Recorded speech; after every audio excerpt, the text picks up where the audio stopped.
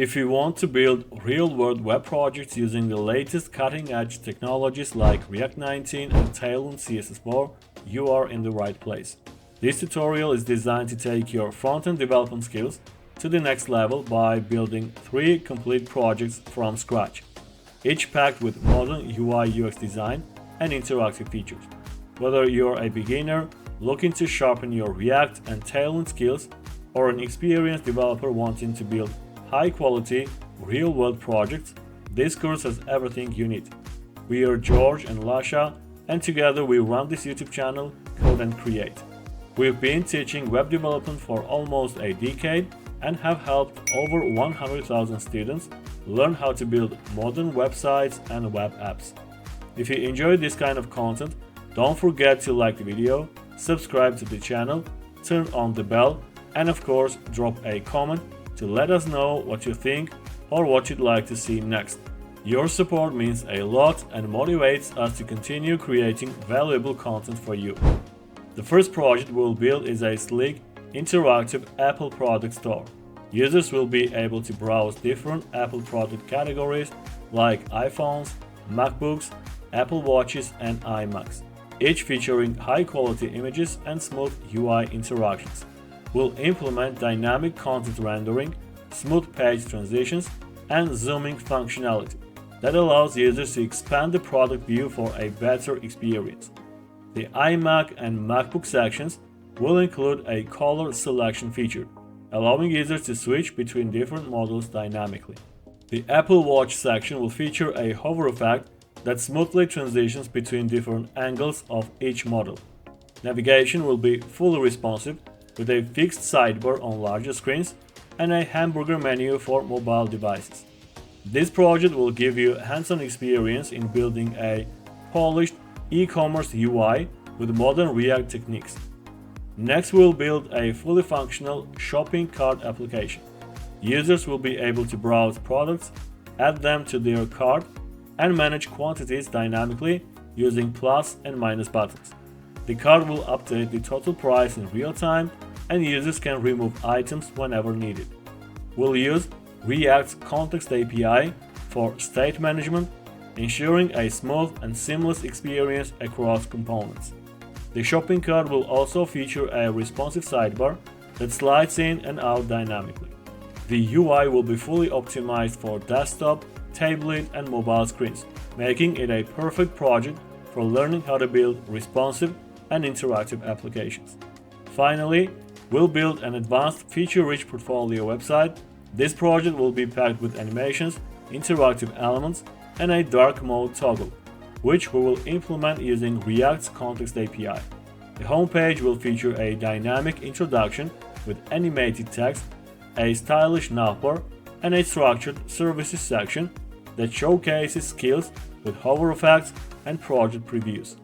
The website will also include a functional contact form, ensuring that users can easily connect. Since this project is slightly more advanced, it will be a great final challenge to solidify everything you've learned throughout the course. Throughout this course, we'll be using the latest Tailwind CSS4, taking full advantage of its new features and improvements. Each project will be built from scratch, covering everything step by step, so you will fully understand the concepts and techniques behind them. By the end of this tutorial, you will have 3 high-quality projects in your portfolio, ready to showcase your skills and land real-world opportunities. So if you're ready to master React 19 and Tailwind CSS4 while building stunning interactive projects, let's get started.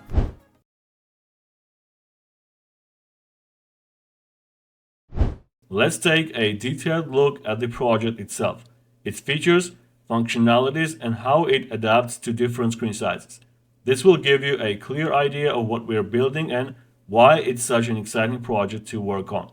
This project is designed to replicate a modern and sleek Apple product store where users can browse different product categories, view product details, and navigate through a smooth and interactive UI.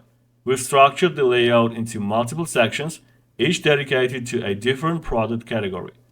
Each section is built with dynamic content rendering, ensuring that new products or updates can be added easily without modifying the core layout. One of the highlights of this project is the navigation between different product sections. Instead of simple static page switching, we've implemented smooth transition effects. The project includes a zooming functionality that allows users to expand the main frame for a better view of the content. On larger screens, users can click the zoom in button to enter an expanded mode, making the interface more immersive. Additionally, we have an X-Close button that serves as a quick way to return to the home page from any section.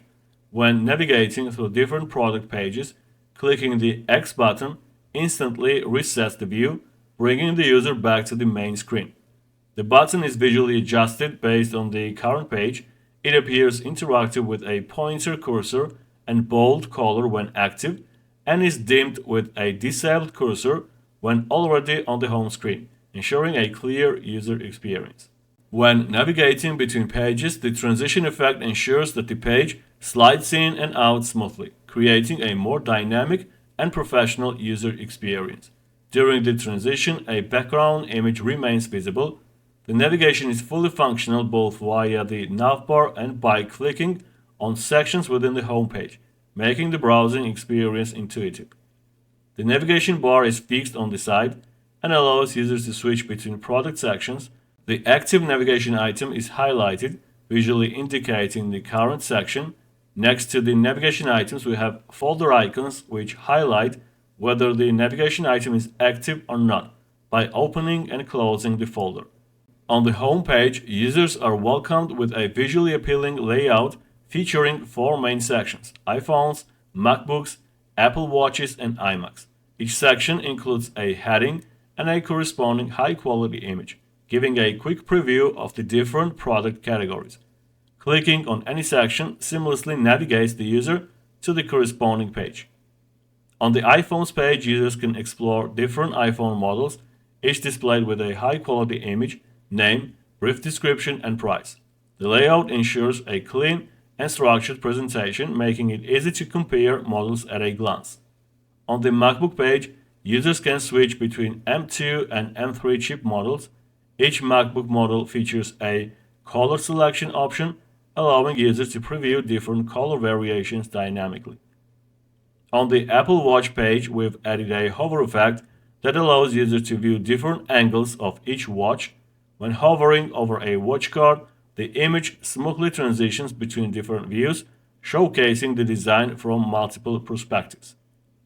On the iMac page, users can switch between multiple color variations dynamically.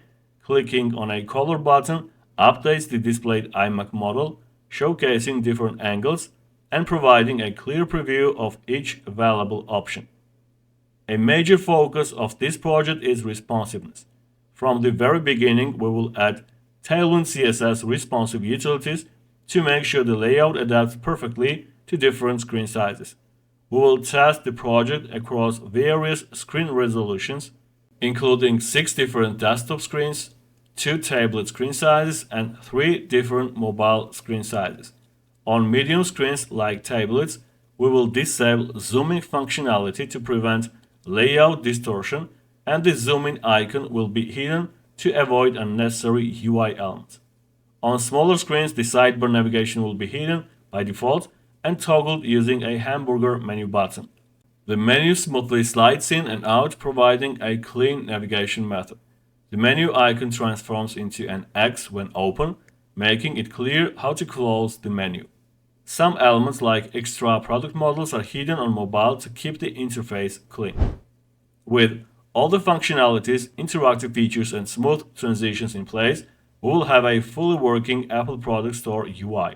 This project is designed to be both visually stunning and highly interactive, making it feel like a real-world Apple product showcase.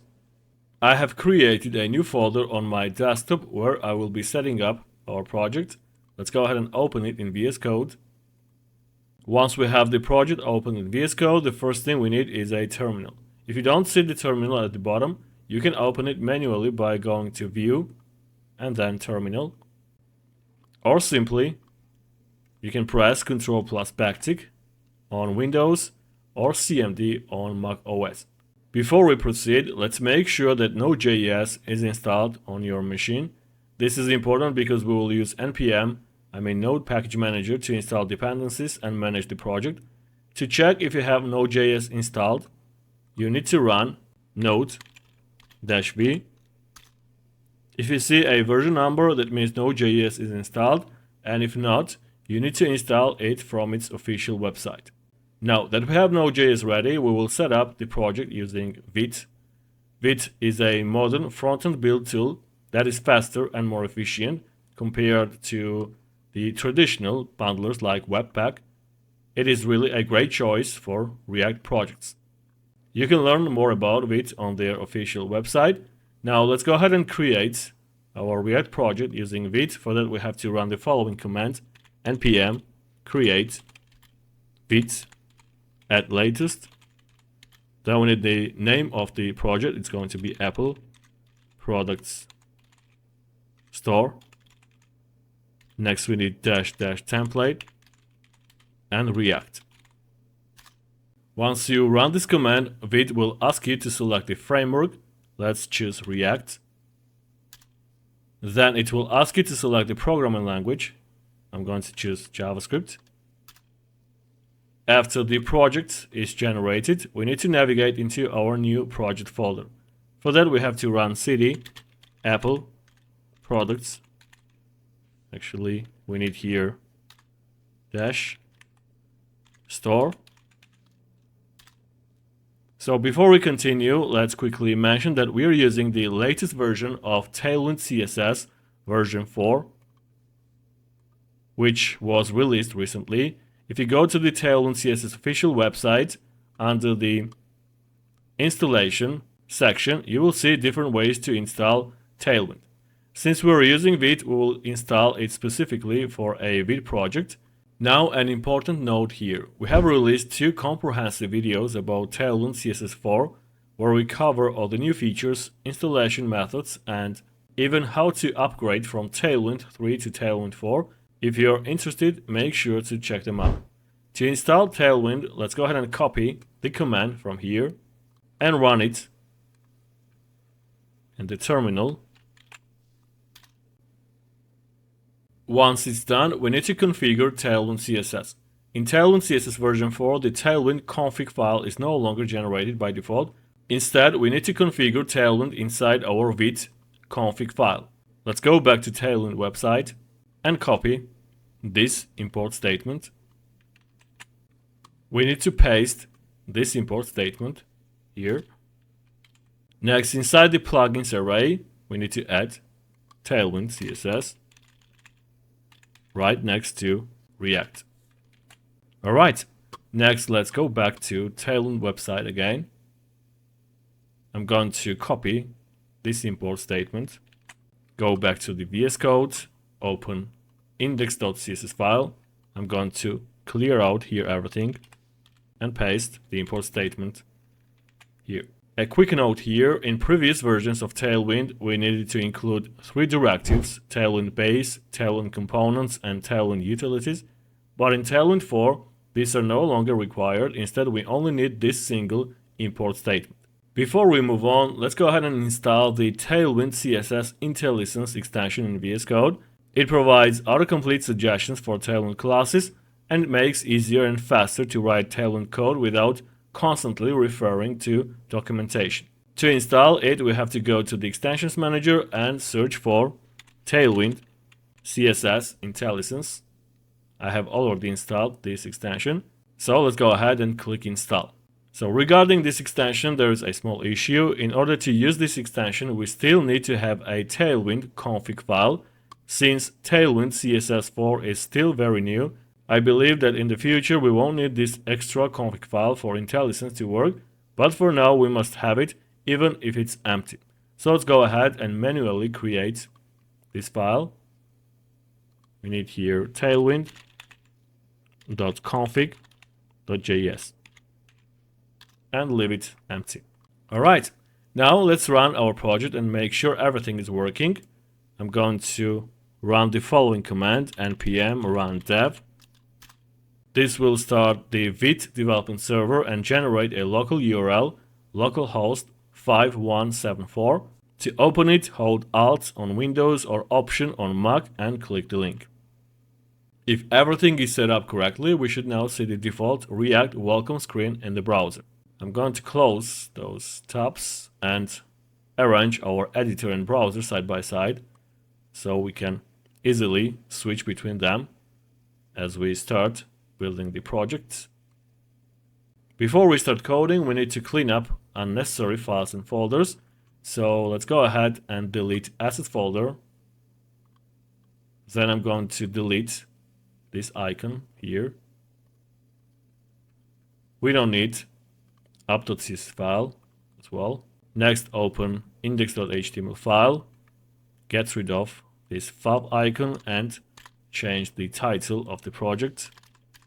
We need Apple Products Store.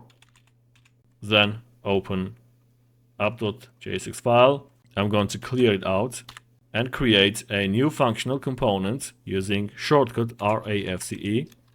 If you have the ES7 React Redux snippets extension installed, it will automatically generate a React functional component. If you don't have this extension, you can install it from the extension manager. You can search for ES7 React Redux snippets. I have already installed this extension, and if you don't have it, let's go ahead and install it. Alright. Next, we need to bring in the product images. I have already prepared the images. So I will simply drag and drop the entire images folder in the public folder. So as you can see, we have all the images that we need for our project. Also, let's go ahead and bring in some essential resources for our project. First, we need to add a Google font that we will use throughout our project. Let's go ahead and search for Google Fonts. Go to the website and search for font called Nunito. We need to click here, then click Get Fonts. Then we need Get Embed Codes, and we have to copy these links. Let's go back to the VS Code, open index.html file, and paste the links inside the head element. Next, I'm going to open the index.css file, and here I'm going to select every element using an asterisk, then change the font family. It's going to be Nunito sans serif.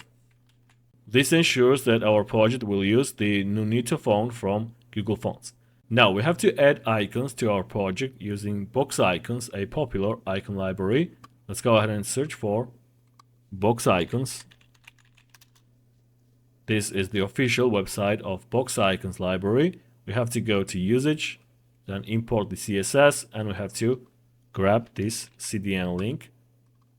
Let's open index.html file and paste the link inside the head element. Alright, so that's it. Our project setup is complete. Now we are all set to start building the Apple Product Store using React 19 and Tailwind CSS 4.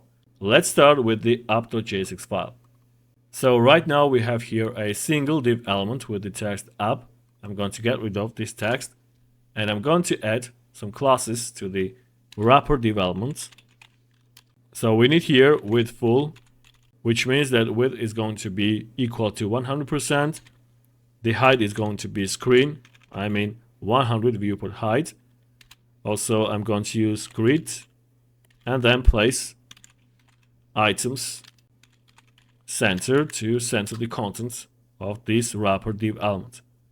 Inside here, I'm going to open another div element, and I'm going to add here some classes.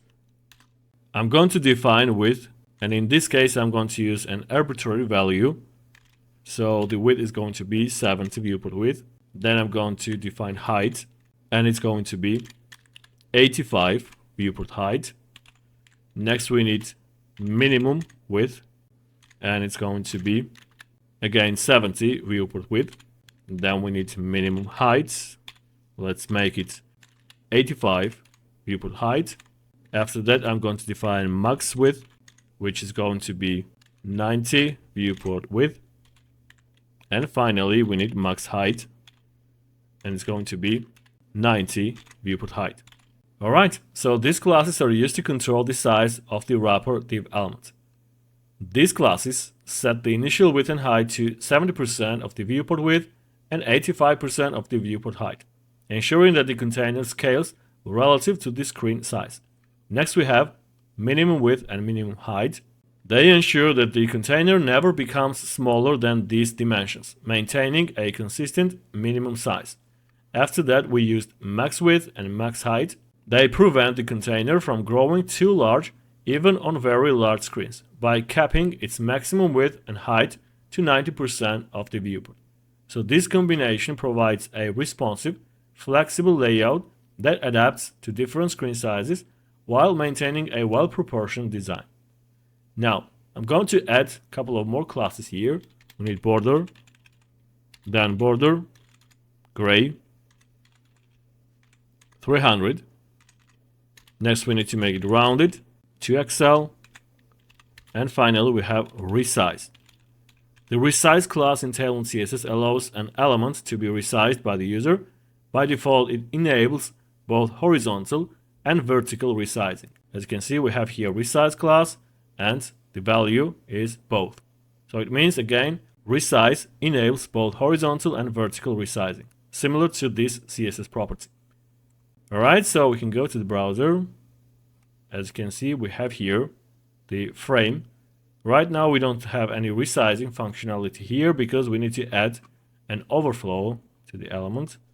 So let's add here overflow, auto. Now let's go to the browser. As you can see, now we have the resizing functionality. We can resize the element in both directions, I mean horizontally and vertically. Alright, so resizing manually every time might not be the most convenient option. That's why before we dive into adding any content, I'm going to implement a super handy zooming functionality. This will allow us to quickly zoom in and out of the frame with just a click.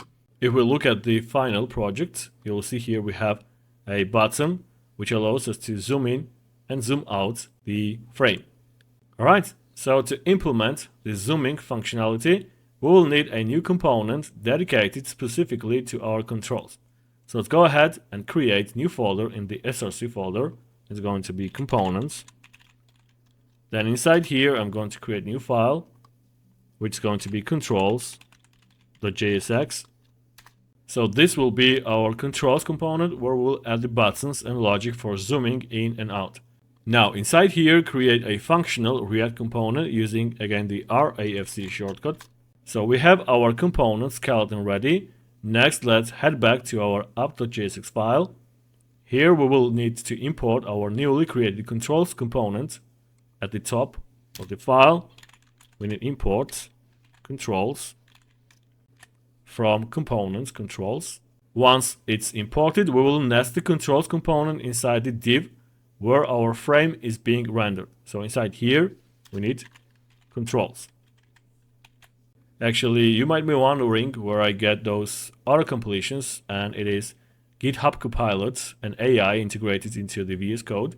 Okay, let's check the browser to make sure our controls component is rendering correctly. It's showing up, which means everything is set up properly. Now let's jump back into our controls.jsx file and start adding some JSX for the zoom controls. I'm going to get rid of this text from here.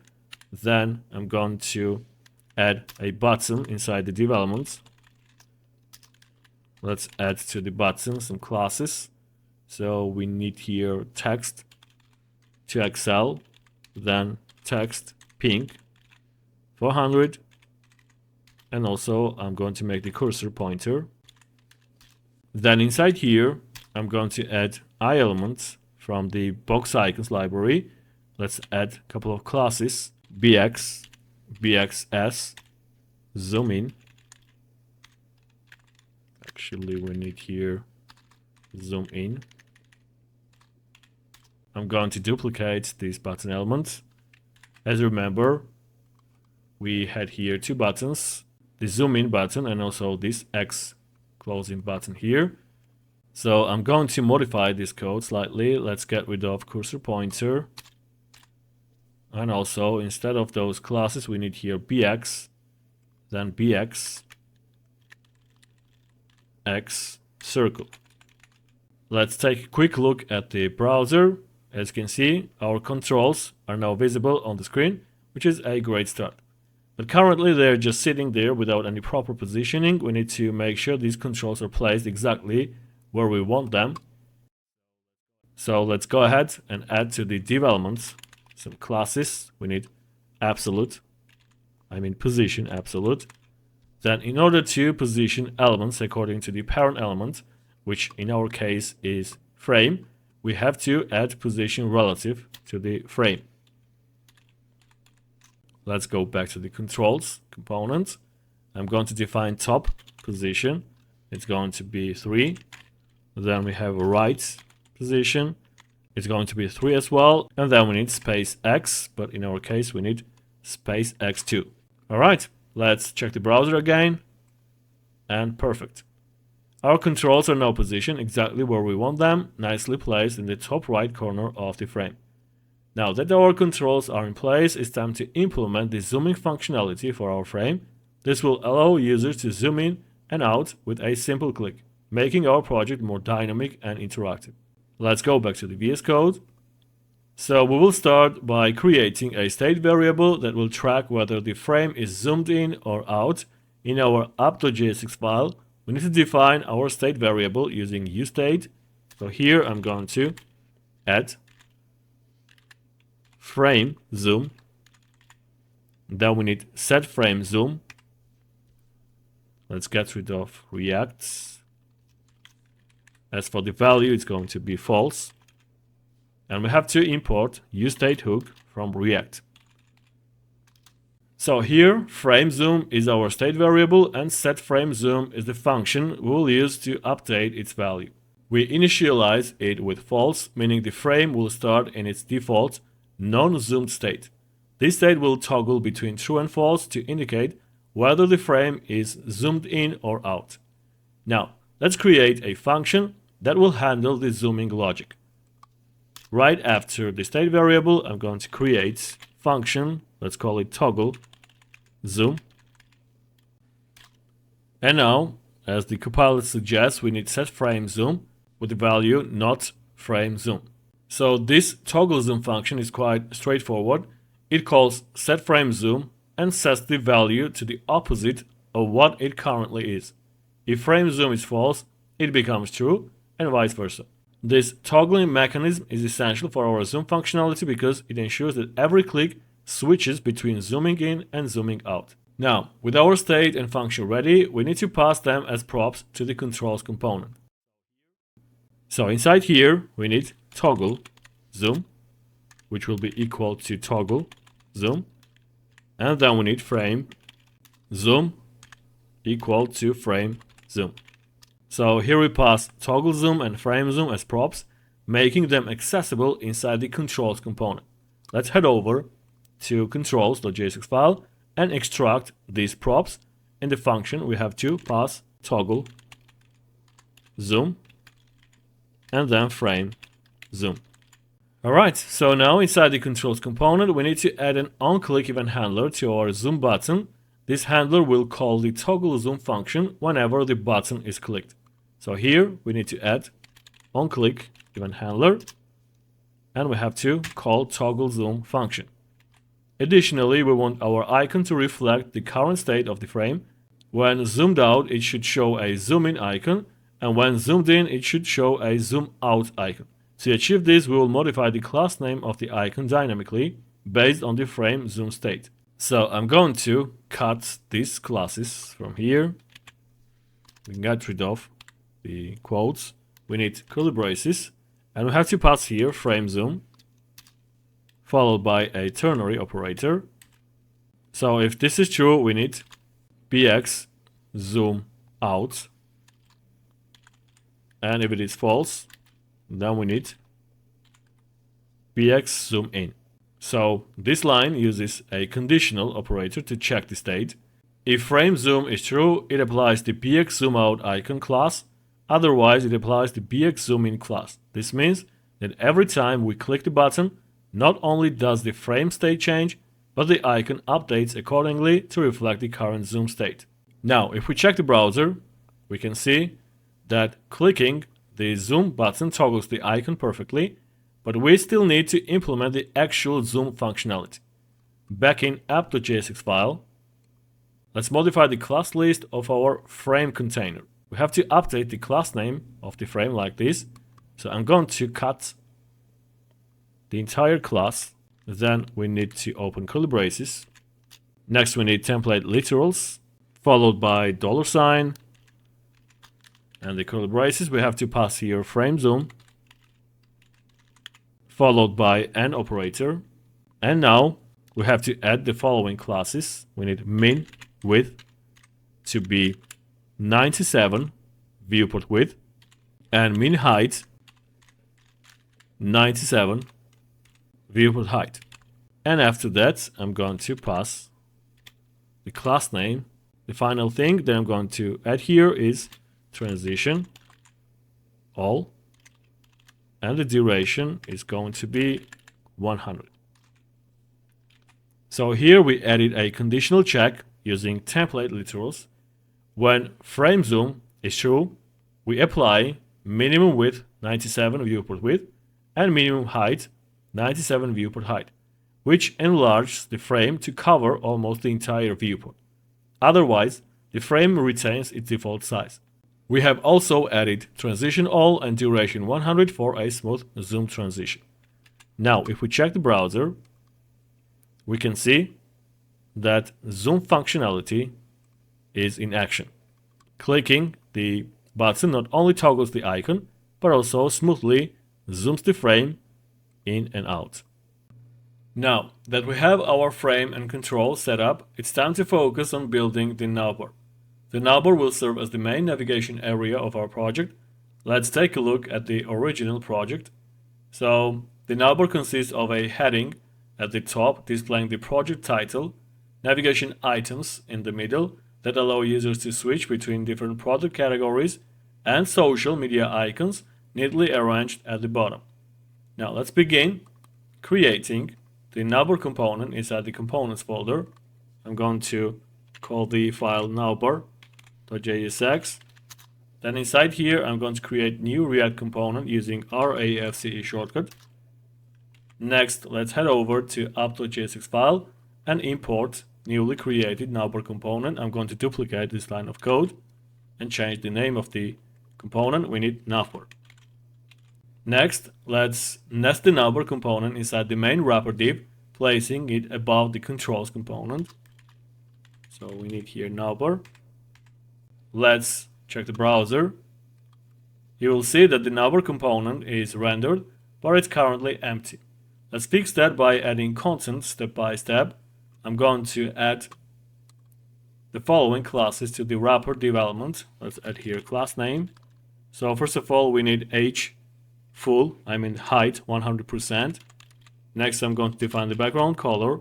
Let's use here an arbitrary value. It's going to be F8, F8, F8. Then I'm going to use display flex, followed by flex column class. We need to align flex items vertically in a column. Next, I'm going to use justify between, and then define padding top equal to 5, and then we need padding left. It's going to be 6. So, using these classes, we set the navbar to full height, apply the light gray background color, also organize items vertically using flexbox, and ensure appropriate padding. Next, we need to define the width of the navbar wrapper. In Tailwind CSS, we can use responsive width utilities to ensure our layout adapts seamlessly across different screen sizes. So I'm going to add here the following classes. We need 2XL, then width equal to 80, and then we need XL breakpoint, and the width is going to be 52. So these classes ensure that the navbar will have a width of 80 arbitrary units equal to 320 pixels on extra large screens. The screen sizes with a minimum width of 1536 pixels. And then we have XL with 52, 52 units. It equals to 208 pixels on large screens, which start from 1280 pixels. To ensure our navbar looks great even on smaller screen sizes, I will also add here width 44. It gives us width of 44 units, which is equal to 176 pixels for devices below 640 pixels. Now let's go to the browser. So as you can see, we have here navbar with light gray background. Now if we start shrinking the window, we can see that the navbar's width adjusts dynamically based on the screen size. On extra large screen sizes, it maintains a wider layout, but as we reduce the window size to large screens, the navbar smoothly resizes to a narrower width, proving that our responsive classes are working perfectly. In general, we have two options when it comes to making the project responsive. We can either build the project first and add responsiveness at the end, or we can make the project responsive step by step as we build each section. I prefer the second option because it allows us to constantly check and adjust the design for different screen sizes throughout the process. This approach is especially helpful because some students might be working on smaller screens, and since we are building this project on an extra large screen size by default, the project might not look good on their devices if we don't address responsiveness along the way. By taking this step-by-step approach, we ensure that our project looks great on all screen sizes, and by the time we finish, it's already optimized for various devices, leaving only minor adjustments like adding a hamburger menu for mobile screens at the end. Alright, with our wrapper styled, let's add more content. We need a link element for our heading. I'm going to get rid of this text from here, then open link element with the classes toXL, text toXL. Then we need XL breakpoint, and actually we need here text XL. Next I'm going to add here font light, then text red 600. Also we need margin at the bottom equal to 14, and then to make some space between the letters, let's use tracking wider. As for the content, I'm going to add here Apple products. Actually, I forgot here padding bottom, we need 14, and then I need MD breakpoint, padding bottom 0.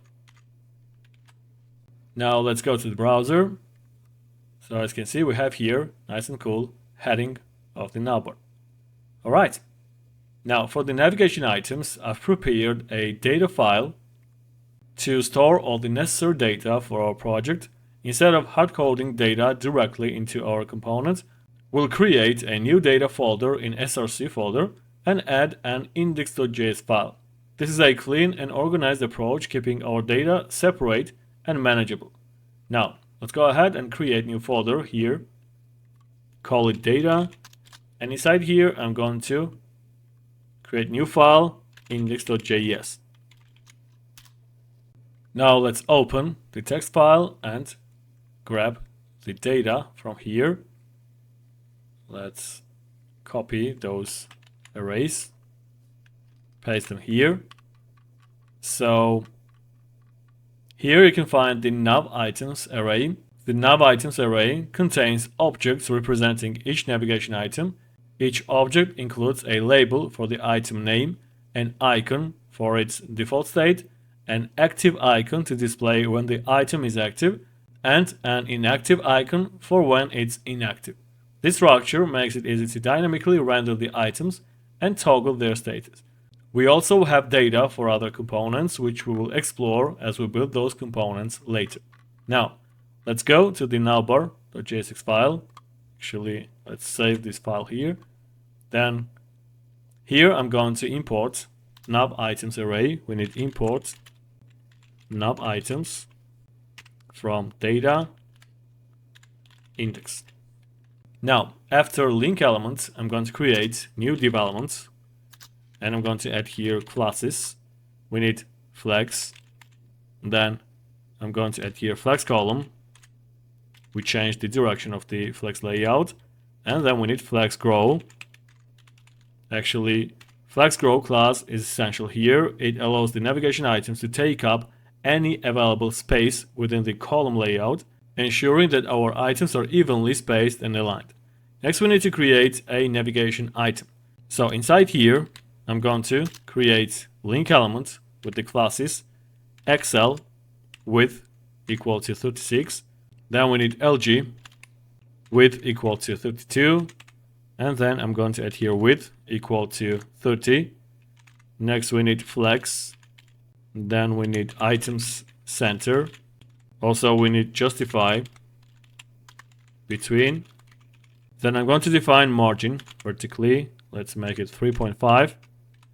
Also we need text to be left, and then we need cursor pointer. Alright, so inside here I'm going to open iElements with the classes bx, bx home, alt 2. Then we need text XL, and then change the color of the text, make it pink for 100. After iElement we need to create span. Let's add here classes text SM. Then we need text gray 500. Then we need margin right auto. Actually we need here dots. Then margin right auto. Also I'm going to define MX margin on the left and right sides equal to 2.5. Then finally I'm going to add here tracking wider.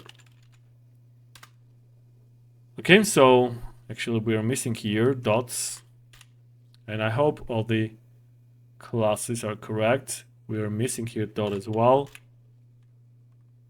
Alright, so I think all the rest of the classes are correct.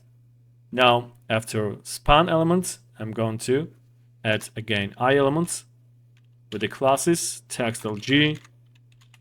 Then we need text yellow 400, and then the class is going to be bxss folder. Alright, so I think that's it about the navigation item. Let's go to the browser.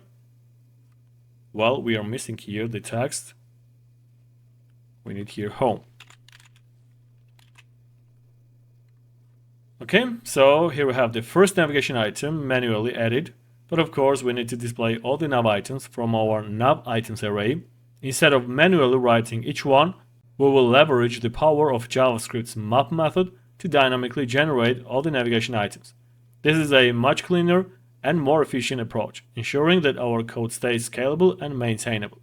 With this method, if we need to add, remove, or modify any nav items in the future, all we have to do is update the nav items array in our data file, and the changes will automatically reflect in our navbar without any further modifications to the component itself. So here is how we will do it step by step. Let's go back to the navbar.jsx file. As I said, we will use map method, which allows us to iterate over each item in the nav items array and return a new array of JSX elements. In our case, we will map through each navigation items object and generate a link element dynamically for each one. So I'm going to open curly braces. Then we need nav items.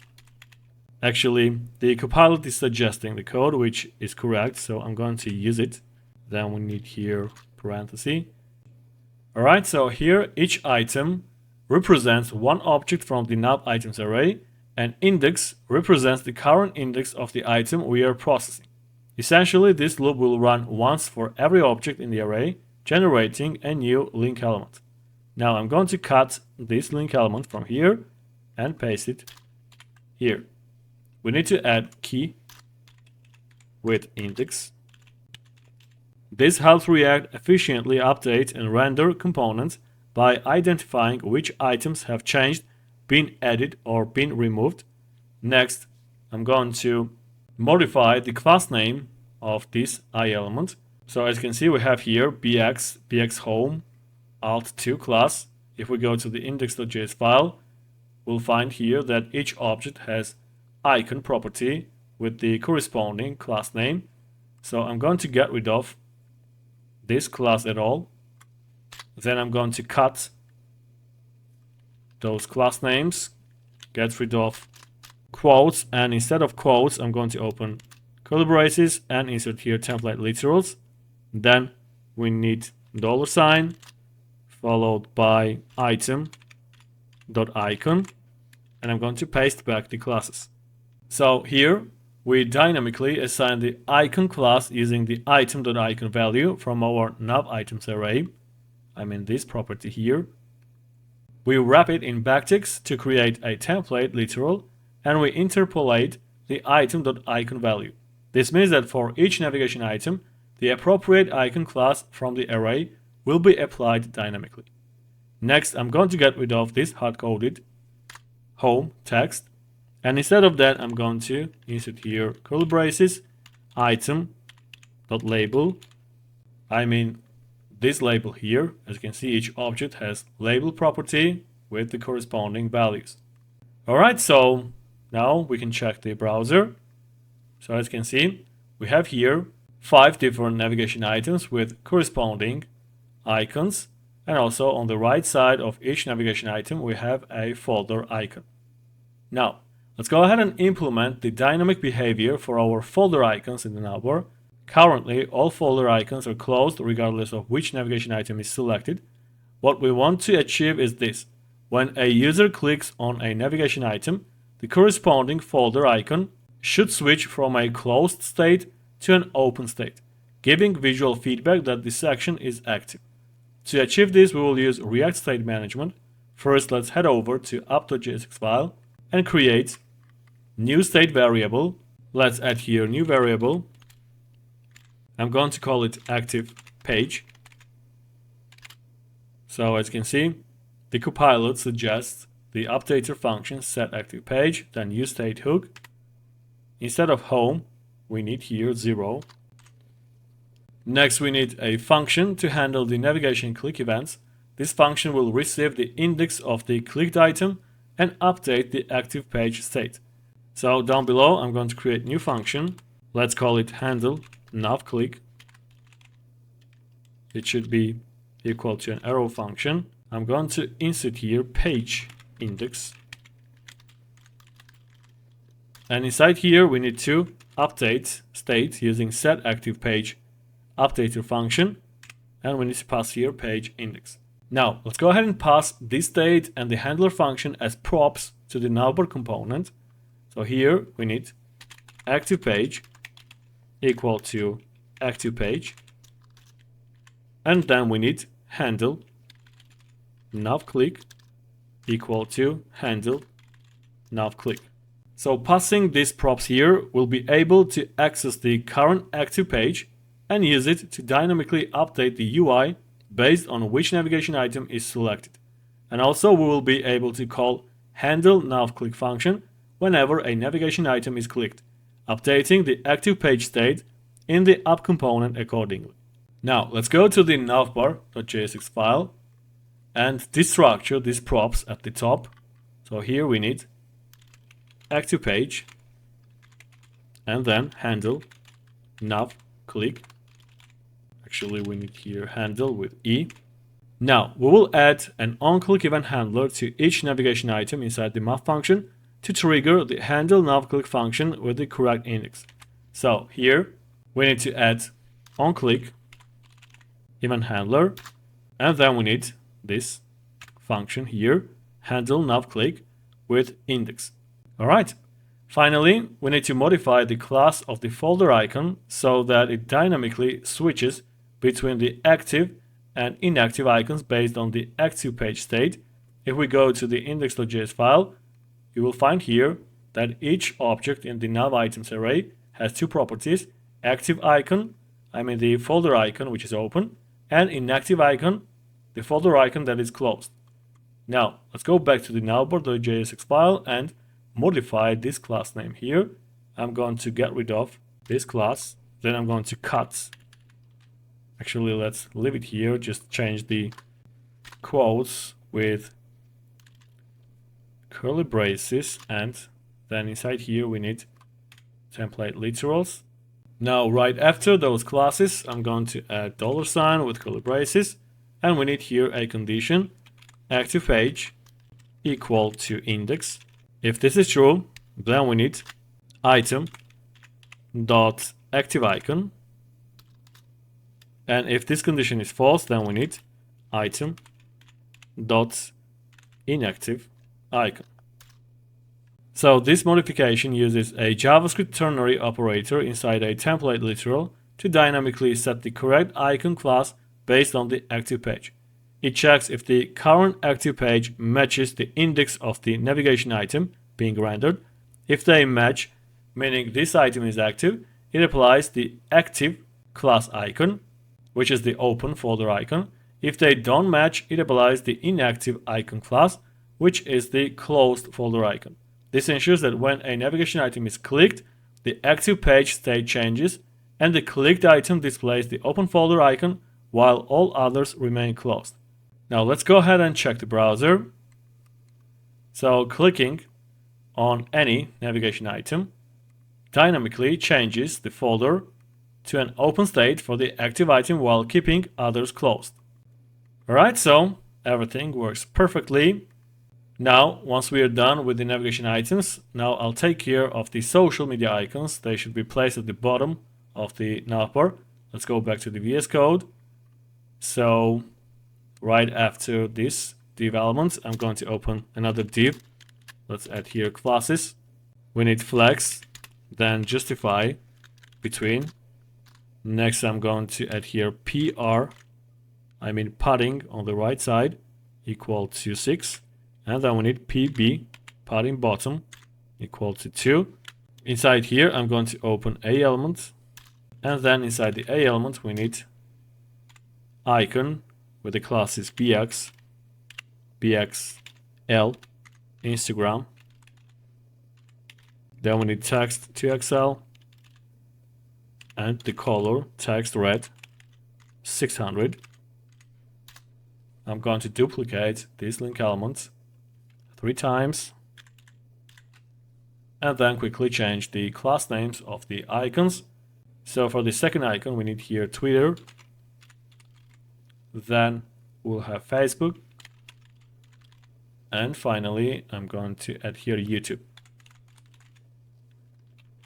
Now if we check the browser, we can see that the social media icons are perfectly placed at the bottom of the navbar. We have icons for different social media platforms, each styled with a vibrant red color that stands out nicely against the light background. With that, we've completed our navbar. It's fully functional, also it is responsive and visually appealing. Now that we have successfully built our navbar, it's time to move on to the next important part of our project, the home page. If we take a close look at the original project, you will notice that as soon as the project loads, the home page is displayed by default. This home page serves as the main dashboard, providing an overview of the different Apple product categories we'll be showcasing in our store. The home page is neatly divided into 4 distinct sections, each representing a specific product line from Apple: iPhones, MacBooks, watches, and iMacs. Each section features a bold heading to indicate the product category, along with a high-quality image that visually represents the products. This layout ensures that users get a clear and immediate view of the available product categories as soon as they land on the page. Now that we have finished building the navbar, let's move on to creating the homepage, which serves as the main dashboard of our Apple product store. To start building the homepage, the first step is to create a new React component. In the components folder, I'm going to create new file, home.jsx. Then inside here we need RAFCE to create new React component. Then go to the app.jsx file and import newly created home component. I'm going to duplicate this line of code, then change the name of the component. We need here home. Now just below the controls component inside the app.jsx file, we'll create a new development that will act as the wrapper for all 4 pages. We'll create a new div element that will act as the wrapper for all our pages. I'll add here new developments with the class name FlexGrow. And inside this wrapper, I'm going to nest home component. If we check the browser, we can see that the home page has ended up below the navbar. This happens because we haven't yet specified how these components should be positioned. To fix this, we need to place the navbar and the pages side by side horizontally. To achieve that, we'll modify the class name of our frame container. I'm going to add here flex. Now as you can see, the navbar and the home page are placed side by side. Next, let's go back to the home.jsx file and start creating the JSX structure for our home page. Before we do that, we need to access the data that we'll be using in this component. As you remember, in our projects src folder, we created data folder in which we have index.js file. In this file, we store all the necessary data for our project, and here we have an array called items. This items array contains all the data we need for our home page. Each object in this array represents one section of the home page. The label property holds the name of the product category. The image property provides the path to the corresponding image, and page index is an identifier that we'll use later for navigation between pages. Alright, so now we need to import this array in our home components. I'm going to add here import statement. Then we need items from data and index. Alright, next let's go ahead and create some JSX. I'm going to get rid of this text from here and then add some classes to the wrapper development. We need here width full, then height is going to be full as well. Next we need to use grid layout, so we need grid followed by grid columns. Actually we need here columns 2, then grid rows 2. We'll have 2 columns and 2 rows. Next we need to create some gap equal to 4, and finally change the background color, use background gray 50. Inside here I'm going to create new developments. Let's add to it some classes. So we need here flex layout, add flex, then change the direction of the flex layout. We need flex column. Then I'm going to use flex grow, followed by items center. Then we need justify center. We center the contents, I mean the flex items. So we need justify center, and finally background is going to be white. As you can see, the first part of our homepage has white background. Let's go back and add some content here. We need span elements with the classes text XL. Then we need font bold. Next, I'm going to add some gradient effect to the text. For that, we have to use bg gradient to bottom. Then we need the colors from red 500 to yellow 300. Now, if we add here iPhones and check the results, you will notice that the background has the gradient effect and not the text. In order to fix that, we have to add here class bg clip text, and then we need text transparent. Now if we go to the browser, you will notice that we have here nice and cool gradient effect. Actually, let's check the colors. We are missing here dash. Okay, so now we have this nice and cool gradient. The color transition from red to yellow. Let's add here tracking white to make some space between the letters. Okay, after that I'm going to take care of the image. So right after the span element, I'm going to open image, and as the source I'm going to insert here images. Then we need iPhone.jpg.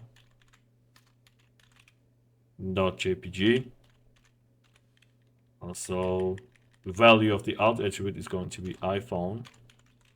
Then I'm going to add here some classes. We need max width and it's going to be an arbitrary value, 65%, and then I'm going to define max height, which is going to be arbitrary value as well, and the value will be the same, 65%. And also we need object contain. Besides that, I'm going to add here draggable attribute, and I'm going to make it false. So this attribute ensures that users cannot accidentally drag images out of the place, keeping the layout intact. All right, let's go to the browser. So we have here an image, and actually I think we need some space between the text and the image. So let's add to these span elements margin bottom equal to, let's say, 12. Okay, so now we have the space between the text and the image. And actually, with the first part of the home page, we are done. Now, in order to display the other sections of the home page, we will use JavaScript's map function. We will use it to loop through the items array and generate each section dynamically. Before writing the map function, let me explain why we need it.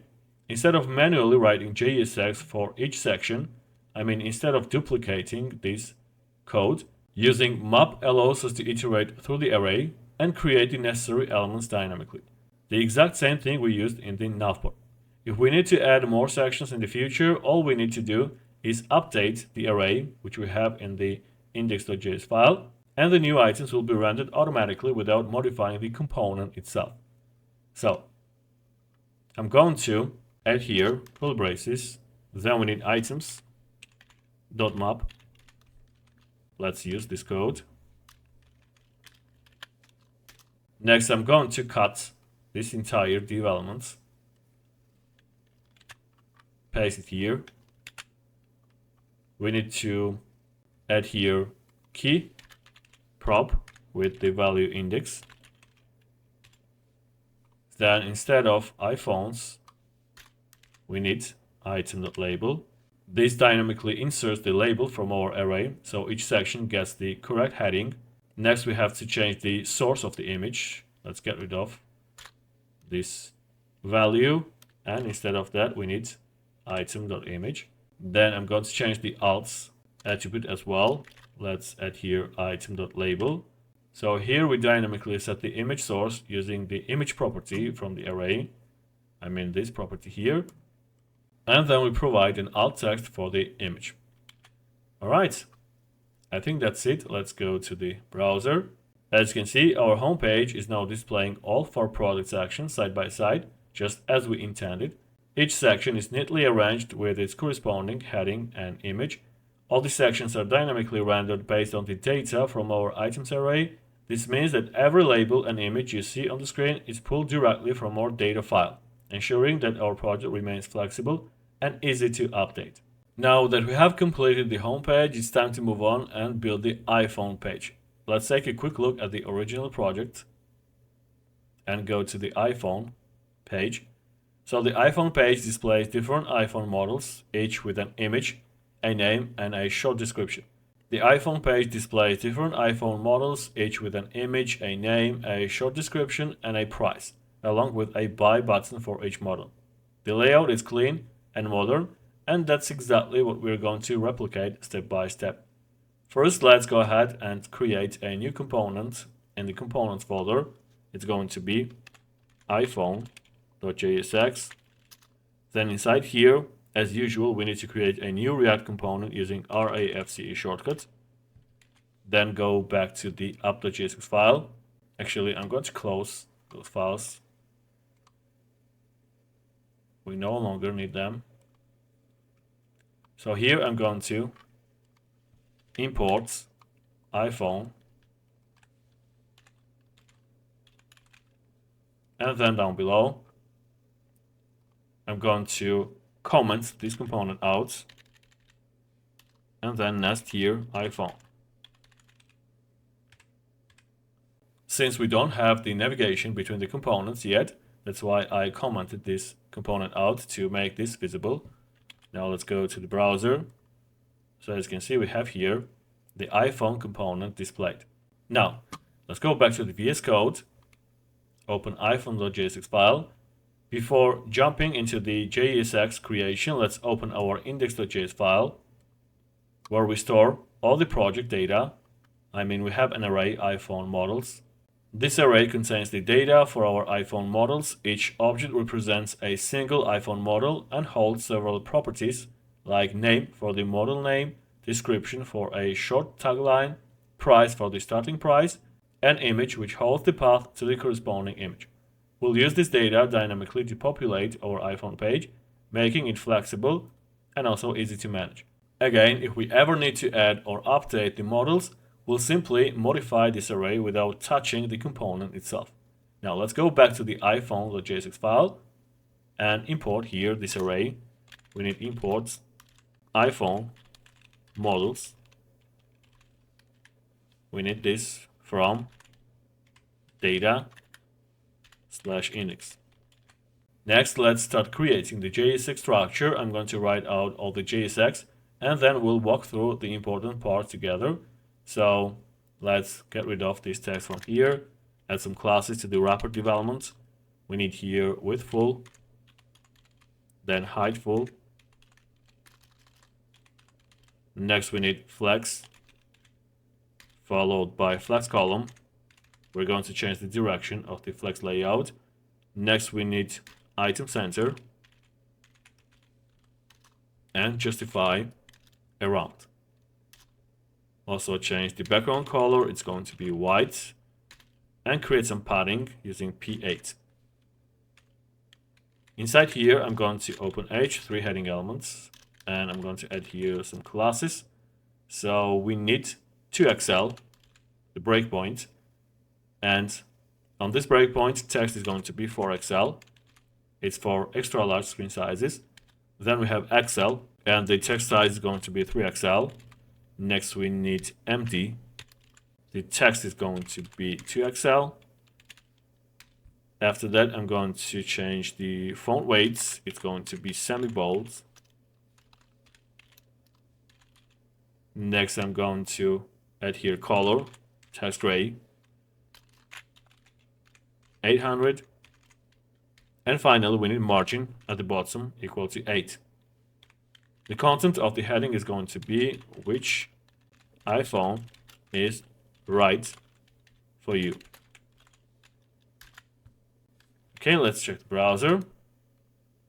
Actually, nothing's happening here. So let's check quickly the code. Actually, here everything seems to be correct. Oh, we have here a typo. We need iPhone models. I think that was the problem.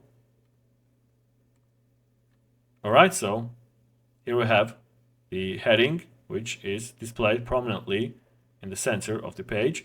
Let's go back to the VS Code and right after heading, open developments, add here classes, we need flex, then justify between, and also I'm going to add here width full.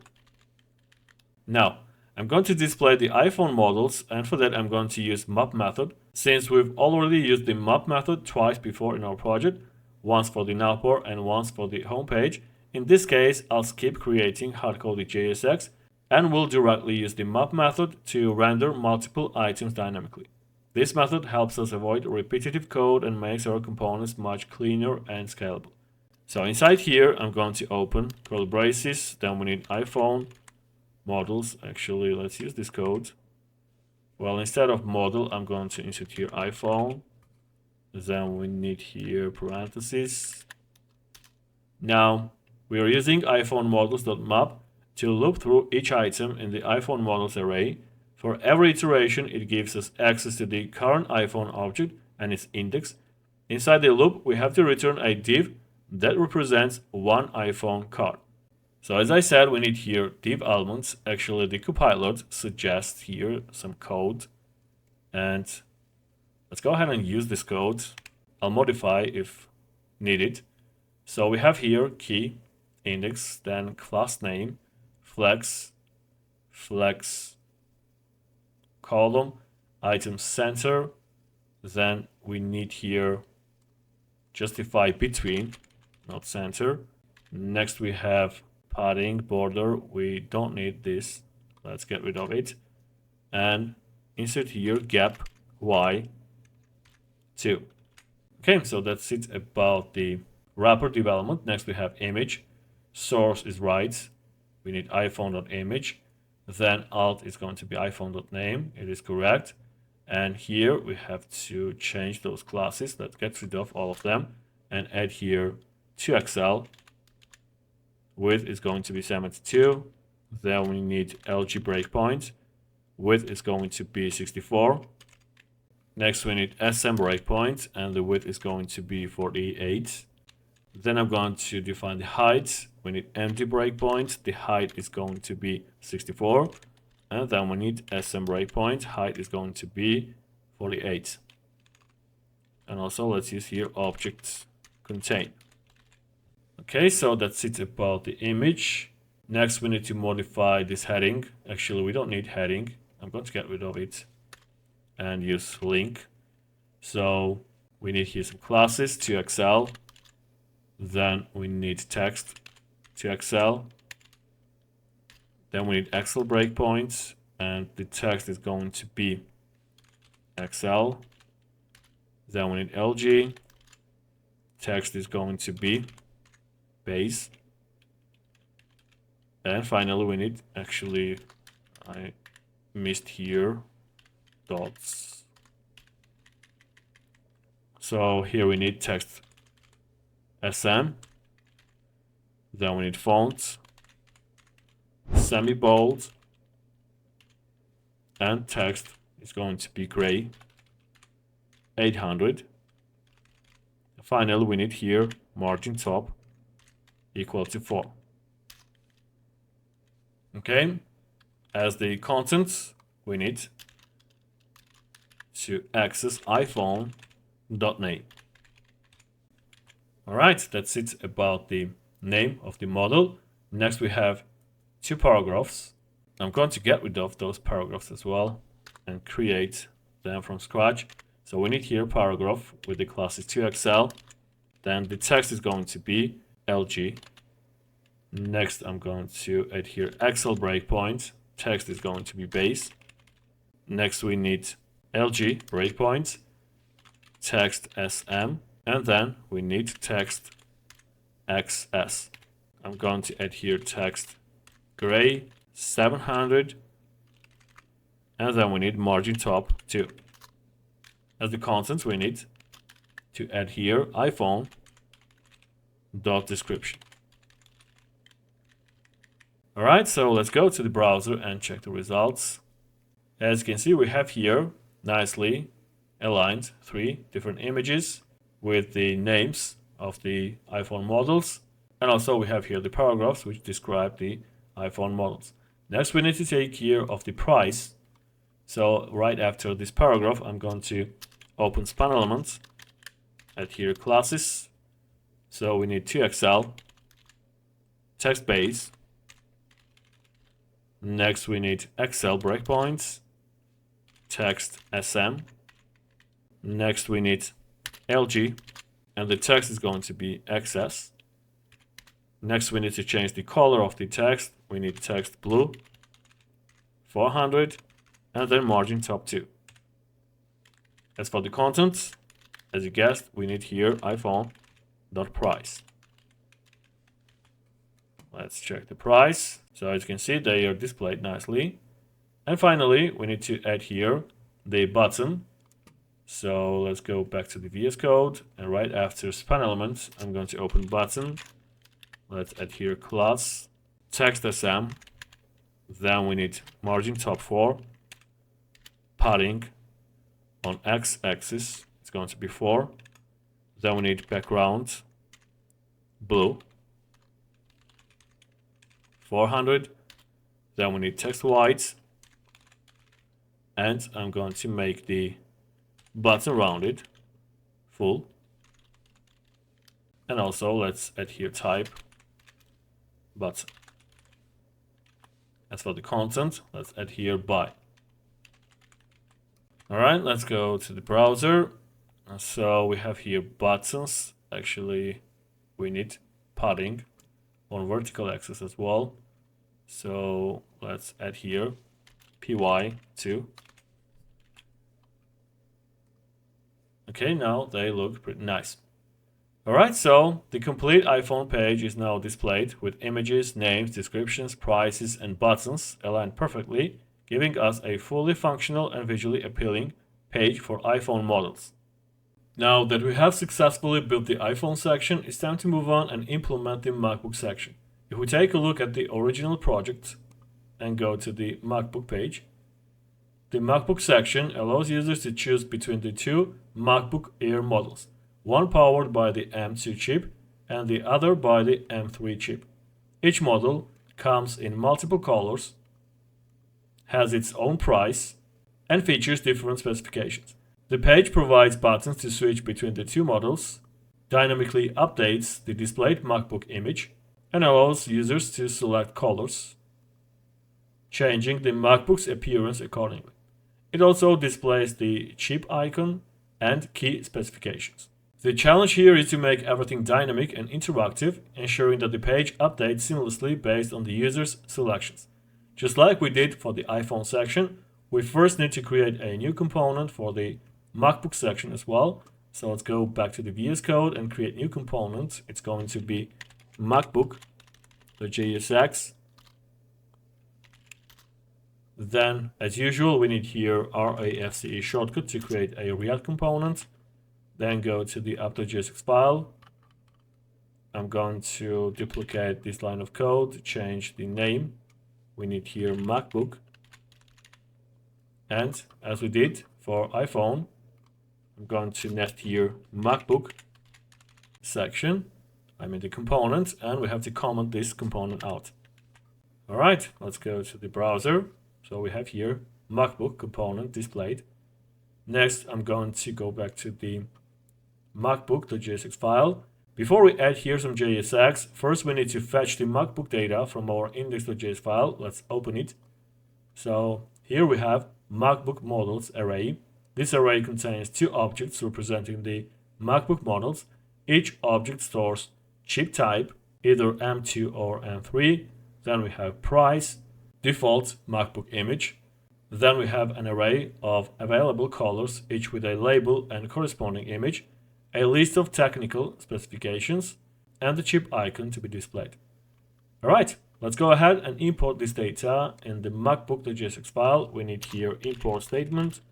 Then we have to specify here MacBook models from data index.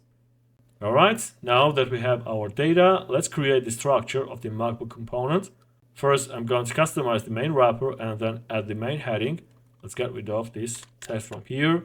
Add classes to the main wrapper. So we need here flex layout. Then let's change the direction of the flex layout. We need flex column. Then we need items center. Also justify around. Next we need BG white.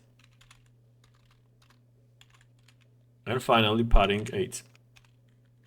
Inside here, I'm going to open H1 heading elements. Then we need here classes 2XL. Text is going to be 4XL. Next we need XL breakpoint. Text is going to be 3XL. Next we need empty breakpoint. Text is going to be 2XL. Then font is going to be semi-bold. Actually, we need here dots. Then after that, I'm going to add here text gray 800. Then we need margin bottom 8. As for the contents, I'm going to add here choose your new MacBook Air. Let's check the browser. So again, we have here some problem. Let's go back to VS Code. Actually, we don't need here camel case. We need MacBook models. Let's check the name of the array. Now I think everything's correct. Alright, so as you can see, we have here the heading placed at the top of the section. Next, I'm going to add buttons. I mean, these buttons. So let's open button elements with the class names to Excel. The width is going to be 36. Then we need empty breakpoints, and the width is going to be 26. Then we need width equal to 28. Next, we need to define the height. So I'm going to add here to Excel. On that breakpoint, the height is going to be 18. Then we need empty breakpoints. The height is going to be 12. And finally, we need height 12. Next, let's add here flex, followed by the flex column. Then we need justify evenly to create even space between the flex items. Then we need item center, followed by border, and then we need to make the element rounded, actually on the left side, so we need LXL. As the content, I'm going to add here span elements. Let's add to the span some classes. We need 2XL, text LG. Then we need XL breakpoint. On the breakpoint, text is going to be SM. Then we need text XS. Then font is going to be bold. Also, we need the color, text gray 800. And as the content, I'm going to add here with M2 chip. Let's check the browser. So here we have the first button. Actually, I think that the text is smaller. Let's check the class. So we have here a typo. We need text. Now the text is bigger. Let's compare the roundness of the button to the original one. Alright, so everything looks good. After that, we need another span element for the price.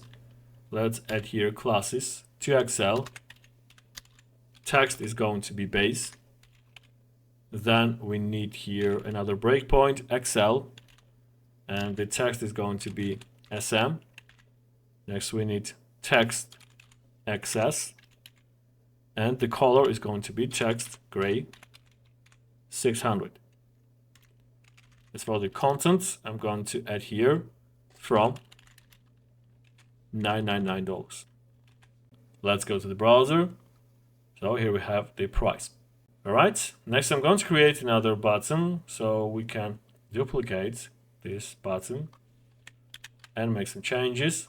We need M3 chip. The price will be different. I'm going to add here 1299. Next, I'm going to change the roundness. I mean, we need here rounded right XL. Alright, so I think that's it. Let's go to the browser. Actually, this button should be placed side by side horizontally. So I think we are missing the wrapper of the buttons. So I'm going to cut this code and add here div elements with the class flex, and then paste here the buttons. Now the problem should be fixed. Now that we have the two buttons displayed on the page, they are currently hard-coded, meaning we have manually created them instead of dynamically generating them. This approach is not ideal because if we ever need to add a new MacBook model, we would have to manually update the JSX, which is inefficient and not scalable. To fix this, we will dynamically generate the buttons based on the data from our index.js file, specifically using the MacBook models array. This array contains important properties like chip, which tells us whether the MacBook has an M2 or M3 chip, and price, which displays the starting price for each model. So instead of manually adding each button, we can loop through the array and dynamically generate the buttons using JavaScript's map method. We have already used a couple of times this method, so let's go ahead and use it here as well. Inside the wrapper development, I'm going to add curly braces followed by MacBook models map MacBook index. Actually, we can insert here MB, the short version of MacBook. Then we need here parentheses. Next, I'm going to cut the button, add it here, and delete the second button at all. Now that the button is inside the map method, we need to modify its attributes to dynamically pull data from the MacBook models array. First, we need to add a unique key to the button elements. So we need here key equal to index. Then we need to update the text inside the button to display the correct chip type and price dynamically. So instead of this hard-coded text, I'm going to get rid of M2 and insert here MB.chip. As for the price, I'm going to insert here MB.price. So at this point, if we check the browser, we will see that both buttons have been generated dynamically. Instead of manually creating them, they are now fetched from our data file. However, if we look closely, there is a small issue. Right now, both buttons have rounded corners only on the left side because we initially applied the rounded LXL class to them. We need to fix this so that the first button has rounded corners on the left side and the second button has rounded corners on the right. Since map method gives us access to the index, we can conditionally apply different border radius styles. So I'm going to cut this class name from here, then get rid of quotes, open curly braces, then insert here backticks and paste back the class names. I'm going to get rid of this class from here, then add here $, curly braces, and here we have to pass the condition index equals to 0. If this is true, then we need rounded LXL, and if it is false, next we need rounded right XL. So again, if index is equal to 0, meaning it's the first button, then we apply rounded LXL. I mean rounded on the left side. Otherwise, we apply rounded RXL, rounded on the right side. Let's go to the browser. So as you can see, now the problem is fixed. We see that the first button has rounded left corners, while the second button has rounded right corners, perfectly aligning them together. Alright, so with this, we have successfully dynamically rendered our MacBook selection buttons, making them functional and visually correct. Now that we have generated buttons dynamically based on the MacBook model's data, the next step is to add selection functionality. Right now the buttons are static. When we click one, nothing happens. Our goal is to allow users to select a MacBook model, and when model is selected, it should have this blue border indicating that it is active. Alright, let's go back to the VS Code. So the first thing that we need to do is to create a state variable to track the selected MacBook model. So here I'm going to create variable which is going to be selected chip.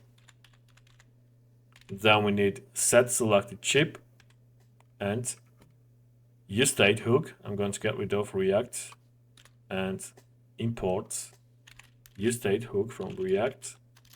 So as the default value, I'm going to insert here 0. This is the state variable that stores the index of the currently selected button. Then we have set selected chip method. This function will be used to update the selected chip state. Now we have successfully set up state to track the active selection, but at this point clicking the button still does nothing because we haven't yet created a way to update the state. To allow users to change the selection, we need a function that updates the selected chip state when a button is clicked. So let's define a new function. It's going to be handle selected chip. So we need here index as the parameter, and inside the function we have to update selected chip, and the argument is going to be index. So this function takes an index as a parameter. Then we have set selected chip method, When this function is called, it updates the selected chip state with the index of the button that was clicked. This means that when we click the first button, selected chip becomes 0, and when we click the second button, selected chip becomes 1. Now we need to connect this function to our buttons so that clicking them updates the state. To trigger the selection change when a button is clicked, we need to add an onClick event handler to the button inside our map function. So I'm going to add here onClick event handler, and then we need to call this function with the argument index. Now when we click a button, the handle selected chip function runs and updates the selected chip state with the corresponding index. However, we are still missing the visual effect that highlights the selected button. To achieve this, we need to modify the class name once again. So here I'm going to add another conditional expression. Actually, as you can see, the compiler suggests us this expression. Let's use it because it seems to be correct. So if index is equal to selected chip, then we need not bg but border 2 with the color blue 400. And if this condition is false, then we need border gray 800. Now let's go to the browser. As you can see, by default, the first button is active, and if I click the second button, then it will become active. Alright, so everything works perfectly, and next we have to add the rest of the content to this section. So right after buttons, I mean the wrapper of the buttons, open development and add to it some classes. We need here flags, followed by flags column. Next we need 2xl padding equal to 4, then empty items start, and then items center.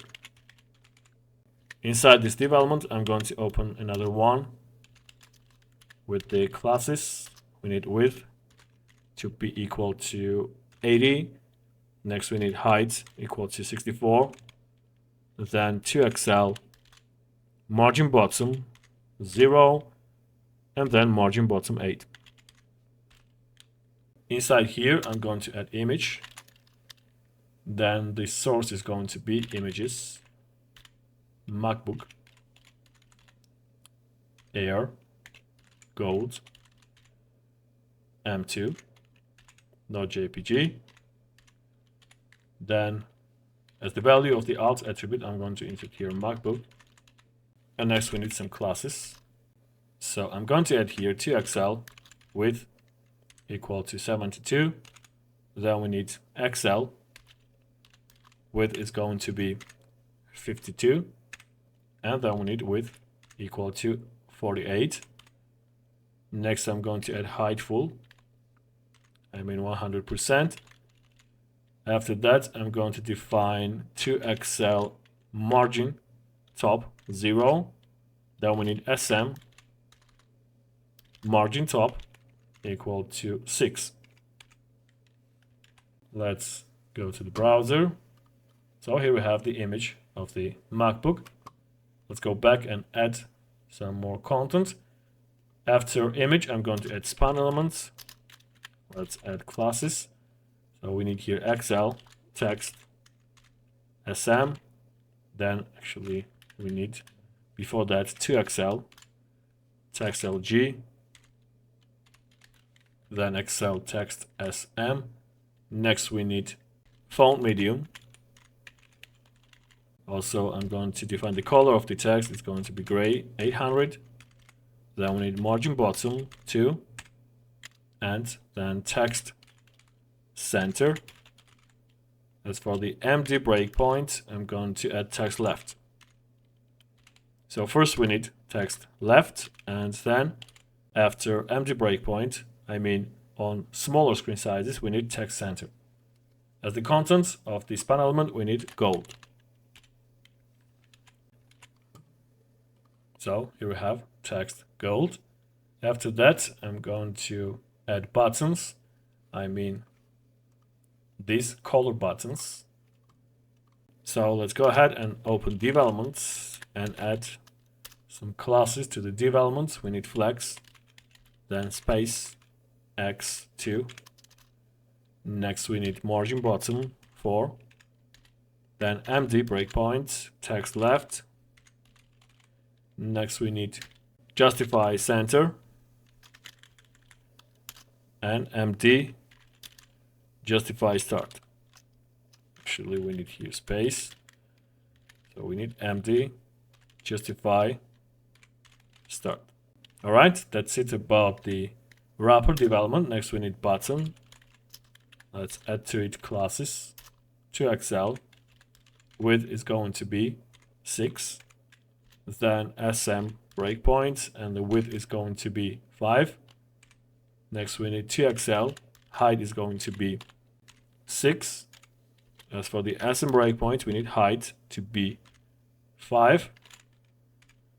Besides that, we need here width 4 and also height 4 for smaller screen sizes.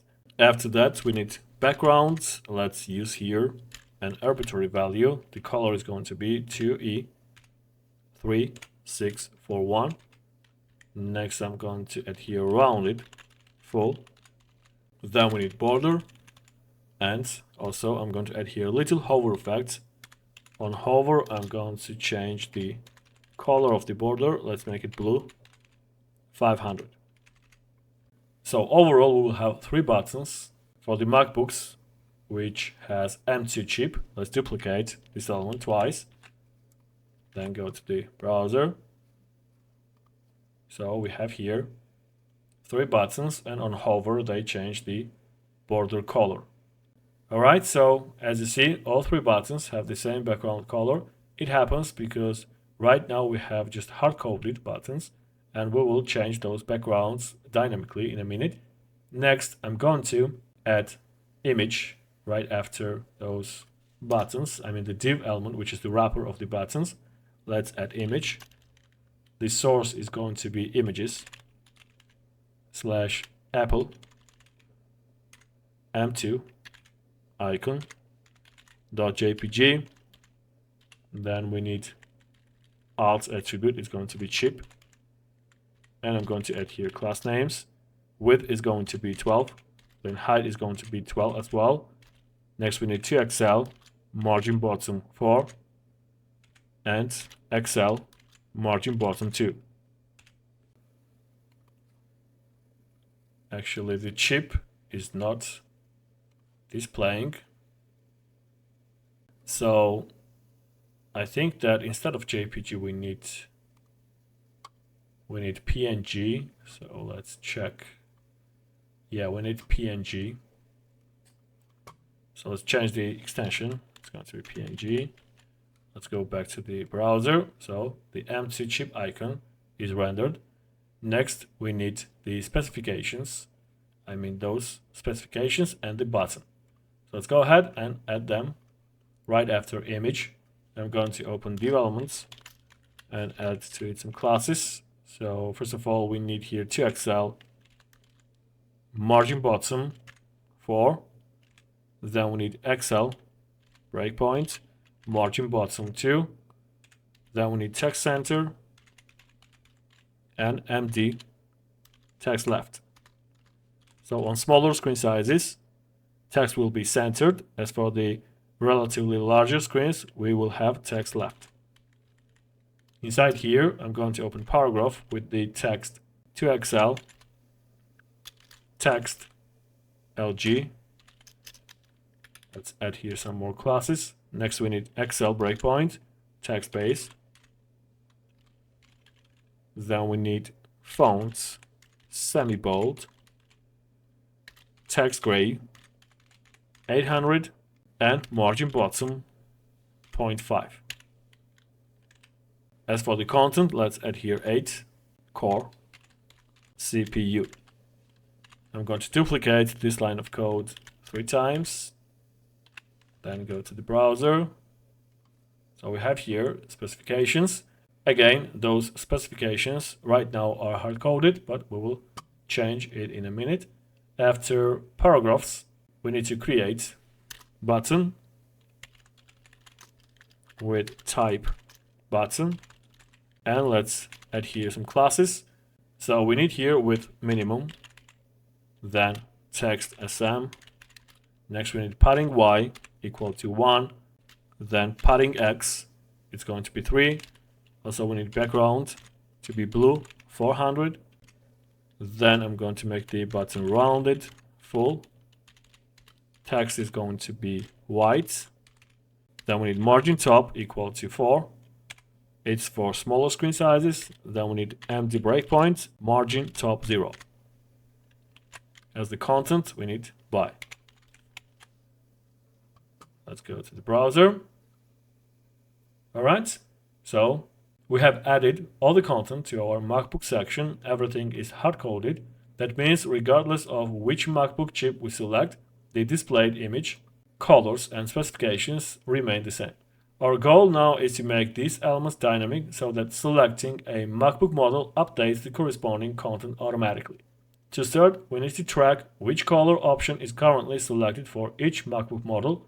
For that, we will use state. So let's go back to the VS Code and define a state variable. We need here selected color. Then we need set selected color, use state hook, and the default value is going to be 0. So this state will store the index of the selected color for the currently active MacBook model. Since each MacBook model comes in multiple colors, we need a way to dynamically update the displayed image and label when the user selects a different color. By default, the first color, index 0, will be selected when the page loads. Now that we have state to track the selected chip and color, we need 2 helper variables to make our JSX cleaner and easier to work with. So let's go ahead and create this right below our state. The first variable is going to be current MacBook, MB. It should be equal to MacBook models selected chip. So this variable stores the currently selected MacBook model. We access it from the MacBook models array using the selected chip index. If selected chip is 0, it retrieves the first MacBook. If selected chip is 0, it retrieves the first MacBook, the MacBook with M2 chip. And if selected chip is 1, it retrieves the second MacBook with M3 chip. Next we need the second variable. It's going to be current color. It should be equal to this value here. Current MB, current MacBook.colors, and we need here selected color. So this variable stores the selected color of the active MacBook model. Since each MacBook has multiple color options, we access them through this value. If selected color is 0, it retrieves the first color of the selected MacBook, and if selected color is 1, it retrieves the second color, and so on. Now we need to replace the hard-coded image source with a dynamic one. So let's go ahead and find image.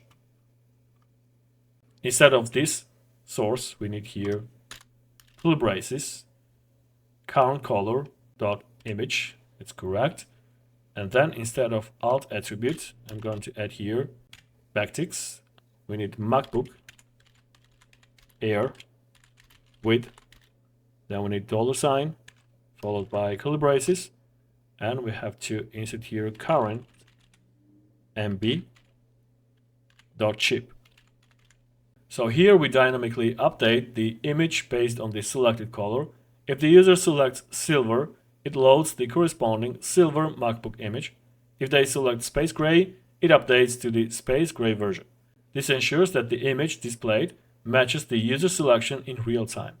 We also updated the alt attribute. If the selected model is M2, the alt text will be MacBook Air with M2 chip, and if the selected model is M3, it will be MacBook Air with M3 chip. Let's go to the browser and click this button. As you see, the image is changing. Alright, so right now the color name displayed below the MacBook image is hard-coded. We need to update it dynamically based on the selected color. Let's go back to the VS Code So instead of this hard-coded text here, we need current color dot label. Now let's go to the browser. If the user selects different MacBook, then the text will display midnight. And if they select this MacBook, then the text will be changed. Alright, now that we have successfully made our MacBook model selection dynamic, it's time to take care of the color selection. Right now, as you see, the color selection buttons are hard-coded, meaning no matter which model we select, the color buttons remain the same and don't affect the displayed MacBook image. Our goal here is to dynamically render the color buttons based on the available colors of the selected MacBook and allow users to click on them to update the displayed image.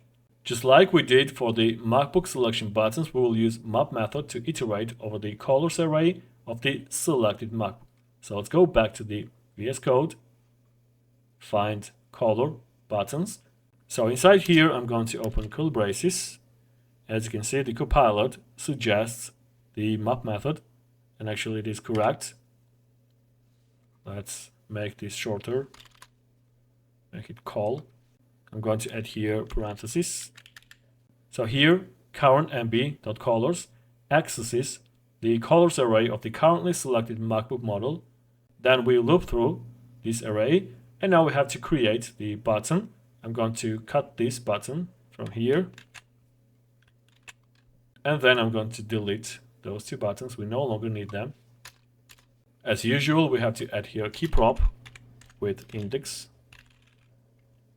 Next, we need to change the background color. As you know, each MacBook color option, this array here, the colors array, has a background color value stored in the BG property. We need to apply this color dynamically to each button. So I'm going to add here style attribute equal to background color, and here I'm going to add col.bg. So we apply here an inline style to dynamically set the background color of each button based on the colors BG property. At first glance, you might think we can use Tailwind's dynamic class approach like this. However, this won't work because Tailwind's utility classes are predefined during build time, meaning it does not recognize dynamically generated class values from JavaScript variables.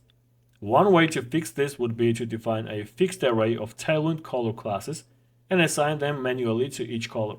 However, that would limit flexibility.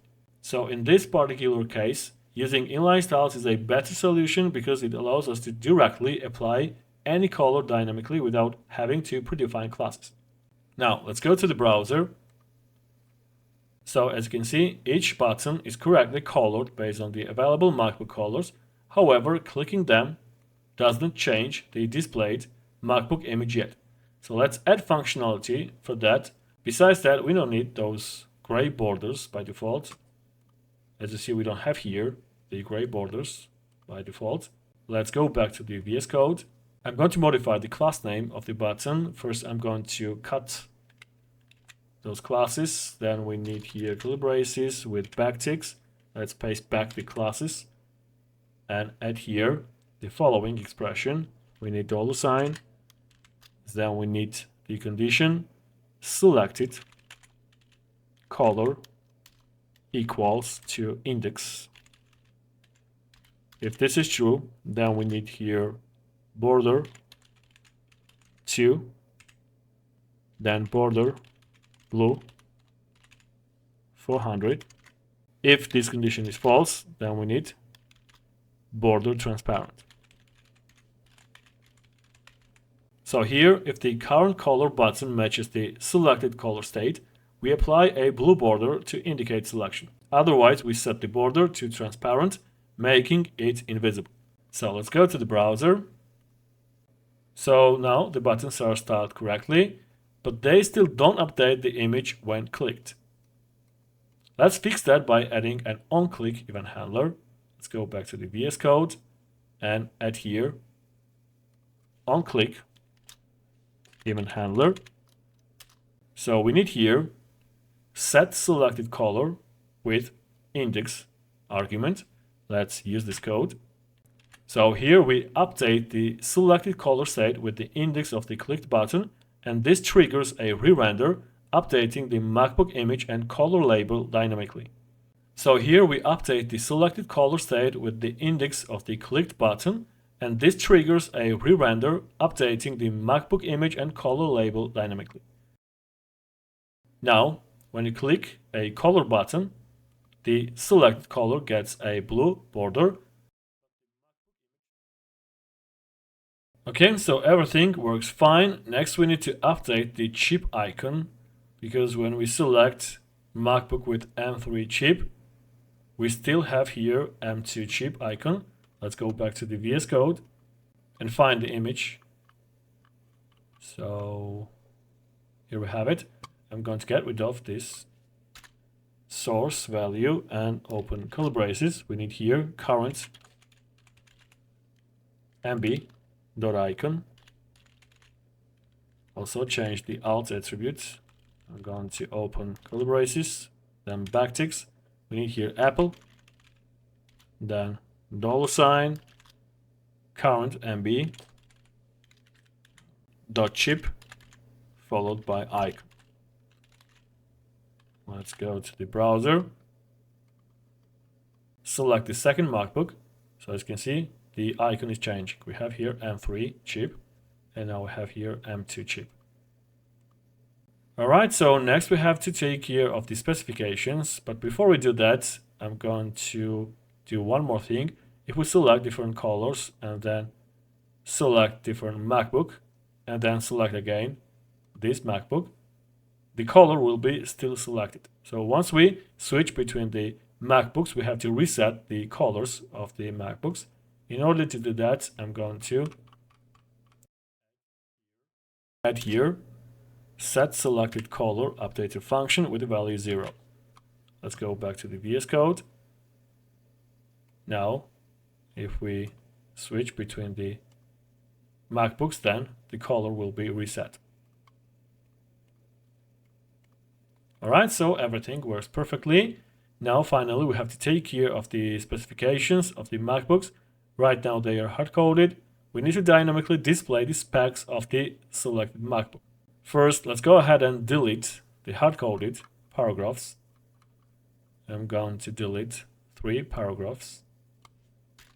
And then use map method. We need here current MB specs map. Actually, let's use this code. Then I'm going to cut the paragraph from here and insert it inside the map method. As usual, we need here key, and it's going to be index. And instead of this hard-coded text, I'm going to add here spec. Let's go to the browser.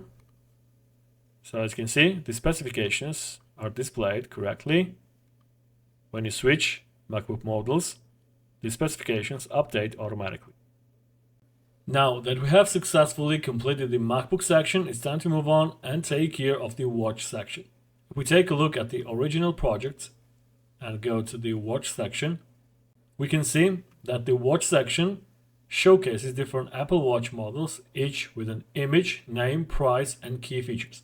The layout is similar to the MacBook section, but it has some unique characteristics. Each watch has 2 images displayed from different angles on hover, giving a better visual representation of the product. Now, let's go ahead and create new component in the components folder. It's going to be watch.jsx. Then inside here we need RAFCE shortcut to create a React component. Let's go to the app.jsx file and first import this component. I'm going to change the name of the component. It's going to be watch. Then we need to nest it here. Let's comment this component out and go to the browser. So as you can see, the watch component is rendered on the page. Now, let's go ahead and open watch.jsx file. Actually, I'm going to close those files. Before we start adding content inside watch.jsx file, let's first define the data we're going to use. As we did with the MacBook section, we have stored the watch models data in the index.js file. So as you can see, we have here an array called watch models. This array contains 3 objects, each representing a different Apple Watch model. Each object has the following properties: images, an array containing 2 image URLs showing the watch from different angles. Then we have name, the name of the Apple Watch model.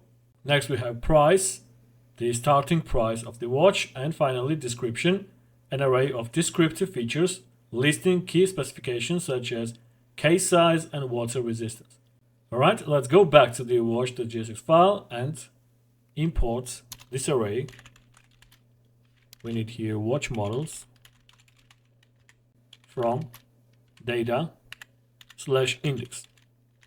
Alright, so now we can use this data inside our component. Let's start by adding the heading inside the watch component. But before that, I'm going to add some classes to the wrapper development.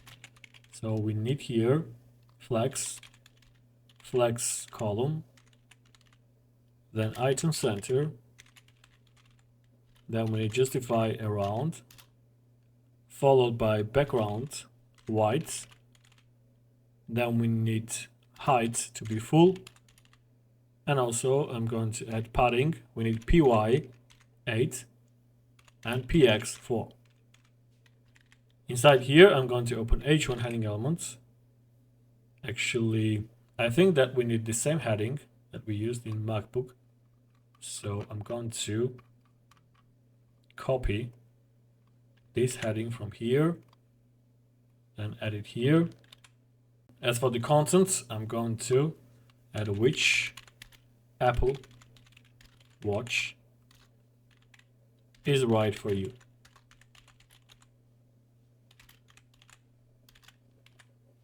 Let's go to the browser. So as you can see, the heading is placed in the center of the page. Now the section is still empty, but this confirms that our component is rendering correctly. Now I'm going to add the watch cards to the section. The card will be a vertical block containing an image of the watch, a heading with the model name, a price link, and a short description listing the key specifications. Let's go ahead and right after h1 heading element, open developments and add to it some classes. So we need here width full, and flex, followed by justify around. Inside here I'm going to add another div element. We need here width 60, then we need height, which is going to be an arbitrary value. Let's add here 430 pixels. Then I'm going to add flexbox. We need flex column, then justify around, and also we need item start. Actually, item start is the default value, so I'm not going to use this class. Inside here I'm going to add another div element, and let's add here class names. So we need width full, then height is going to be 64, then we need margin bottom 4, also we need overflow hidden. Then inside here I'm going to add image. As the source I'm going to use images watch 10 site.png.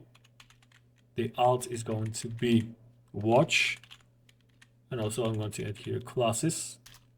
We need position absolute, then we need position relative for the parent elements. Let's add here relative.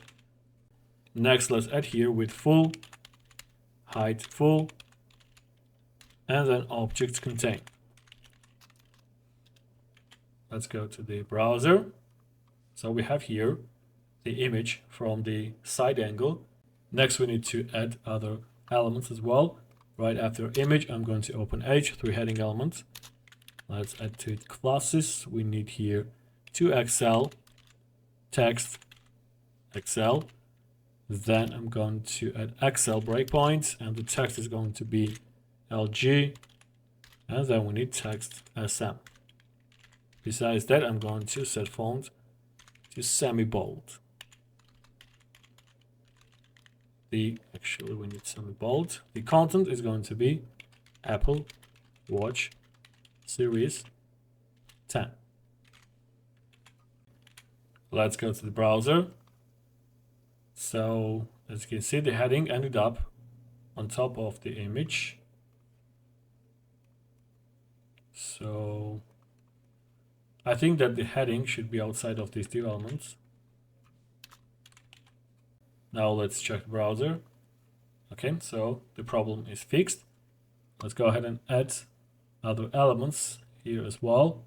I'm going to add link elements. Let's add to it classes. We need margin Y 2. Then text is going to be base. Next we need text blue 400. As for the content, it's going to be from 399. So here we have the price. After that, I'm going to add some specifications of the watch. I'm going to open div elements. Let's add to it some classes. We need here MD, text SM. Then we need text XS. The color is going to be gray, 700. And then we need margin Y2.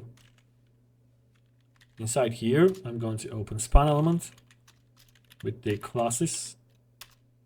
Actually, we need here one class block.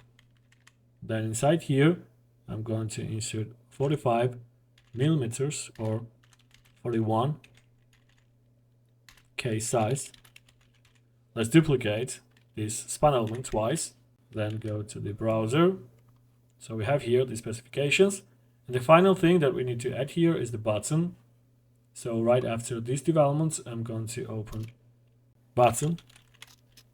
Let's add to it classes. We need here width minimum. Then text is going to be SM. Then we need margin top equal to 4. Padding Y, it's going to be 1. Then PX, we need 2. Let's change the background, make it blue, 400. Round it full. And also we need here text white. As the content, we need shop. Alright, let's go to the browser. So right now we have a single watch card displayed in the section with an image at the top, followed by the watch model name, pricing, and specifications. Everything is structured, but we are not done yet. Next, we need to add an interactive hover effect that will allow users to see the watch from different angles when they hover over the image. Apple showcases its products from multiple angles, so we'll replicate this effect. To do this, we need to duplicate the image inside our card and change its source to show the front view instead of the side view. So I'm going to duplicate image, then change the source. We need here watch 10. Let's go to the browser. The images are placed on top of each other because of the absolute position. Now we need to implement the hover effect to toggle between these two images. To achieve this, in Tailwind CSS, we will use the group utility. So here I'm going to add class group. The group class allows us to apply styles to child elements when the parent is hovered over. Instead of adding hover directly to each image, we'll wrap them inside a parent div with the group class. Then we can apply hover effects selectively to each image inside it. Now we'll modify the first image, I mean the image with side view, so that it is fully visible by default but fades out when hovered. So I'm going to add here opacity 100, then group hover opacity 0, then we need transition and duration 300. In the same way, for the second image, which has front view, we'll make it invisible initially but visible on hover. So I'm going to grab these classes, add them here, change opacity to 0, and then we need here opacity 100. Alright, so let me explain what's going on here. So initially, the side view image is set to opacity 100, meaning it is fully visible. The front view image starts with opacity 0, making it invisible. When the user hovers over the parent group div, the group hover opacity 0 class is applied to the first image, making it disappear. Simultaneously, the group hover opacity 100 class is applied to the second image, making it appear. The transition duration 300 class ensures that the effect is smooth and takes 300 milliseconds. Let's go ahead and check the browser again. Once we hover, then we'll get this nice and cool effect. Now the image, the watch model, is visible from different angles. Right now we have successfully built a single watch card and implemented the hover effect, but at this moment it is hard-coded. Our next step is to render it dynamically so that we can display all available Apple Watch models using the data from our watch models array. Instead of manually duplicating the watch card 3 times, we will use JavaScript map method to loop through the array and generate the watch cards dynamically. We have already used the map method multiple times throughout the project to dynamically render various UI elements, and we'll do the same here. So inside here, I'm going to open curly braces and then insert watch models. We need map with a callback function and with 2 parameters, watch and index. Then inside here, we'll return a watch card for each item in the array. So let's cut our existing hard-coded developments. This development here, paste it here. We need to add key prop with index. So right now, the images in our watch card are static. Since our watch models array contains multiple images for each watch, we need to update the src attributes dynamically. So instead of this value, we need here watch images 0. That's correct. Then I'm going to copy this value, paste it here. We need here 1. And also change the alt attributes. We need here watch.name. And again, watch.name. Let's go to the browser. Well, something's wrong here. Let's go back to the VS Code. Actually, the map method should be outside of these developments.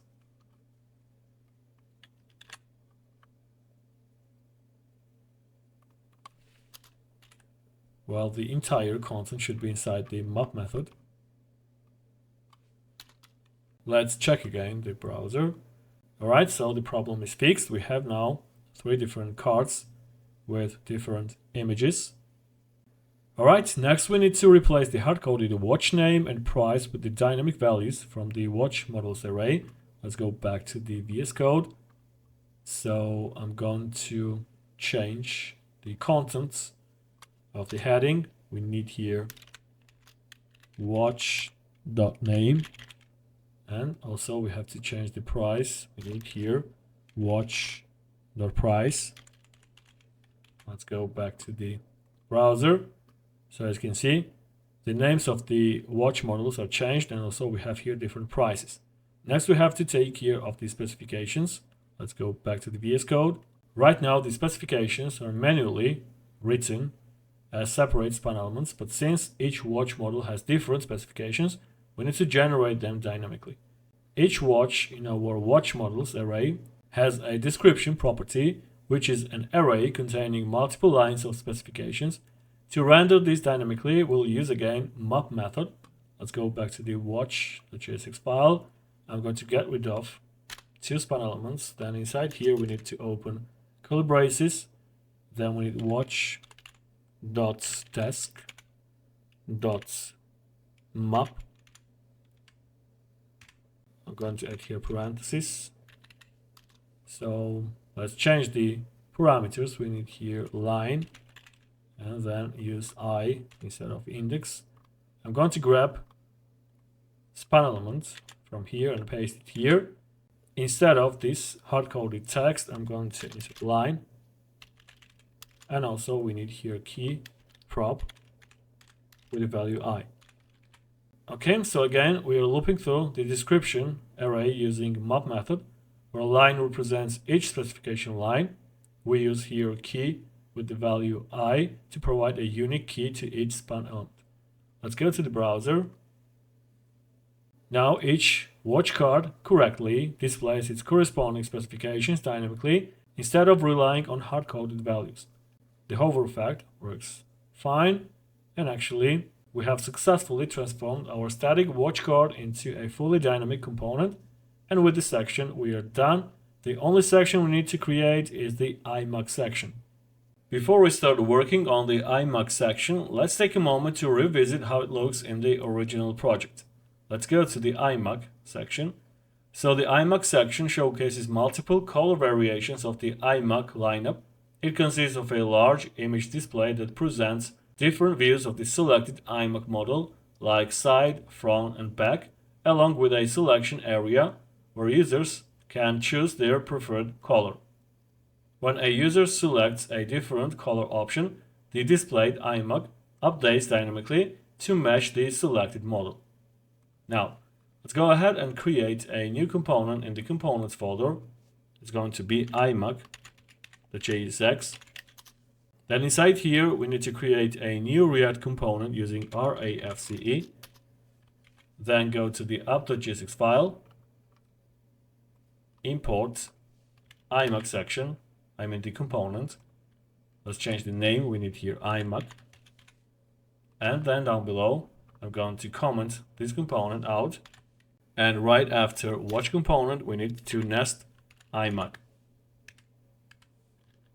Let's go to the browser. So as you can see, the IMAG component is rendered. So right now we just see the text IMAG on the page. So it means that the IMAG component is set up correctly. Now let's start adding the JSX for this section. Before adding content, we need to examine the data that will drive this section. All the necessary IMAG details, including color variations and images, are stored in the index.js file. We have here IMAG models array. Each object inside this array represents a different IMAG color variation. Let's analyze the key properties. We have label. It represents the color name of the IMAG. Then we have BG, which is the corresponding background color for this IMAG model. Next we have images, an object containing 3 different views of the IMAG, side, front, and back. Since each model has multiple images, we will later use a dynamic approach to update the displayed image when a different color is selected. Now that we understand the data structure, let's go ahead and import this array in the imag.jsx file. We need here import, then IMAG models, and we have to import it from data/index. Now that we have our data imported, let's start structuring the IMAG section by adding some JSX. I'm going to get rid of this text from here. Let's add some classes to the wrapper div element. We need here h_full, then we need grid, followed by grid columns too. Next we need grid rows 2. Then we need empty breakpoints, and here I'm going to use gap with the value 4. After that I'm going to add gap 1 for smaller screen sizes, and finally we need bg white. Inside here I'm going to open another div element. Let's add here some classes. So we need h_full, height 100%. Then we need call span 1 and row span 2. It means that this element will take up 1 column and 2 rows. Next we need the flex layout, add flags, then flags column. Next we need item center. Next we need empty breakpoint, justify center. As for the smaller screen sizes, I'm going to use justify start. After that we need padding top, it's going to be 8. Then background gray 50. Actually that's it about these elements. Inside here I'm going to open image. let's define the source of the image. We need images folder. Then I'm going to select iMac folder. And inside here, let's go ahead and select green site.jpg. As for the alt attribute, it's going to be iMac. Alright, after that I'm going to add here some class names. We need 2XL. Max width is going to be full. Then we need XL breakpoint, and max width is going to be 36. And after that we need max width equal to 24. Alright, let's go to the browser. So right now we see here the iMac sections layout with the default green iMac side view being displayed. At this stage it's still a static image, but in the next steps we will dynamically update the image when a user selects a different color. Let's go back to the VS Code and add here the content. Right after this closing div tag, I'm going to open another div. Let's add class name. So we need here bg gray 50. Then call span 1, then row span 1. It means that the element will take up one column and one row. Next we need flex, followed by item center and justify center. And also let's use padding 4. Inside here I'm going to let's grab the image from here and paste it here. Actually, we need here gray. So the source of the image is going to be green fronts. Then we need 2XL max width full, XL max width 52, and then we need LG max width equal to 48. Let's go to the browser. So we have here the second image. I'm in the front view of the iMac model. Let's go back to the VS Code and take care of the third image. So right after this development, we need again div with the classes bg gray 50. Actually, let's grab those classes from here. Then grab image, insert it here inside the development. So in this case, we need green back. As for the classes, they will be the same. So let's go ahead and check the browser. So as you can see, we have here iMac with the back view. And actually all three images of the iMac side, front and back views are displayed in their respective positions. The side view spans the entire left column, while the front and back views are stacked on the right. Right now they are static and show only the green iMac model by default. Next we will make this section dynamic so that selecting a different color updates all three views accordingly. Alright, next we need to take care of the controls, which will allow us to select and display different colors of the iMac models. Let's go back to the VS Code. So right after this div element, I'm going to open another div. Let's add here classes. We need absolute. I'm in the position absolute, and we need position relative for the parent element, which is this div element here. So let's add the relative to the parent element. Actually, we need relative.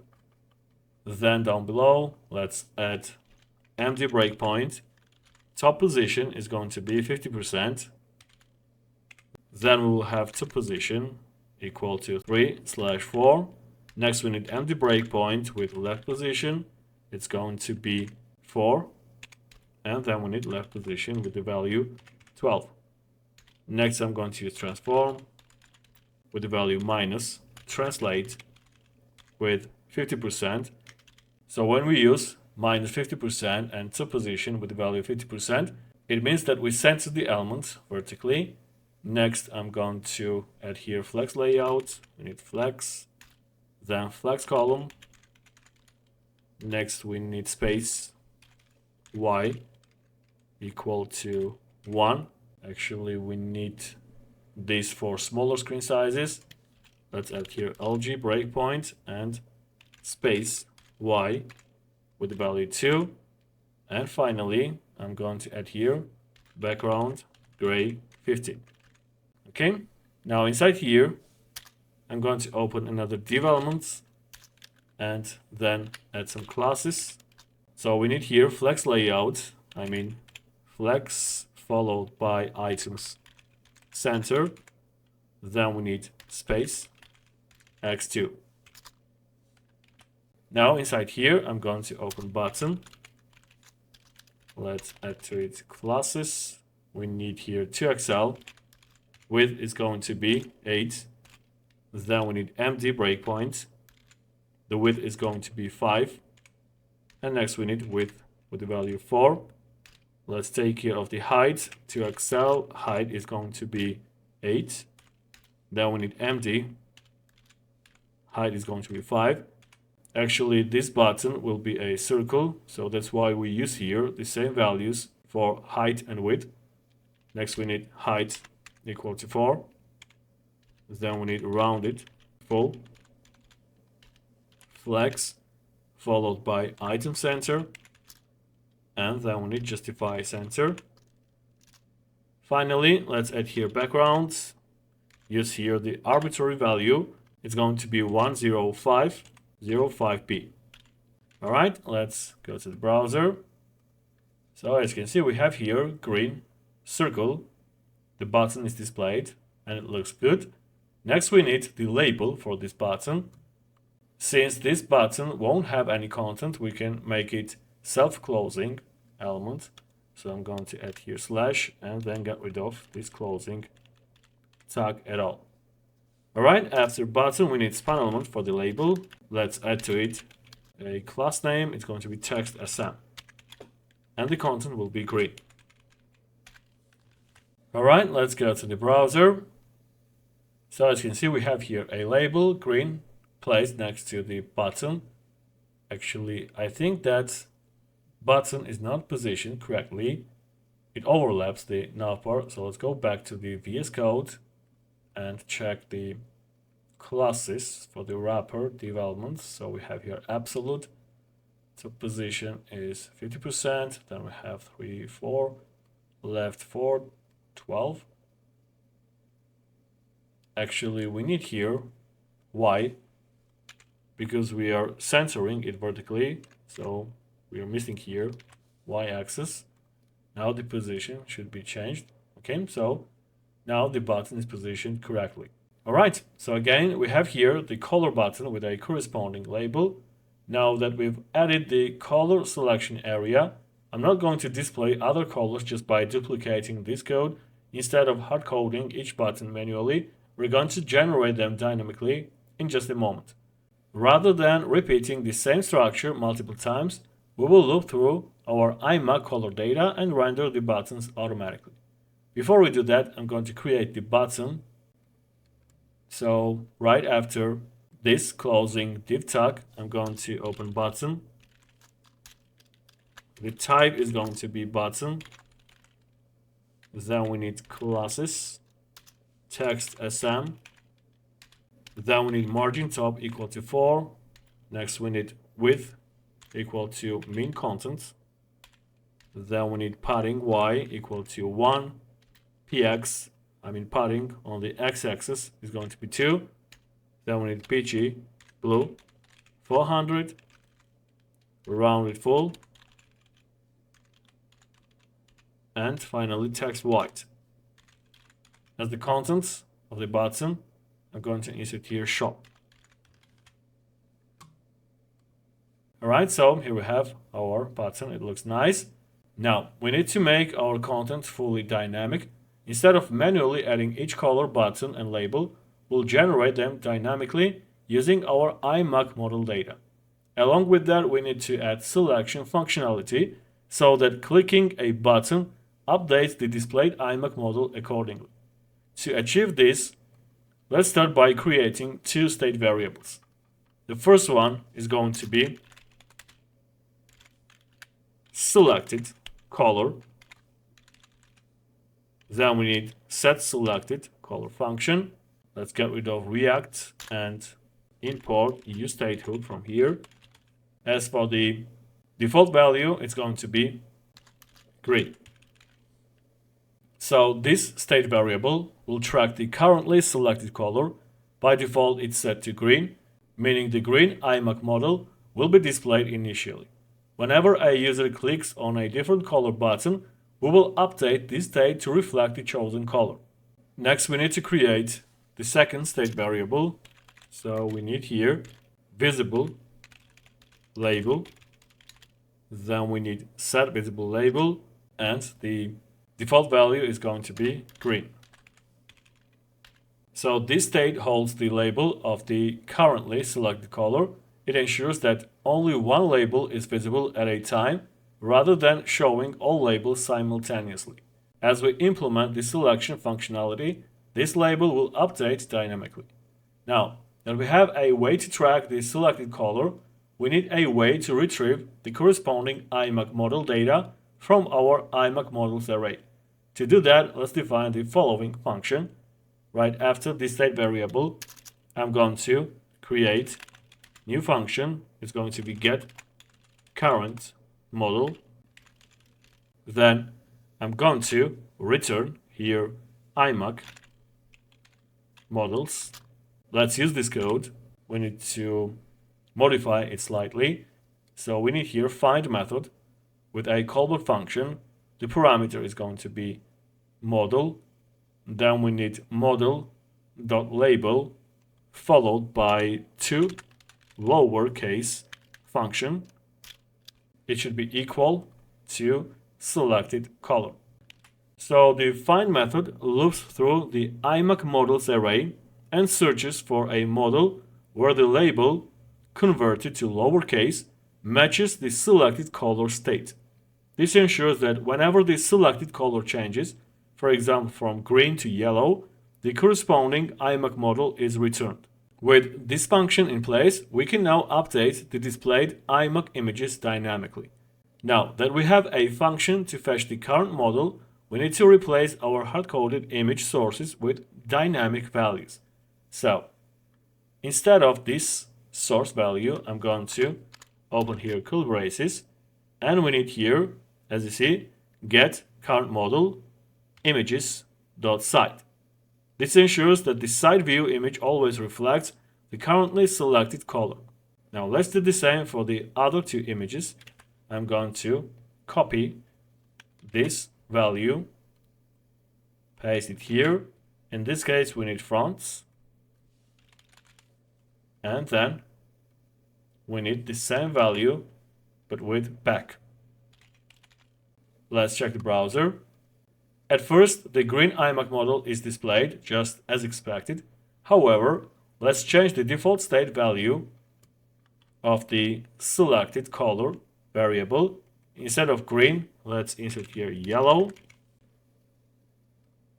As you see, the images update automatically and the yellow IMAC model is displayed instead. This confirms that our selection system is working correctly.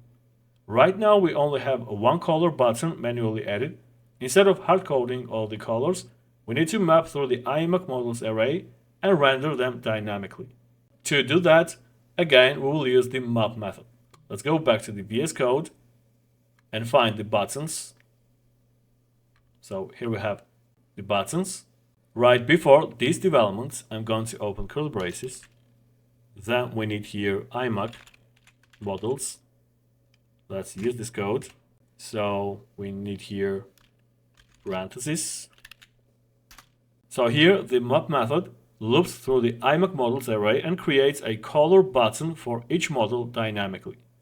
This ensures that even if new colors are added to our data file in the future, they will automatically be displayed in the UI.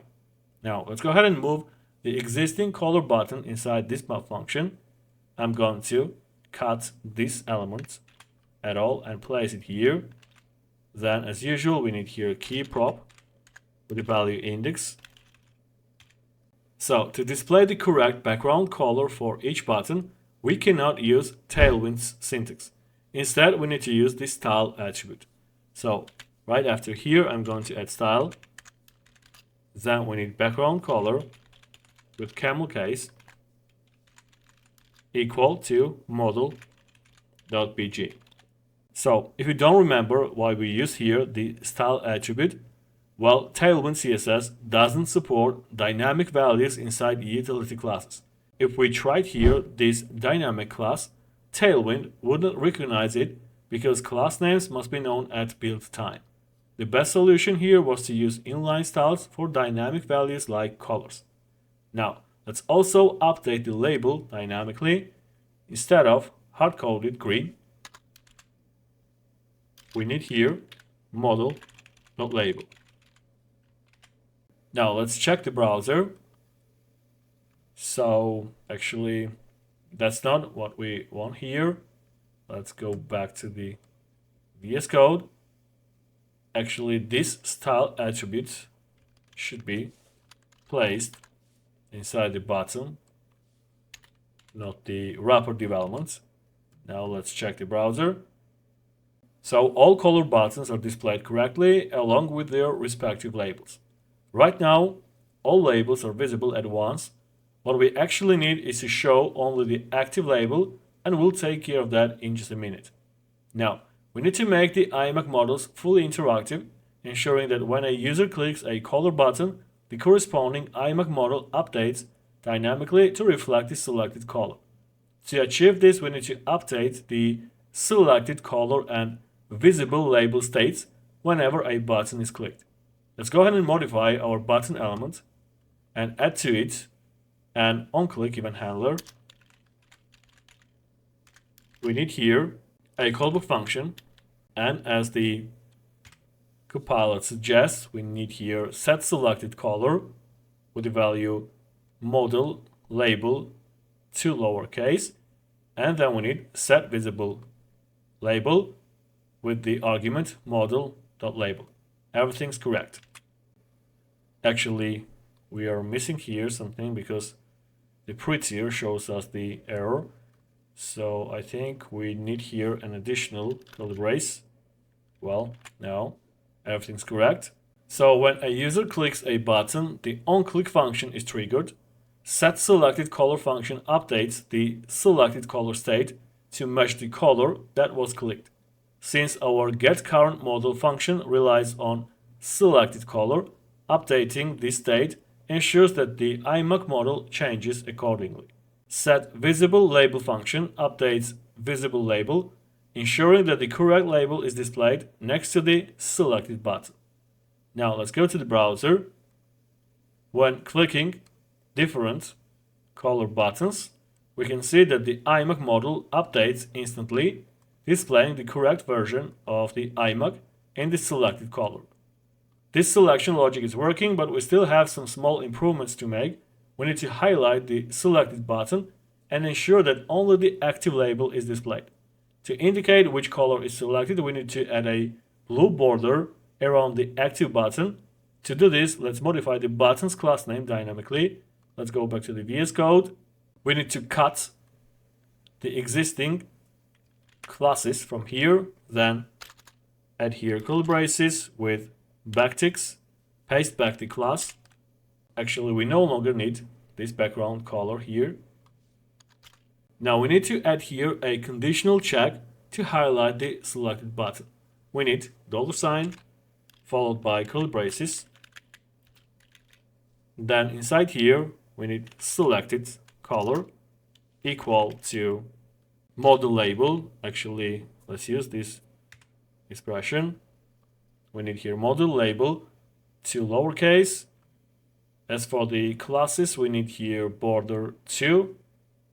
And instead of black, let's use blue, 500. Actually, we could use here the ternary operator, then this class, followed by the second option, which would be the empty quotes. But I think we can leave it as it is. So this checks if the currently selected color matches the color of the button. If it is true, the button gets a blue border, making it visually distinct. And if it is false, it remains unstyled, ensuring that only the active button stands out. Let's go to the browser. So as you see, the active button has blue border and everything works perfectly. Alright, so right now, as I already said, all color labels are displayed at the same time which is not ideal. Instead, we need to show only the label of the currently selected color. To achieve this, we'll use conditional rendering with the visible label state. So instead of displaying every label, we'll wrap our label inside a conditional check. So I'm going to cut this span element from here, then open curly braces and insert here visible label. And then let's use this suggestion. So we need here model label followed by the and operator, and we have here span. What we need here is the classes, so I'm going to paste our initial span element. Now I think everything's correct. So we check here whether the visible label matches the current model's label. If it is true, it renders the label, displaying it next to the active button. If it is false, nothing is rendered, keeping the UI clean. Now let's check the browser. So when selecting a color, only the active label is displayed, while all other labels remain hidden. Clicking a different button updates the visible label dynamically, providing a clean and polished user experience. With that, we have fully completed the IMAC section, making it dynamic and interactive. Now users can select different IMAC colors and the corresponding model updates instantly, along with proper button, styling, and label visibility.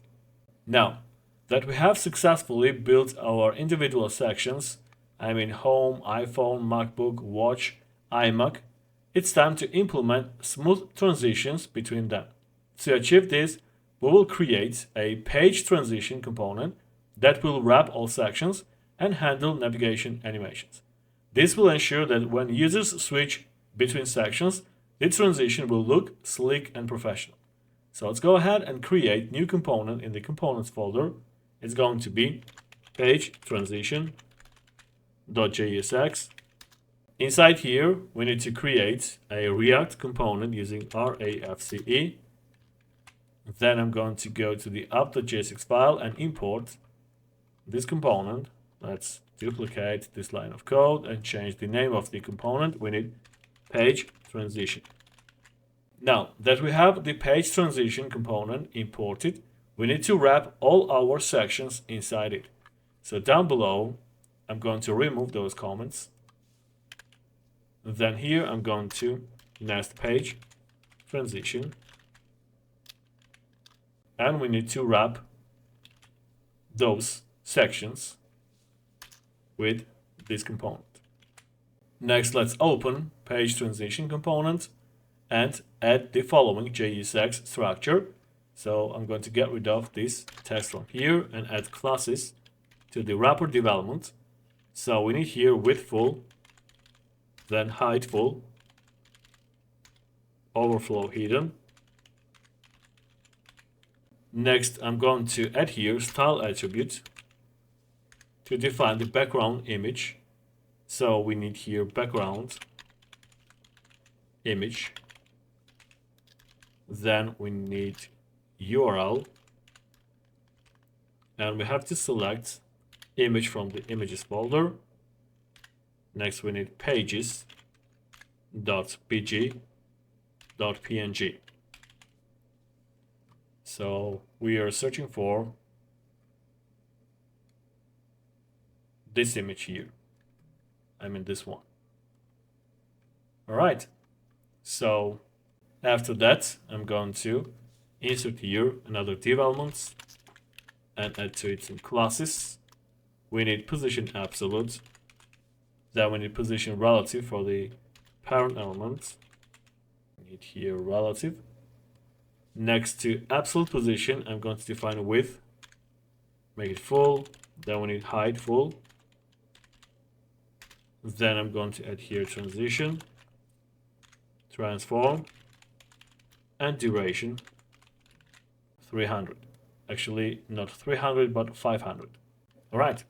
So this creates a full page wrapper for our sections. We've added a background image to ensure that when pages transition, the background remains visible. The inner div will later handle the sliding transition effect. Let's go to the browser. So at this stage, we can see that the background image is displayed. However, if we click the navigation items, you will see that the sections are not transitioning. So let's continue implementing the transition logic, since page transition will be responsible for displaying the correct section. It needs to know which page is currently active. To do that, let's go back to the app.js file and modify the page transition component, like by adding the prop here. We need active page equal to active page. Now the page transition component receives the active page prop. Let's go back to the page transition component and then extract active page prop here. Besides that, I'm going to add here children. So the children prop is essential because it represents all the components inside page transition. In our case, these components are home, iPhone, MacBook, watch, and iMac. This allows page transition to dynamically render the correct page. I'm going to pass the children prop inside the div elements. Here we need children. Next, in order to manage page switching and animations, we need two essential state variables inside the page transition component. So the first state variable is going to be current page. Then we need here set current page. Then useStateHook, but without React. Let's import useStateHook here. So the default value here is going to be active page. So the current page state variable is responsible for storing which page is currently being displayed inside the transition wrapper. It ensures that when a user navigates between different sections, the correct page is rendered at any given time. Initially, current page is set to the value of active page, which is passed as a prop from app.js file. Whenever the active page changes due to a navigation event, such as clicking a navbar item or selecting a section from the home page, current page will not update immediately. Instead, it will update only after the transition effect completes to avoid abrupt content changes. Next, we need another state variable, and it's going to be transitioning. Hopefully it is correct. Transitioning. Then we need set transitioning and useStateHook with the value false. It is correct. So the transitioning state variable is responsible for triggering the animation effect when a user switches between sections. It acts as a toggle to indicate whether the page is in the middle of transitioning. Initially, transitioning is set to false because the first page, the home page, is displayed without any animation. When a user selects a different section, transitioning will be set to true. Now that we have our state variables in place, we need to handle page switching logic dynamically using the useEffect hook. The goal here is to ensure that the new page loads only after the transition animation completes, preventing it from appearing abruptly. Without this logic, the content would switch instantly, breaking the smooth scrolling effect. So right after these state variables, I'm going to use useEffect hook. We need to import useEffect from React. So first, we need to check if the active page is different from the current page. This comparison will ensure that we only trigger the transition when the user selects a different section. Inside here, I'm going to insert if statements, and actually the compiler is suggesting the entire statement, and I think it's correct. We will check it step by step. So here, if both values are the same, it means the user is already on that section.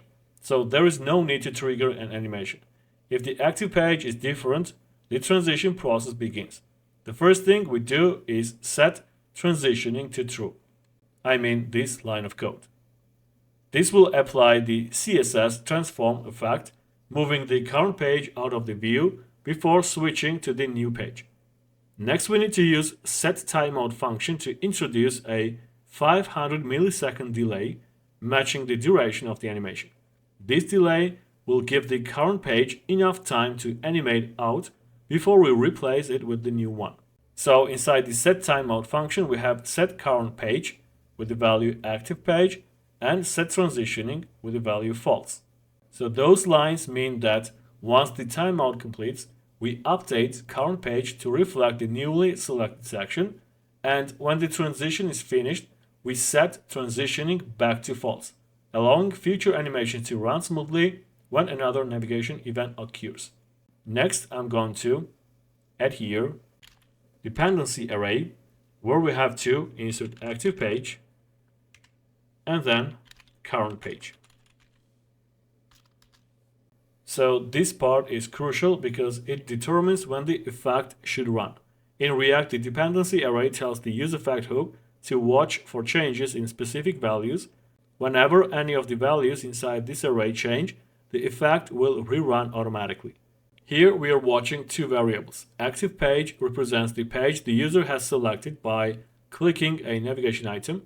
Current page represents the page currently being displayed. The effect is triggered only when active page or current page changes. This ensures that the transition logic is executed at the right time when the user selects a new section. If these values remain the same, the effect doesn't run, preventing unnecessary re-renders and keeping performance optimized. Now, let's make the inner div slide up and down during transitions. We need to modify the class of the inner div like this. So I'm going to cut those classes. Then we need here curly braces with backticks. Let's paste back the classes. And I'm going to add here $sign with curly braces. So we need here a conditional statement. Transitioning followed by a ternary operator. Then we need minus translate y full, and next we need translate y0. So if transitioning is true, the minus translate y full class moves the page out of the view. Once transitioning is false, the translate y0 class brings the new page into view smoothly. Now we need to display the correct page dynamically, so we need to add here current page. Current page determines which page to render. Now let's go to the browser and try clicking on different navigation items. So as you can see, we have here this nice and actually, what is that? Well, the transitions work fine, but we have some problems in the MacBook section, as I guessed. Okay, let's go back to the VS Code, open MacBook. Well, I doubt that we are missing here heights, and here it is. We need height full. Hopefully it will solve the problem. Well, now the section is kind of stretched. We don't see the part of the content. Okay, let's go back and try to find where do we have the issues. So what I see here is this typo. We need text. Let's go down.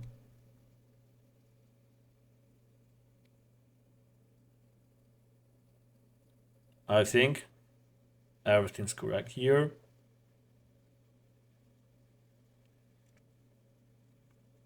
Now let's try to find something here. I guess we need here minus margin bottom, as I remember correctly. Well, still nothing.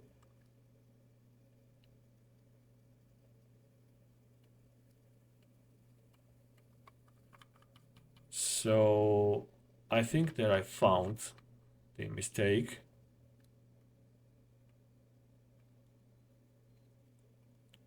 This development should wrap onto the image, not this entire content here. So I'm going to cut this closing developments, div tag, and add it here. Let's check the browser. So here we go. Now I think everything's correct. Let's check again the rest of the code. Well, I think we need here minus margin top as well. Let's go back and check the rest of the code. So, well, we need here margin bottom 4. So many mistakes in this component, so my apologies. Okay, so I think the rest of the code is correct because the layout looks nice and all the elements are positioned correctly. All right, so let's get back to our navigation. As we click different navigation items, then we have this nice and cool transition effects. All right. At this point, the controls component has disappeared. This happened because it's not placed above the page transitions. To fix that, let's go ahead and open the controls component. Let's close this component and open controls. In order to fix that problem, we just need to add here the index property with value, let's say 10. So, as you can see, the controls are displayed back. Alright, so everything was fine. We implemented navigating between pages by clicking the nav items. Everything is working perfectly. And now we need to make clicking on iPhone, MacBook, Watch, and iMac sections navigate to their respective pages. Now, in order to implement the section navigation functionality, we need to make a few modifications to our code. First, we need to ensure that clicking on any section in the home component correctly updates the active page. To achieve this, let's go to the app.jsx file and pass a prop to the home component. We need here on navigate equal to handle navClick function. As you remember, we have here handle navClick function, which updates the active page according to the page index. So this prop will allow us to trigger navigation when clicking on sections inside the home component. Let's open the home component and extract the onNavigate prop inside the function parameters. So we need here onNavigate. This allows us to use the onNavigate function inside the home component. Next, we need to make each section clickable so that clicking on it navigates the user to the corresponding page. Inside the JSX, we will add an onClick event handler to the wrapper div of each section. So we need to add onClick event handler here, and we should pass here a callback function. And actually, as you see, the compiler suggests the code. What we need to change here is this index. Instead of that, we need item.pageIndex. So again, here we call onNavigate function, which is actually handle navClick from app.jsx file. Item.pageIndex is the index value associated with each section. This ensures that when we click on a section, the corresponding page index is passed to handle navClick, updating the active page state and triggering this smooth transition. Now let's go ahead and test it in the browser. If everything is set up correctly, clicking on any section should smoothly transition to the corresponding pages. So as you can see, everything works properly. Alright, so at this point we have successfully implemented smooth navigation functionality between the sections. The home page now serves as a dynamic menu, allowing users to navigate to different sections just by clicking on them. The transition effect ensures that the pages move smoothly, providing a seamless user experience. Now, that we can navigate between sections, we need to implement the functionality for the X-Close button in the controls. Let's take a quick look at the original project and recall what this button does. So if we go to any of the sections and then click the X button, it will return the user to the home page. When the user is on the home page, the button appears inactive. It has lighter color indicating that it's disabled, and also if we hover over the icon, you will see here the cursor type not allowed. First, let's head over to the app.jsx file and create a new function called reset page. So the copilot suggests the entire function, and actually that's it, what we need. So let's use this code. So this function simply resets active page to 0, which corresponds to the home page. Whenever we call this function, it ensures that the user is navigated back to the home page. Now let's pass this function down to the controls component as a prop. We have here controls component, and we're going to pass here reset page, and it should be equal to reset page. Next, let's go ahead and open controls component and extract the reset page function here. We need reset page. Then we need to attach this function to the X button using the onClick event handler. So we have here the X button. We need onClick event handler, and here we need reset page. All right, let's go to the browser. So I'm going to go to any of the pages here, let's say MacBook. Then if we click X button, we will get back to the home page. So as you can see, it works properly. All right, now that the X button works, we need to adjust its styling dynamically to reflect whether it's active or inactive. Let's go to the app.jsx file and pass the active page state as a prop to controls. So we need here active page equal to active page. Then in controls.jsx file, I'm going to extract this prop. We need active page. Now we need to modify the class name of the X button dynamically based on whether we are on the home page or not. So I'm going to cut these classes. Then we need here curly braces with backticks. Let's paste back here the classes.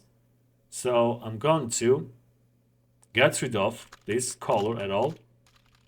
Then we need $sign with curly braces.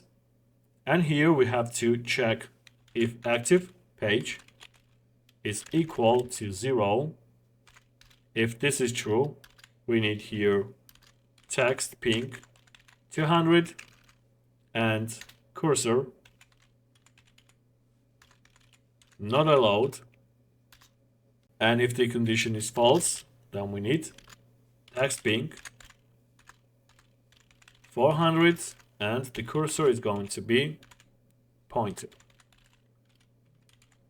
So if active page is equal to 0, meaning we are on the home page, the button gets lighter text color to make it look inactive, and also changes the cursor to indicate that the button is disabled. Otherwise, when we are on any other page, the button gets normal pink color to indicate it is active and changes the cursor to indicate it is clickable.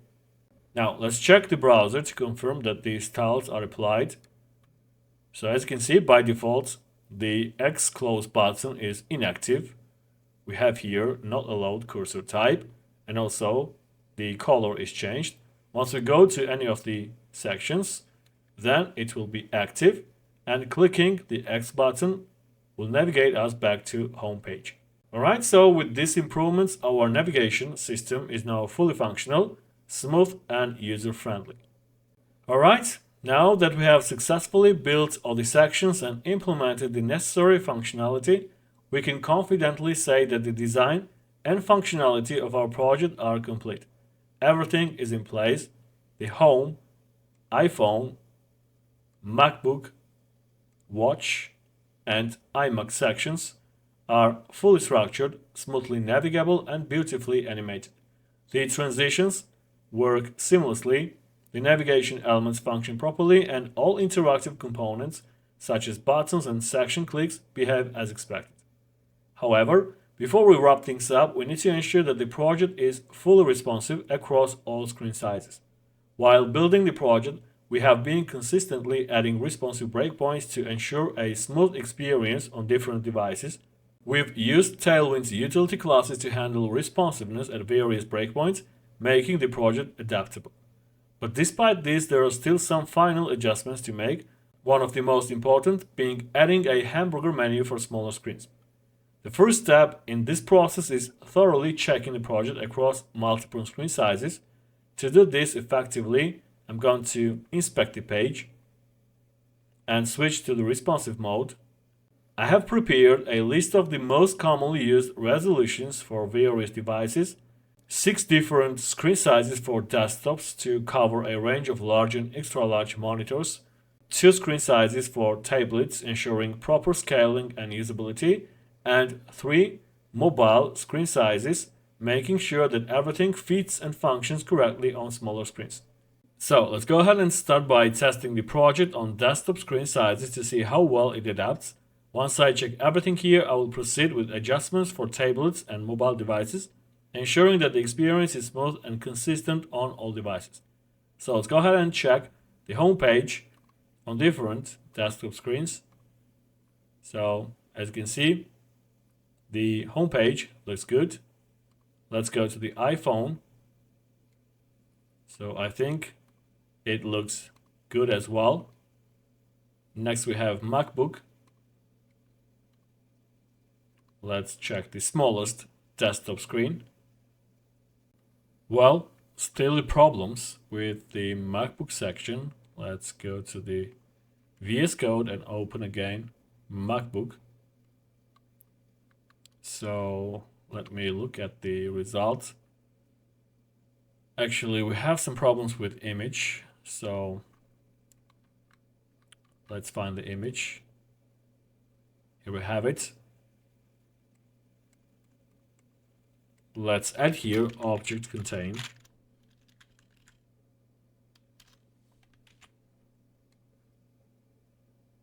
Now we have better results.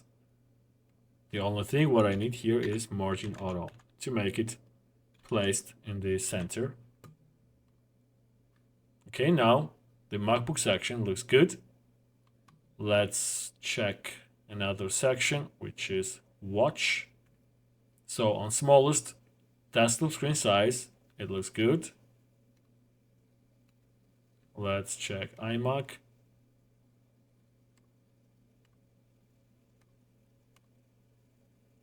Alright, so we can say that the project looks and functions great on desktop screens. Everything is well structured, the navigation is smooth, and all elements scale properly across different resolutions. Now, we need to check how the project adapts to tablet screens to ensure that the design remains responsive and user-friendly on medium-sized devices. Let's go to the home page and select tablet. If we zoom out and go to other pages, so as you can see, we need to make here some changes. One of the key changes is disabling the zooming functionality entirely and hiding the zoom-in icon, as zooming in and out might not be necessary or practical on these screen sizes. So to achieve this, we first need to create a new state variable in the app.jsx file. So here I'm going to create new state variable, and it's going to be is large screen, and I'm going to use the abbreviation LG, then screen. Let's use this suggestion. Actually, instead of false, we need to pass here window dot inner width greater than 1024 pixels.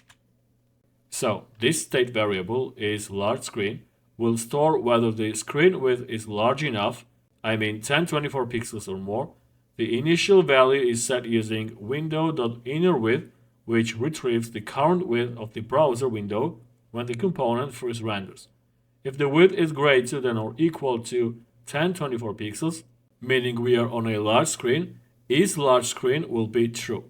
Otherwise, it will be false, indicating that we are on a smaller screen like a tablet or a mobile device. Now, we need to dynamically update is large screen whenever the window is resized. For this, we will use the useEffect hook. Let's go ahead and add the following code. We need useEffect. Then I'm going to import useEffect from React. So we need to detect window resizing and adjust our state accordingly so that zooming is disabled on smaller screens. Inside here, we need to create new function. Actually, I think that Copilot suggests the correct code. Anyway, let's use it. And if it's not correct, I will adjust it. So we have here function handle resize. Inside this function, we need to check the screen width using window.innerWidth. If the screen width is 1024 pixels or more, is large screen will be set to true. So here what I'm going to do is to add equal sign. So inside the function, we check the screen width using window.innerWidth. If the screen width is 1020 pixels or more, is large screen will be set to true. If the screen width is less than 1024 pixels, meaning we are on a tablet or smaller screen, we need to call setFrameZoom function, ensuring that the frame remains fully expanded by default. So here we need if statements, then window.innerWidth is less than 1024 pixels, and here we have to call setFrameZoom function with the value true, not false. Next, we need to attach the handle resize function to the resize event on the window object. This means that whenever the window is resized, handle resize will run, updating our state dynamically. So that's why we have here window.addEventListener with resize event and with handle resize function call. Then in the return statement of useEffect, we need to remove the event listener when the component unmounts to prevent memory leaks. So that's why we have here window.removeEventListener. The event is resize, and we again call handle resize function. Let's add here dependency array and make it empty. Alright, so now that we have ensured the frame remains zoomed in on medium screens, we need to modify our toggle zoom function to prevent users from manually zooming in and out when they are on a tablet. So here we have the function toggle zoom, and inside here I'm going to add if is large screen. If this is true, then we have to put this line of code inside the if statement. Alright, so instead of always toggling the zoom state, we first check if the screen is large enough before allowing the user to zoom in or zoom out. This means that on tablets and smaller screens, clicking the zoom button will have no effect since the frame should remain fully expanded. Let's go to the browser. I'm going to change the screen size and then get back here tablet 1. So as you can see, the frame is fully expanded and users cannot zoom in or zoom out. However, the zoom in icon is still visible, which is unnecessary. To hide the zoom in button, we need to modify the controls component and add the following Tailwind class. Let's go to the controls component, find zoom in button, which is this one here. So I'm going to add here hidden and then LG block. So this class ensures that the zoom button is hidden on screens smaller than LG, which is 1024 pixels, but visible on larger screens. Let's go to the browser. So as you can see, we no longer have here the zoom in button. Let's increase the screen size. Well, now the buttons are placed vertically. Actually, we don't need here block, we need inline block. Let's go back to the browser. So now everything's correct. If we make the screen size smaller, then the zoom in button will be gone. All right, so let's go ahead and check other sections. I think that everything's look good. We have here the second tablet screen size. Let's check again all the sections. Make sure that they look good. Alright, so with medium-sized screens fully optimized, both in terms of functionality and design, we can now shift our focus to smaller screens, particularly mobile devices. While we have been adding responsive breakpoints throughout the project, mobile screens have unique challenges that require additional adjustments. The main focus will be implementing a hamburger menu for better navigation and ensuring all elements fit well on smaller displays. Let's select Mobile 1. So as you can see, we have to make here the changes. Now we have to create the hamburger menu, which will allow users to toggle the navbar on and off on smaller screens. If we take a look at the original project, let's inspect the page. So this is mobile screen size. As you can see, we have here a menu icon. Once we click it, the navbar will display from the left side. Then the menu icon will transform into an X closing button. If we click it, then the navbar will be gone. Alright, so the first thing we need to do is hide the navbar by default and position it correctly for smaller screens. To achieve this, we will adjust the navbar components positioning. So let's go to the navbar components. Then we need here the wrapper div elements. I'm going to add here position absolute. And then we need MD breakpoint with position relative. So the absolute class ensures that the navbar is positioned independently on smaller screens, meaning it can move freely without affecting the rest of the layout. The MD breakpoint with relative class ensures that on medium-sized screens, I mean medium and up, the navbar behaves normally and is placed within the page structure. Now, if we check the browser, we'll notice that the navbar is positioned but ended up behind the home section. To fix this, we need to bring it forward using zIndex property. So I'm going to add here zIndex with the value, let's say 10. So now, as you can see, the navbar is visible on the screen. Next, we need to hide the navbar at all. To hide the navbar initially, we will move it off screen using the translate class. So we need to add here -translate x, and the value is going to be 110. So this moves the navbar completely to the left, effectively hiding it. If we check the browser, the navbar will be gone. Now that the navbar is hidden, we need to add a button that will toggle it open and closed. Let's go ahead and wrap the entire content with React fragments. Let's add here React fragments and paste back the code. We use React fragments because the button is going to be the sibling of the wrapper development, and if we don't wrap them with a React fragment or div, we will get an error. So right after these developments, I'm going to create button.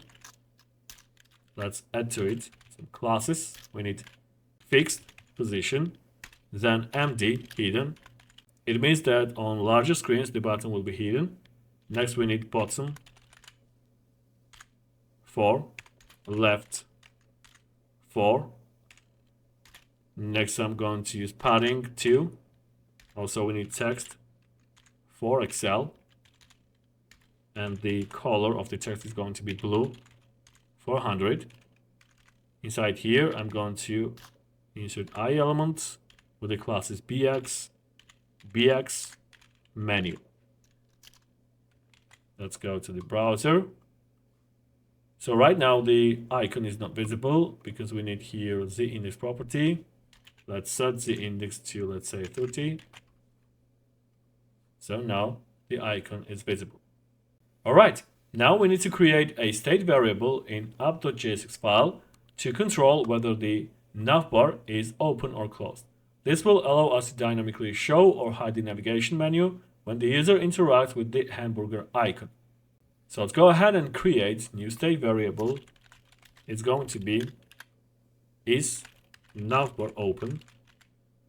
Then we need set is navbar open, and the default value is going to be false. So the is navbar open state variable serves as a boolean flag that determines whether the navbar is currently visible or hidden. Here is how it works. When is navbar open is true, the navbar will be fully visible, allowing users to see and interact with navigation items. When is navbar open is false, the navbar will be hidden, keeping the UI clean and uncluttered, especially on smaller screens.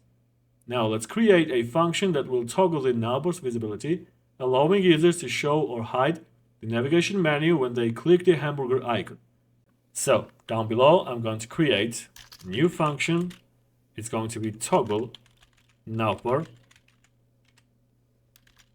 And inside here, we need set is navbar open with the opposite value of is navbar open. So everything's correct. This function reverses the current state of the navbar each time it is called. If the navbar is currently closed, calling toggle navbar will set is navbar open to true, making the navbar visible. If the navbar is currently open, calling toggle navbar will set is navbar open to false, hiding the navbar. This logic allows the user to seamlessly toggle between opening and closing the menu with each button click. Now, we need to pass these props to the navbar component.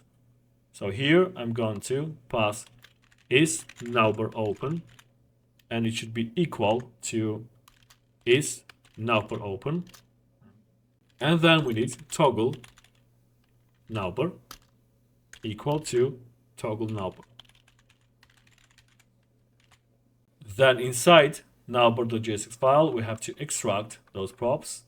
We need here is navbar open, and then toggle navbar. Let's make sure that this name is correct. Yep, toggle navbar. Now we need to modify the navbar's class name so that it slides in and out dynamically. So here we have the wrapper div elements class. I'm going to cut the entire class.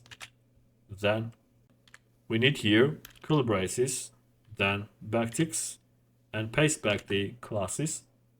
Now inside here, I'm going to get rid of this class at all. Then open curly braces and insert here is navbar open, followed by a ternary operator. And inside here, I'm going to pass translate x0. Then we need minus translate x110. And also we need here empty breakpoint with minus translate x0. All right. So here, if is navbar open is true, the navbar should be fully visible. And if is navbar open is false, the navbar should be hidden, except on medium-sized screens where it remains visible. Now we need to add an on-click event handler to the menu icon so that clicking it toggles the navbar. I'm going to find the menu icon and I'm going to add here on-click event handler. We need to insert here toggle navbar. Okay, let's go to the browser. So as you can see, by default, the navbar is hidden. If I click the menu icon, then the navbar will be displayed.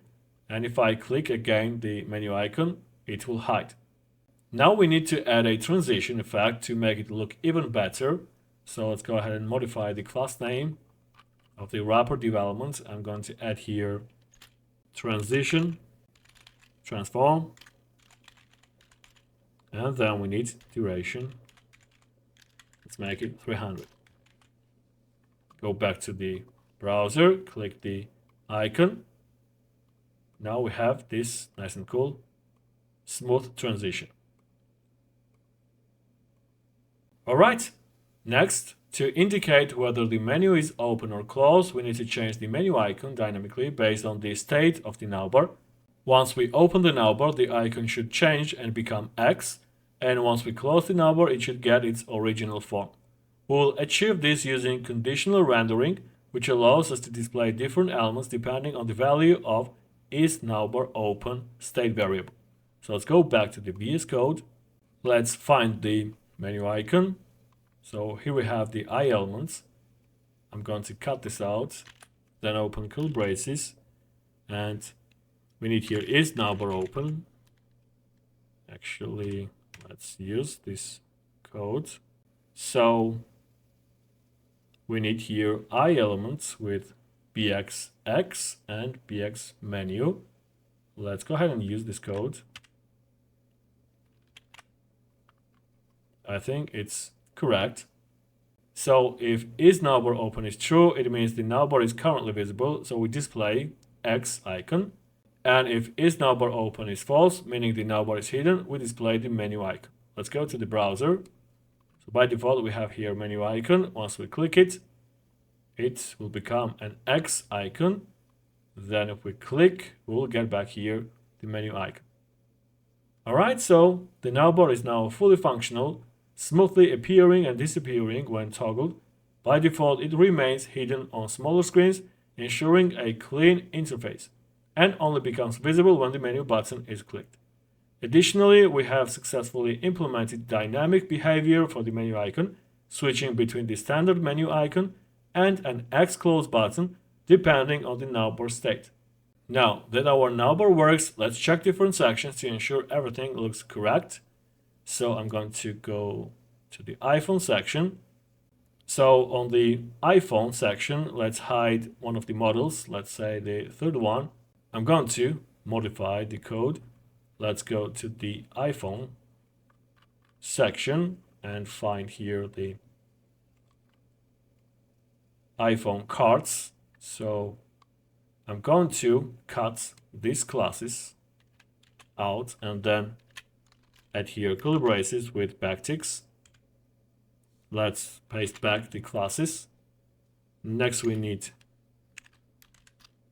$sign with curly braces, and I'm going to insert here the following condition: index is equal to 2. If it is true, we need here hidden and then empty breakpoint with flags. If this is false, then we need empty quotes. Let's go to the browser. So now, as you can see, we have here 2 iPhone models. If we increase the size of the screen, then we'll get here 3 iPhones. All right, so everything works fine. Let's check other sections. Let's go to MacBook section. Here everything looks good. Then we have watches. So I think we can hide one watch model here as well. Let's go ahead and open watch.jsx file, find the watch card. I mean this element here. I'm going to cut the classes. We're going to use the same technique. Open curly braces with backticks, paste back the class. And here I'm going to, actually let's grab this from here and paste it here. Let's go back to the browser. So now we have 2 watches. All right, let's check the iMac section. So here everything looks good. All right, now we need to check the project on different mobile screen sizes. We have here mobile 2 and mobile 3. Let's check mobile 3, which is the smallest screen size. So the home page is good, iMac was good. Let's go to the iPhone section. It is good as well. Next we have MacBook. Everything's good. And finally we have watches. And everything's good here as well. Alright, so I think that's it. Our Apple products website is fully built and working exactly as intended. We started from scratch, designing and developing each section step by step from the navbar, homepage and product sections for iPhones, MacBooks, watches and iMacs to implementing smooth navigation with beautiful transition effects. We made sure the page switching experience feels seamless, added interactivity like selecting different product variations. Actually, I think we have here a little issue. Let's go to the IMAX section. Well, I know what's the problem. I changed here the color from green to yellow. Let's set the value to green again. Now the problem should be fixed. Alright, so I was saying that finally we wrapped it up by ensuring that everything works across different screen sizes, making necessary adjustments along the way.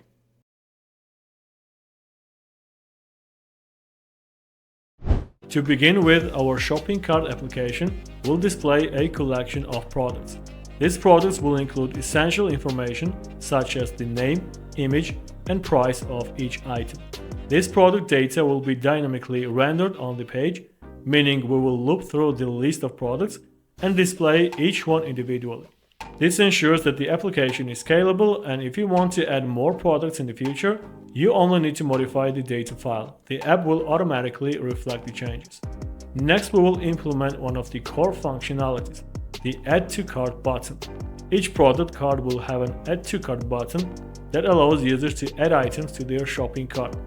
When an item is added, its state will change, and we will display the updated cart functionality in real time. React State Management will play a crucial role here, and we will use the Context API to manage and share the cart state across different components seamlessly. Once an item is added to the cart, the UI will dynamically change. Instead of the Add to Cart button, users will see a section with minus and plus buttons to decrease or increase the quantity of the product in the cart. This gives users full control to manage their cart items directly. Additionally, we will display the number of items currently in the cart, so it's clear how many units of each product are selected. We will also include a Remove button that allows users to remove an item from the cart entirely. Once clicked, the product will be removed, and the interface will revert to the Add to Cart button, providing a smooth and intuitive experience. Now, what is a shopping cart without a total price feature? We will calculate the total price of all the items added to the cart dynamically. If you increase or decrease the quantity of a product, the total price will update in real time to reflect those changes. To make it clean and professional, we will also format the total price to display it as a proper currency, ensuring there are no weird decimals or inconsistent formatting. To enhance the user experience even further, we will integrate local storage into the project. This means that if you refresh the page or come back later, your cart data will be saved and automatically restored. The items you added, their quantities, and the total price will all persist, creating a seamless and user-friendly experience. We are also going to build a responsive shopping cart that looks great on all devices. Whether someone is using a large desktop screen, a tablet, or a small mobile phone, the app will adapt perfectly. We will use Tailwind CSS responsive utilities to adjust the layout and ensure everything scales and aligns properly across different screen sizes. By the end of this project, you will have a professional-looking shopping cart application that includes all the core features you'd expect in a real e-commerce app. Displaying products dynamically, add to cart functionality, updating item quantities with plus and minus buttons, removing items from the cart, calculating the total price dynamically, persisting cart data with local storage, and a responsive design for all screen sizes. This project combines essential concepts in React, state management, Context API, and Tailwind CSS to give you a well-rounded understanding of building interactive and functional components. By the end, you will not only have a fully working shopping cart, but also the confidence to implement these features in your own projects. Now that we know what we are going to build and the features we will implement, let's dive in and get started. I created a new folder called Shopping Cart, which right now is empty. I'm going to open it in VS Code. So we're going to create a React application with Tailwind CSS. We need to open terminal, and then we have to run the following command: npm create with at latest. Then we need the name of the application. It's going to be shopping cart. Then we need dash dash, again dash dash template, React. So as you can see, a new folder is created. Now we have to enter this folder using cd shopping cart. And now we have to install Tailwind CSS. So we need to run npm install Tailwind CSS. Then we need @ followed by Tailwind CSS/bit.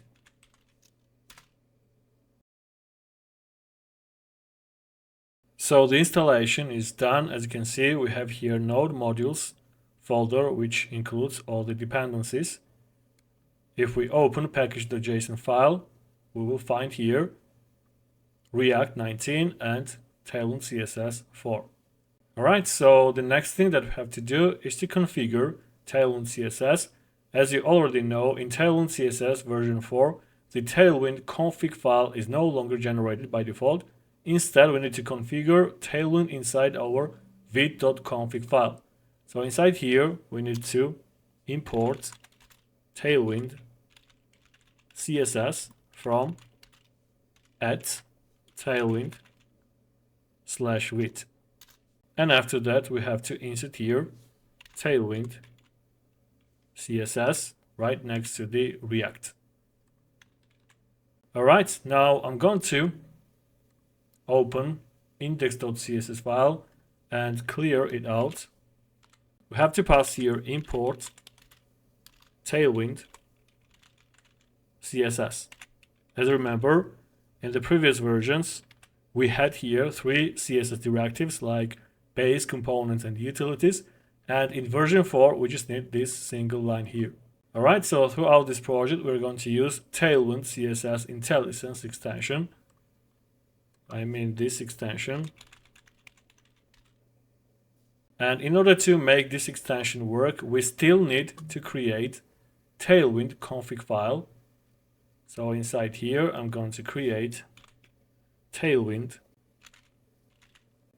config.js file, and I'm going to leave it empty. So in this case, Tailwind CSS IntelliSense extension will work. Alright, next we will clean up some of the default files and folders that we don't need. This will help keep our project organized and focused. So I'm going to get rid of this icon from here. Then inside the assets folder, we have another icon. Let's get rid of it. We don't need app.css file at all. Delete it. Then I'm going to open index.html file. Here I'm going to delete this file icon and change the title. It's going to be shopping cart. Then open app.js file. I'm going to get rid of this code from here and then create React functional component using RAFCE shortcut. As you already know, this shortcut comes from the extension called ES7 React Redux React Native Snippets. So if you don't have this extension installed, I recommend to install it and use those shortcuts. Alright, now I'm going to create a new folder inside the assets folder, and I'm going to call it data. This will store any static data or utility files we need. Inside the data folder, I'm going to add a file named index.js. This file will hold the data for our products. So I have prepared this file on my computer, and I'm going to drag and drop this file here. So as you can see, this file includes the data that we'll be using throughout this project. I'm going to go through this data a bit later. Let's close this file. Next, I'm going to bring in the images that we will need throughout this project. So inside the public folder, I'm going to insert the images folder. So as you can see, we have here all the images of our products. Alright, so I think that's it. Everything is set up. I'm going to run the project to the browser. Let's run npm run dev. So as you can see, a local URL is generated. I'm going to press Alt and then click the URL. So as you can see, our application is up and running. The last thing that I'm going to do is to place the editor and the browser side by side in order to make our working process simple and more convenient. Alright, so our project is set up and now we can start to build the application. Now that we have set up our project and cleaned up unnecessary files, it's time to start adding some functionality and structure to our application. Specifically, I'm going to modify the app.jsx file to display a simple product list. But before we dive into the code, let's take a closer look at the data that powers our app. The product data is stored in the index.js file inside the data folder within the assets directory. This file contains all the information about the products we'll showcase in our app. Let me walk you through the structure. The data is organized into three main categories: hoodies, jackets, and shoes. Each category is an array of product objects, and each object contains several properties that define a product. For example, the ID is a unique identifier for each product. The name gives the product a title, such as classic pullover hoodie. The image URL is a string pointing to the image of the product, and so on. Down below, you can find the variable all products, which is a comprehensive array that consolidates all the product data from different categories: hoodies, jackets, and shoes. By using the spread operator, this array merges the individual arrays for these categories into a single collection. By having a single array, we can easily manage, display, and manipulate the entire product catalog in one place, which simplifies the logic for rendering the products in the UI. Let's head over to the app.jsx file and start coding. I'm going to import the product data into this file so that it's available for use. To do that, I'm going to add the following import statement at the top of the file. We need import all products from assets data. This imports all the product data from our index.js file into the app.jsx file, where we can now use it. Now let's create the structure for our component. I'm going to modify the functional component to return a container that holds a heading and a grid of products. So here I'm going to get rid of app and then add a class name to the development. I'm going to insert here grid because it's going to be a grid container. Then we need place, items, center, and also I'm going to define padding vertically using py equal to 20. It means that the padding will be 80 pixels on top and bottom. Then inside the development, I'm going to open h1 and I'm going to add here the classes. So the first class is going to be text 5xl. So the font size will be equal to 48 pixels. Next, I'm going to make the text italic. Then we need to change the color of the text. It's going to be text gray 500. And finally, I'm going to create some space at the bottom using margin bottom 16. The margin will be equal to 64 pixels. As a content, I'm going to insert here trend alert must have outfits of the season. Now let's go to the browser. So as you can see, we have here nice and cool heading. All right, after heading, I'm going to take care of the grid layout. So I'm going to open div tag, and then I'm going to add here class names. The first one is going to be grid. Then we need grid columns to be 3. Then we need place items. Start, actually we need place items. Start. And then I'm going to add some gap equal to 10. It means that gap is going to be equal to 40 pixels. Now it's time to render the product items. And to do that, I'm going to use the map method to loop through the all products array. For each product, we will create a div with a key attribute set to the product's unique ID. So inside here, I'm going to open curly braces. Then we need all products. Next, I'm going to use here an optional chaining operator, the question mark, followed by the dot. This operator checks whether the value before it, in this case all products, is not null or undefined. If all products is null or undefined, the expression will safely return undefined instead of throwing an error. Next we need map method, in which I'm going to insert the callback function with the parameter item. The map method here is used to iterate over the all products array and return a new array of JSX elements, where each product is rendered as a product item. For every product in the array, map will execute a callback function that passes the current product item and dynamically will generate a corresponding item. So inside here, I'm going to return div. We need here closing div tag. And then I'm going to add here key attribute with the value item.id. The key attribute is crucial when rendering lists in React. It helps React efficiently update and manage changes in the DOM by uniquely identifying each element in the list. In this case, item.id ensures that each product has a unique identifier, allowing React to detect additions, updates, or removals without re-rendering the entire list unnecessarily, improving the performance.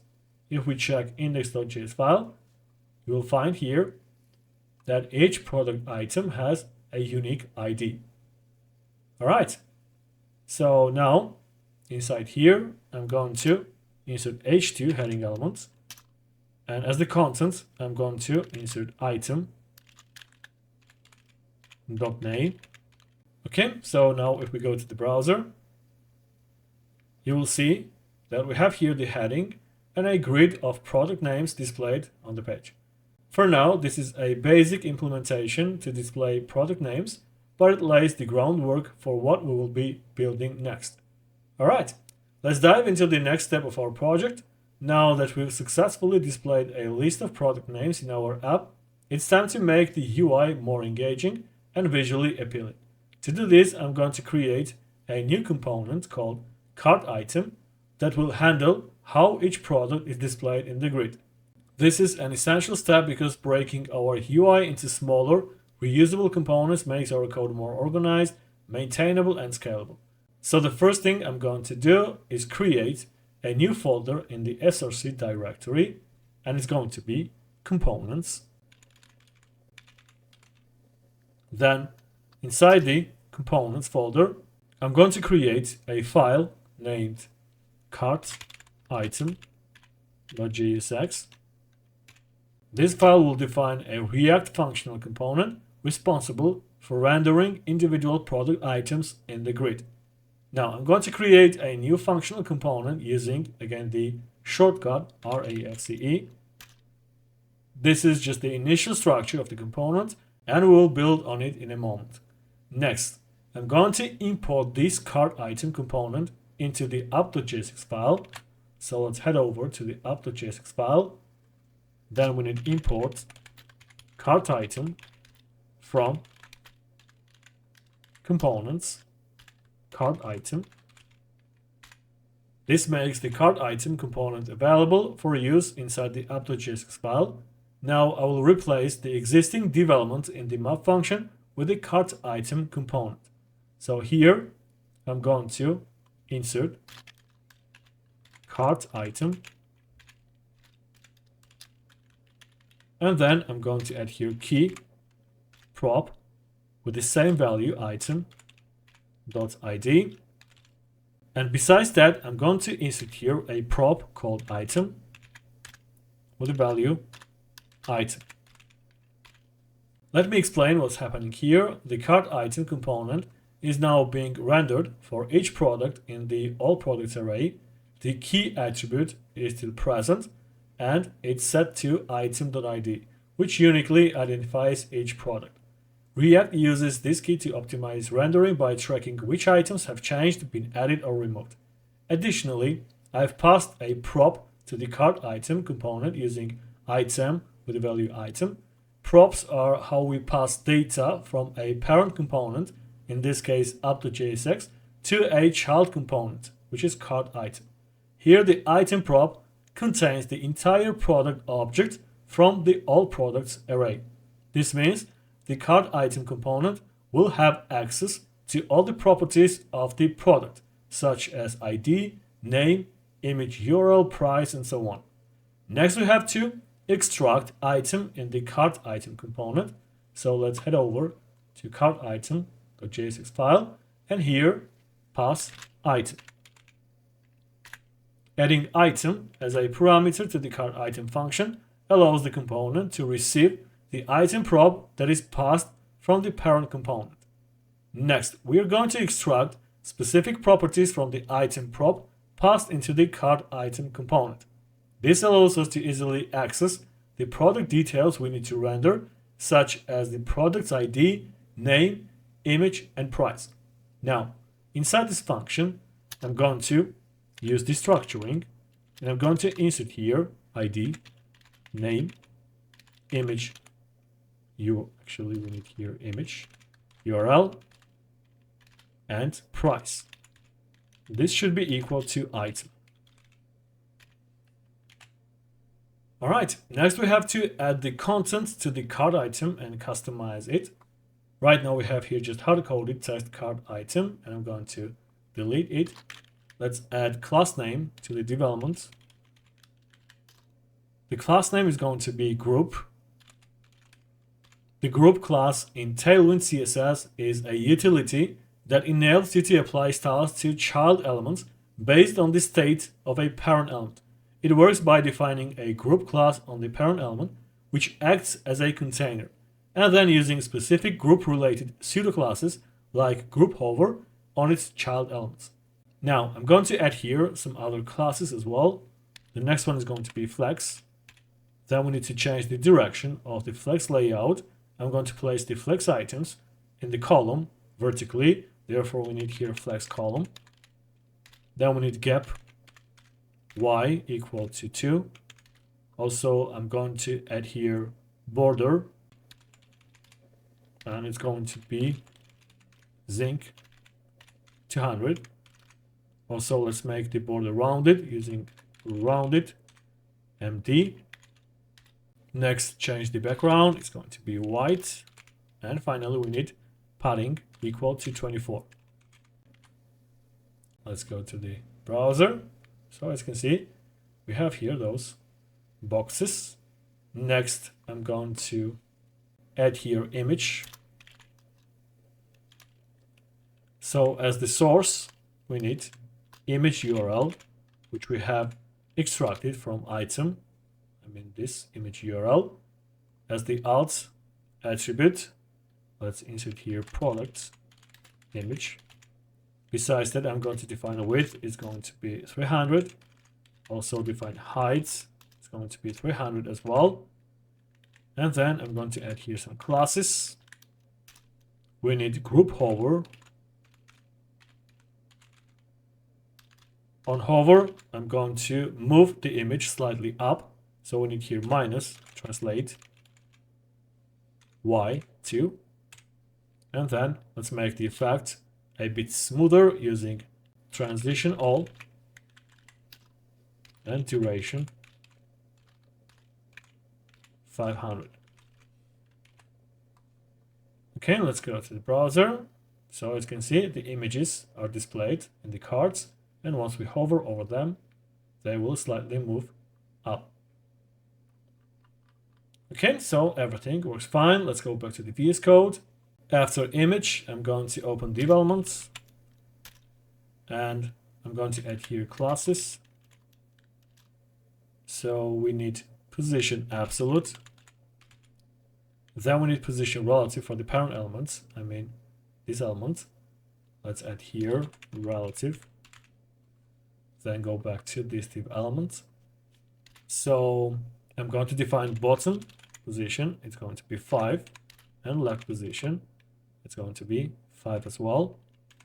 Inside here, I'm going to open h1 heading elements, and the content is going to be name, the product name. Also, I'm going to add here classes. We need text zinc 700, and also the size of the font is going to be SM. We need text SM. Next, I'm going to add here span elements with the classes text pink 400. Also, we need text SM, and the content is going to be price with the $sign. Okay, let's go to the browser. So, as you can see, we have here a grid displaying all the products dynamically. Each product is rendered with its name, price, and image. Okay, next we're going to use the Context API to manage the state of our shopping cart. The Context API in React is a powerful tool for managing state and sharing data across multiple components without the need to pass props manually at every level. It works by creating a context that acts as a central store for the data you want to share. In our shopping cart application, the Context API is particularly useful because it allows us to manage the cart state, like the list of products, items in the cart and their quantities, in one place and make it accessible to any component that needs it. Now, the first thing I will do is create a new folder in the src directory called context. So here I'm going to create a new folder. Let's call it context. This folder will house all the context-related logic for our application. Inside this folder, I'm going to create a new file called cart context.jsx. This file will define the context for our shopping cart. First, I will import the all products array from the data because we will use it to initialize our products in the context. So we need import all products from, actually we need to exit the current folder, then we need assets, data. Next, I'm going to create a context called cart context using the create context function. So here we need to create new variable, and it's going to be cart context equal to create context. The create context function in React is used to create a new context object that allows you to manage and share data across multiple components without passing props manually through every level of the component tree. When you call create context, it returns an object with two main components, a provider and a consumer. The provider is used to wrap the parts of the app that needs access to the context and supplies the shared data through its value prop. The consumer, or more commonly the useContext hook, allows child components to access the data provided by the context. In this case, this expression creates a context object specifically for our shopping cart application, enabling us to manage and share cart-related data efficiently throughout the app. Next, we have to import create context from React. So here we need import statement, then create context from React. Now, let's create a provider component. The provider is responsible for supplying the context data to the components that need it. The initial structure of the cart provider component should be the following. We need here export, then function cart provider. Then I'm going to insert here parameter children. The children prop represents the child components that will be wrapped by the cart provider. When the cart provider is used in the app, it acts as a wrapper around any components that need access to the cart context. The children prop allows React to dynamically insert whatever components are nested inside the cart provider. Here, we need return cart context dot provider, and inside here I'm going to insert children, and also we need here provider. Inside here I'm going to add value. So again, cart provider accepts children as a prop, which allows it to wrap around any part of the app that needs access to the context. Inside the cart context.provider, we pass a value prop, which is an object containing the data we want to share. So again, the provider is used to wrap the parts of the app that need access to the context and supplies the shared data through its value prop.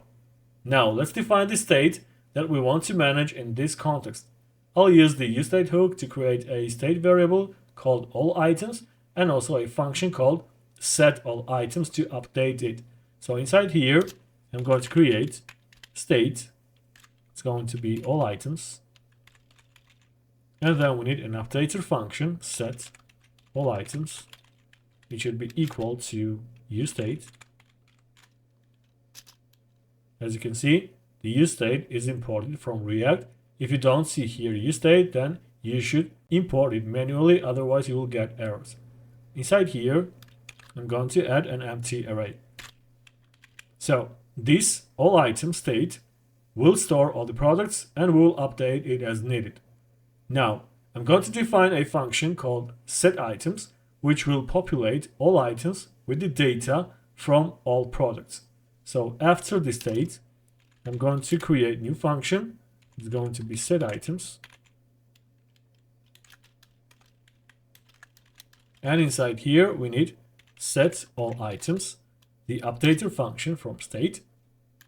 I'm going to pass here all products. So the setItems function is used to initialize or update the allItem state in the context with the data from all products.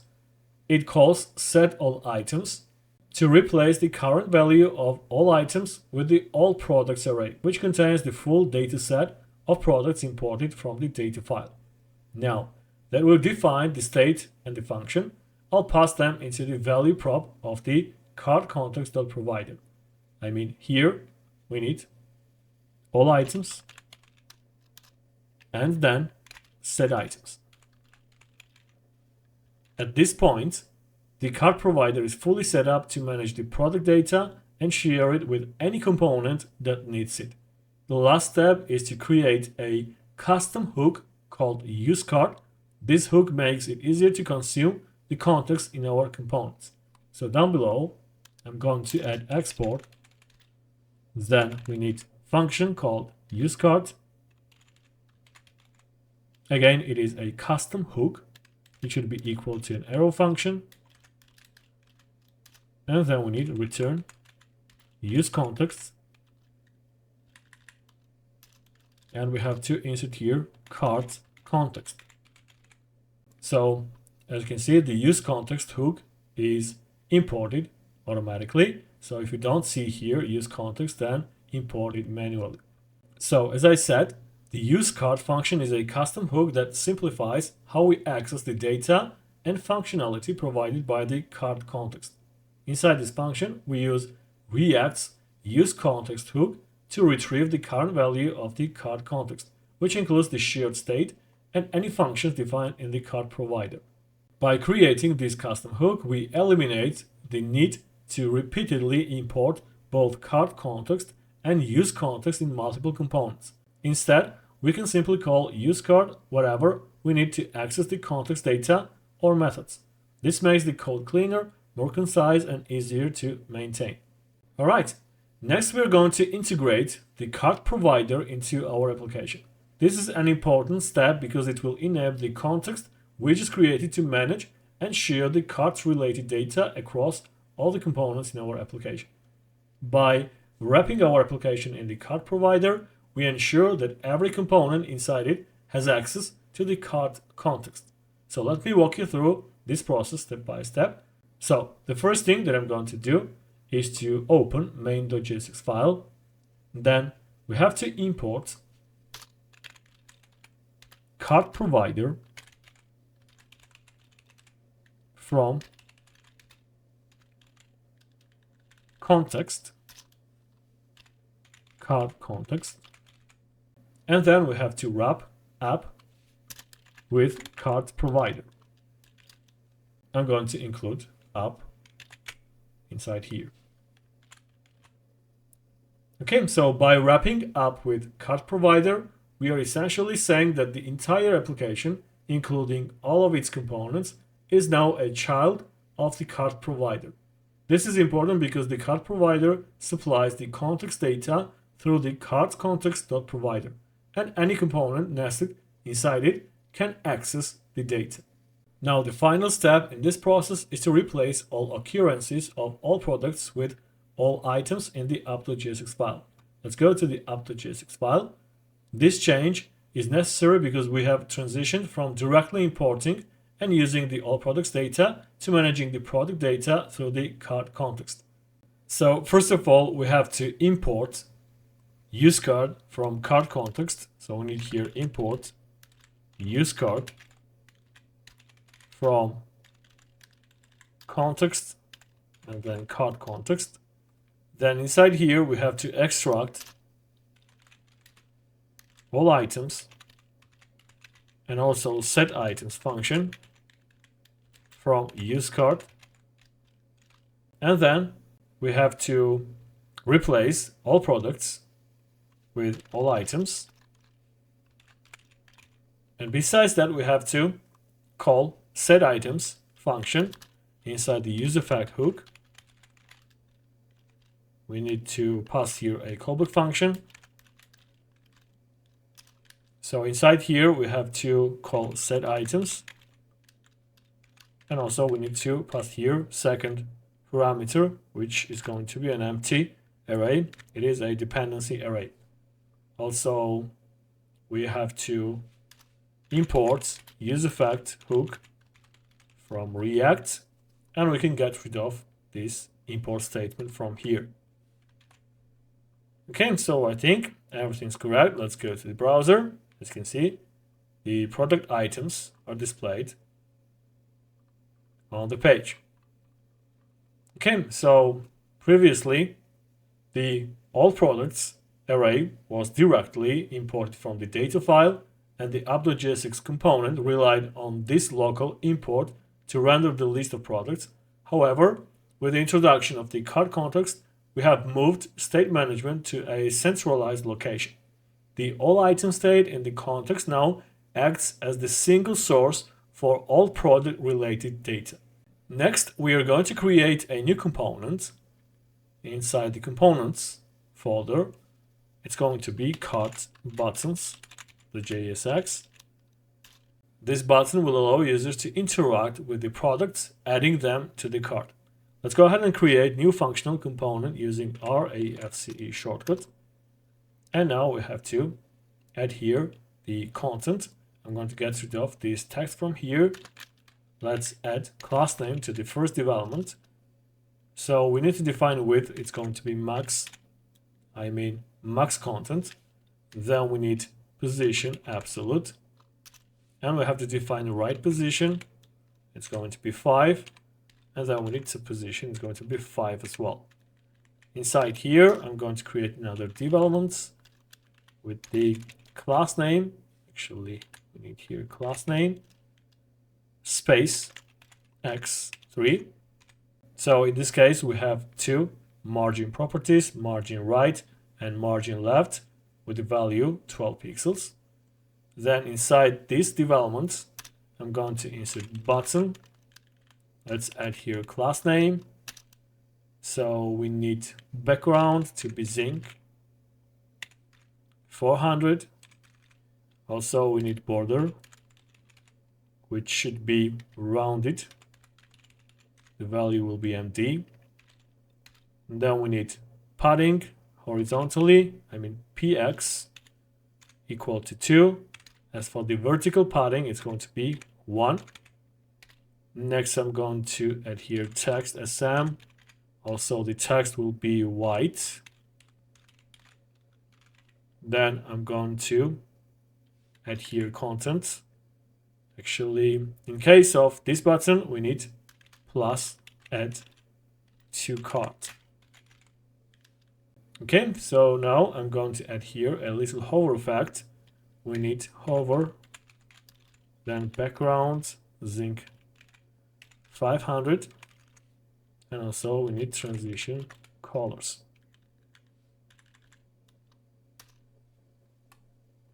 Besides that, let's add here type attributes and make it button. Okay, so once the cart buttons component is created, we will import it into the cart item file and nest it within each product cart. Let's go to the cart item. Actually, we need to add here key prop with the ID. I forgot to do that. Let's add here ID. Then I'm going to import cart buttons from cart buttons. And as I said, we have to insert it right after this development. So let's add here cart buttons. Now, if I go to the browser, then we will get here add to cart button with this nice hover effect. Okay, now let's go back to the VS Code. Now we are going to add a new function to our cart context.js file. This function will handle the logic for adding a product to the cart. It is an essential part of the shopping cart functionality. So I'm going to add this function right inside the cart provider, where we manage all the state and functions related to the cart. Let's create a new function. It's going to be add to cart. It should be equal to an arrow function. And I'm going to add here one parameter. It's going to be item. So the function accepts one single parameter item. This item represents the product that the user wants to add to their cart. We will use this item to identify which product needs to be updated. Next, we need to update the all item state to reflect that this product is now in the cart.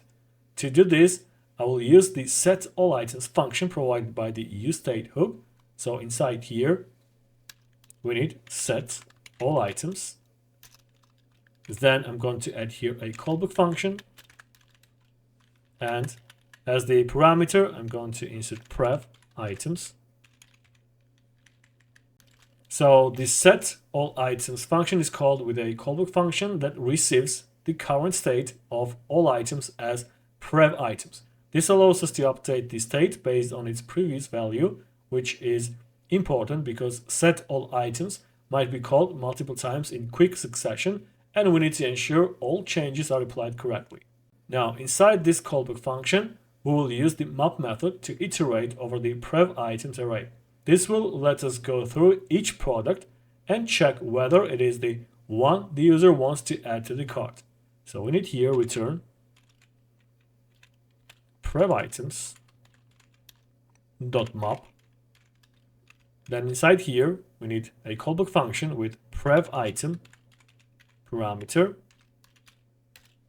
So the map method creates a new array by processing each product in prev items. For every product, we will check if it's already in the cart. If it is, we will return the product unchanged because we don't need to add it to the cart again. So let's go ahead and add the check with if statement. We need here prev item dot in cart. Then inside here we need to return prev item. So here in cart is a property of each product that indicates whether it is already in the cart. If it's true, we simply return the product as it is without making any changes. If the product is not already in the cart, we'll check if its ID matches the ID of the item the user is trying to add. If it matches, we will update the product's in cart property to true. Otherwise, we will return the product unchanged. So here we need to return prev item .id equal to item.id. Then we need a ternary operator followed by prev item, then in cart true, and then we need prev item. Okay, so this code uses a conditional ternary operator to check if the prev item.id matches the item.id. If it does, we create a new object using the spread operator to copy all the existing properties of the product and then set in cart to true. If it doesn't match, we simply return the product unchanged. So again, this function dynamically updates the all items state to mark the selected product as being in the cart while leaving all other products unchanged. It ensures that only the relevant product is updated without affecting the rest of the product list.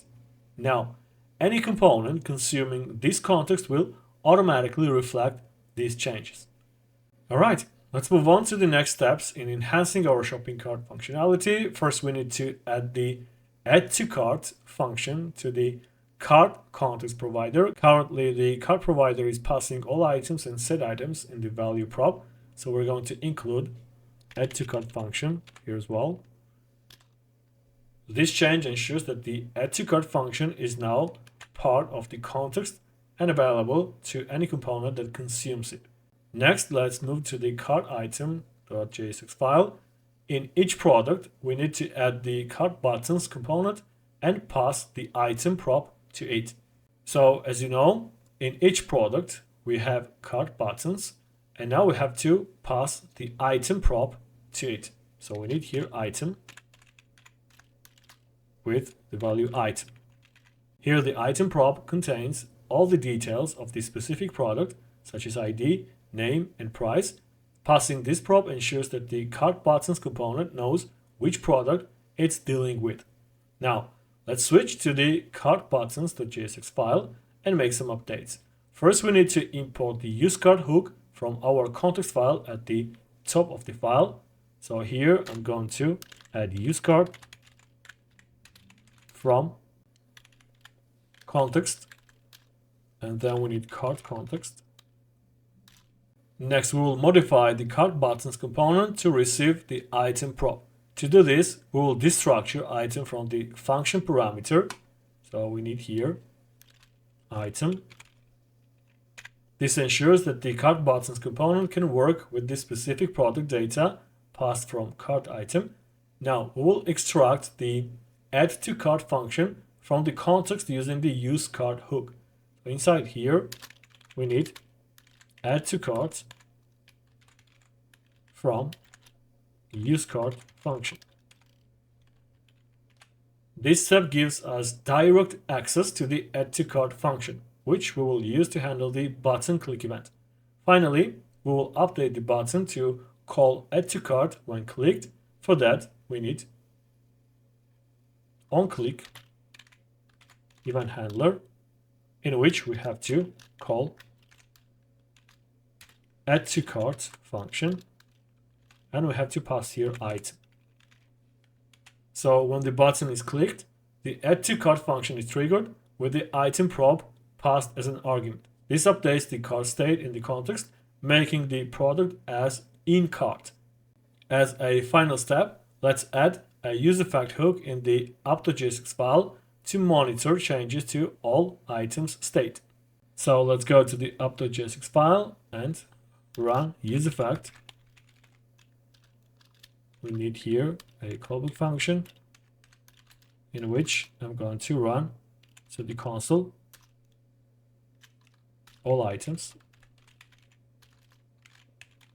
and then we need here a dependency array in which I'm going to pass all items.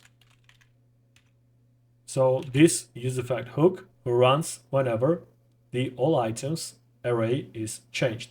All right, let's go to the browser and inspect the page. Go to the console tab. Once we click add to cart button, then we will get here all items array with all the 30 items from our data. Alright, the next feature we're adding to our app is conditional rendering for the add to cart button and the minus and plus buttons with the item count and a remove button. This will allow users to manage the quantity of items directly from the product cart. First, we'll head over to the cart buttons.jsx file because that's where we handle the button logic for adding items to the cart. Right now we have a single add to cart button, but we need to update this to conditionally render different buttons based on whether the item is already in the cart. To do this, we will use the in-cart property from the item prop. So here is how we start. Instead of always rendering the add to cart button, we'll use a conditional expression. The condition will check the in-cart property of the item. So here we need not item dot in cart. This checks if the item is not already in the cart. If the condition is true, it means the item hasn't been added to the cart yet, so we will render the add to cart button as before. If the condition is false, meaning the item is already in the cart, we will render the minus and plus buttons along with the quantity and the remove button. So we need here a ternary operator, and then we have to pass here this button. So if not item.inCart is false, meaning the item is already in the cart, we render this section with the minus and plus buttons, the quantity, and the remove button. So here we need colon, parentheses, and we have to insert here a content. Let's add here div tag.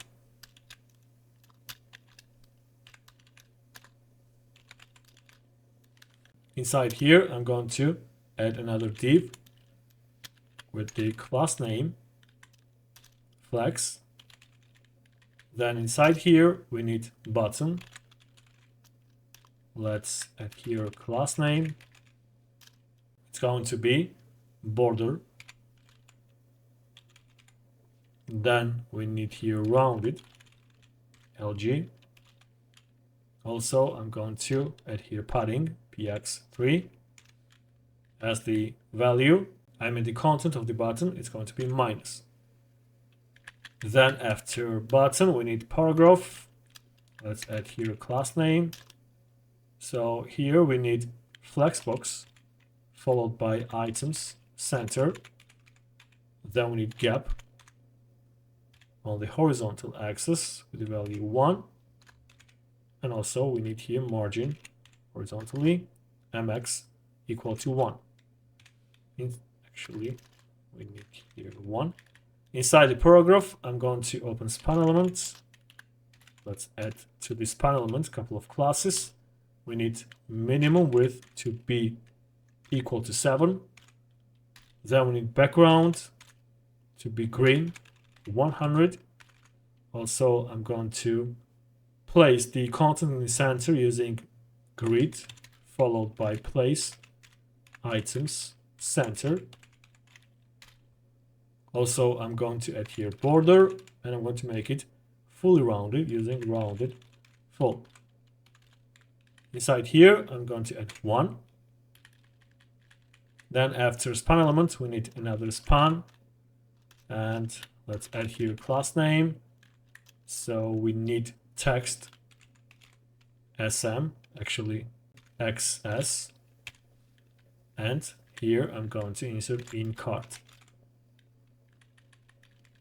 After span element and after this closing paragraph, we need button with the class name,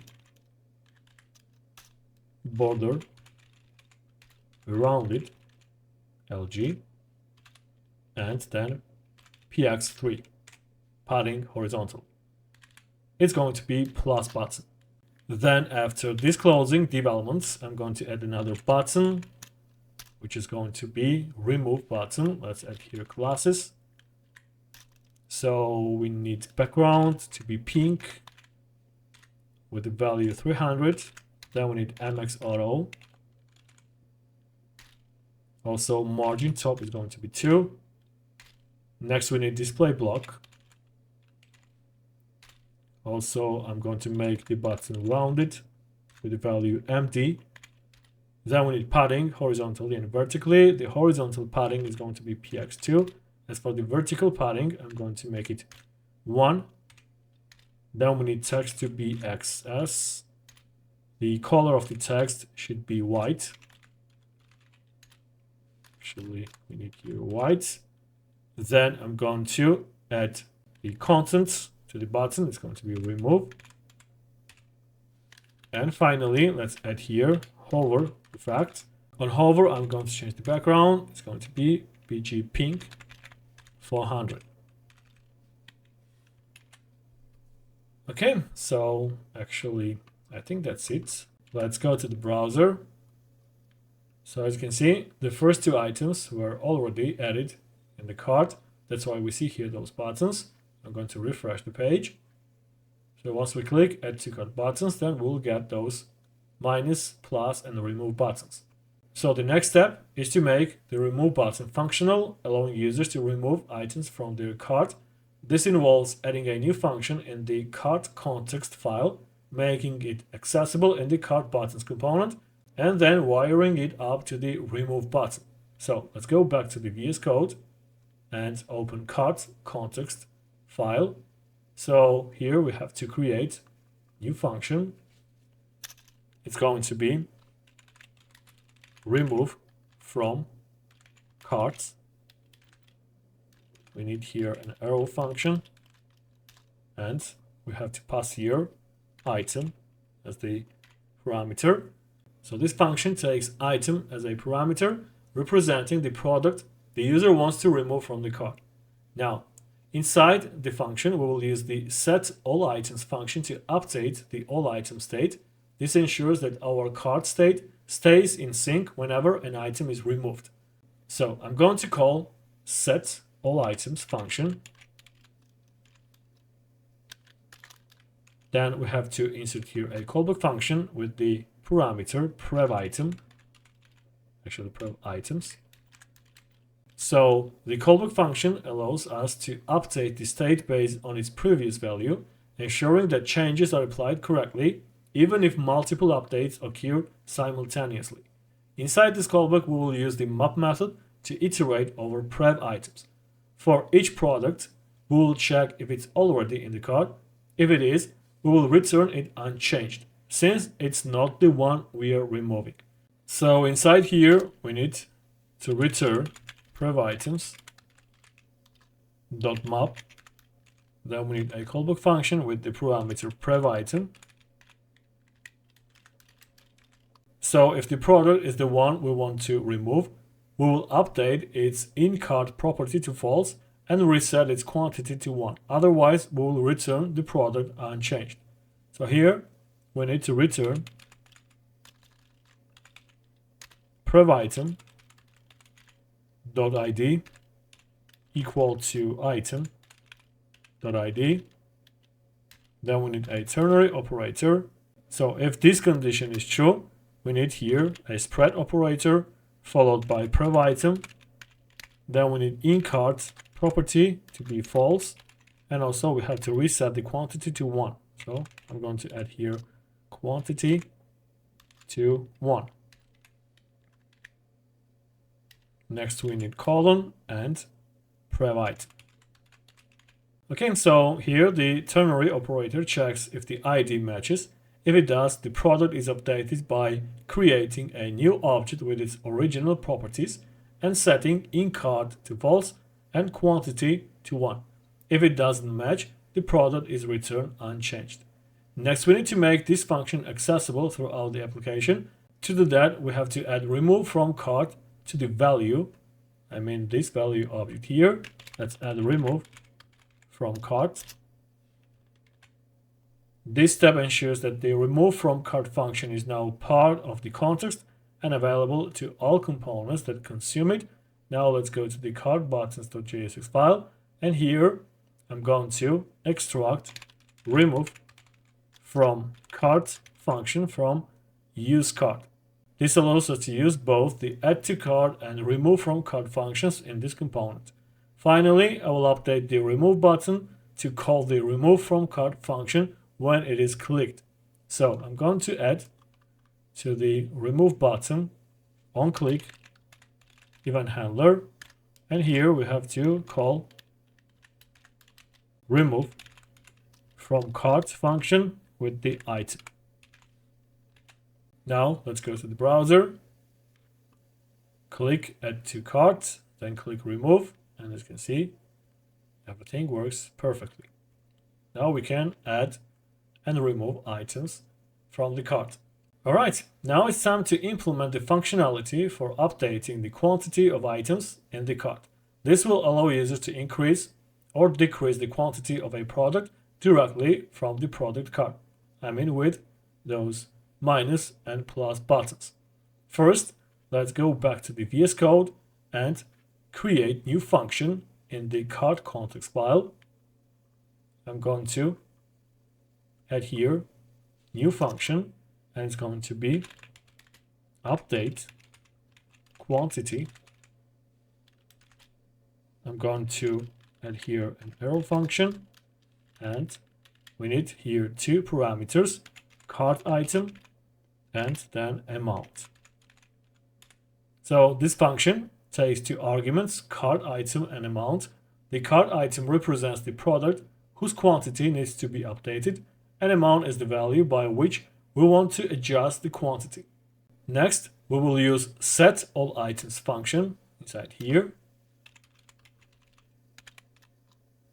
Inside set all items, we will use a callback function to work with the current state, which we will call prev item. So inside here, we need a callback function with the parameter prev item. This ensures we are working with the most up-to-date state, even if multiple updates occur in rapid succession. Inside the callback function, we will use the map method to iterate through the products. This lets us find the specific product that needs its quantity updated. So we need return prev items dot map. Then we need here a parameter item. For each item in the prev items array, we will check if its ID matches the ID of the cart item. If it matches, we will update its quantity by adding the amount. If it doesn't match, we will return the item unchanged. So here we need to return item.id equal to cart item.id. Then we need a ternary operator followed by object with spread operator item. Then we need quantity. It should be item dot quantity plus amount. If the condition is false, then we need here just the item. Okay, so actually something's wrong here. We need prev items. So let's break this down. The ternary operator checks if the ID of the current item matches the ID of the cart item. If it does, we use the spread operator to create a new object with all the existing properties of the item, and then update its quantity by adding the amount. If the ID doesn't match, the item is returned as it is, ensuring no changes are made to unrelated products. Now that we've created the function, we need to add it to the value prop, as we did a couple of times. So we need here update quantity. Then we have to go to the cart buttons.jsx file and extract update quantity function from use cart. Now let's update the minus button to call update quantity when clicked. So here is how we will do that. Let's find the minus button. Here we have it. I'm going to add here on click. Then inside here, we need a callback function where we have to use if statements. So we need to check if item.quantity is equal to 1. If this is true, then we need remove from cart with the argument item. If this is false, then we need else statement, in which we have to run update quantity function, and we have to pass here item and then -1. Alright, so let's break this down. When the minus button is clicked, it first checks if the quantity of the item is 1. If it is, the remove from cart function is called to remove the item entirely from the cart. If the quantity is greater than 1, the update quantity function is called with the item and an amount of -1, which decreases the quantity by 1. So, if we go to the browser, click add to cart, then -1, as you can see, the item is removed from the cart. So everything works fine. Okay, now next we have to update the plus button to increase the quantity. Let's go back to the VS Code, find the plus button. Here we have it. I'm going to add here onClick event handler. Then we need a callback function where we have to call update. Actually, we need update quantity with the arguments item and 1. So when the plus button is clicked, the update quantity function is called with the item and an amount of 1, increasing the quantity by 1. Finally, we have to change the hard-coded 1 with item.quantity. Let's go to the browser, click add to cart, then click plus button. So as you can see, the number is increasing. If we click minus button, it will decrease. Okay, so everything works perfectly. All right, next we're going to create the cart itself.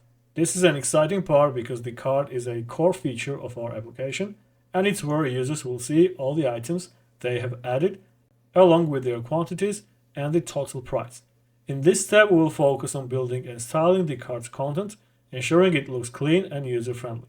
Once the cart is visually ready, we will dive into adding functionality to make it dynamic and interactive. Before we get started, let me introduce you to the library we will be using for icons in this project. It's called Lucid React. Lucid is a lightweight and modern library that offers a wide range of customizable icons designed specifically for React applications. Let's go ahead and search for Lucid React. Let's click here. So this is the website of Lucid React library. If we click icons, then we will find here lots of different icons. So we will use these icons in this project. Now let's go ahead and install this library. I'm going to open terminal and run npm install Lucid React. So once the installation is complete, we will be ready to start using Lucid icons in our project. Now let's go ahead and create a new component in the components folder. It's going to be shopping cart.jsx. Then inside here, I'm going to create a new functional component using RAFCE. So the first thing that I'm going to do is to import two different icons from the Lucid React library. I'm going to import shopping cart icon, and then we need X icon from Lucid React. Okay, after that we have to create the contents of the shopping cart component, and also we have to style this content step by step. I'm going to get rid of shopping cart from here. Then I'm going to cut these developments and open here React fragments. let's paste back the development side here. Now I'm going to add some classes to the div elements. We need here width to be 300 pixels. I'm going to use an arbitrary value. Then I'm going to define the height. It's going to be screen, which means that the height will be 100 viewport height. I mean 100% of the viewport. Next, I'm going to change the background. It's going to be gray, 200. Also, I'm going to change the position of the shopping cart. We need to make it fixed. Then we need right position, 0, and top position, 0. Also, let's use the index property to place the shopping cart above all the content of the page. Let's set the index property to, let's say, 30. Next, we need border left 4. And then I'm going to make top left corner of the element rounded using rounded TL LG. All right. So after that, I'm going to insert here another div element with the classes width full. I mean width equal to 100%. Then we need height to be 16, which is equal to 64 pixels. Next, we need background to be white. Then I'm going to set position to absolute. The left position is going to be 0, as well as the top position. It's going to be 0 as well. Then we need the index property to be, let's say, 10. Also, I'm going to make the element grid container, and then we have to place the content in the center using place items center. Next, we need border, and it should be rounded with the value LG. So this development will include heading and also the button with the icon. So inside here, I'm going to open H1 heading element with the classes. Let's add here text XL.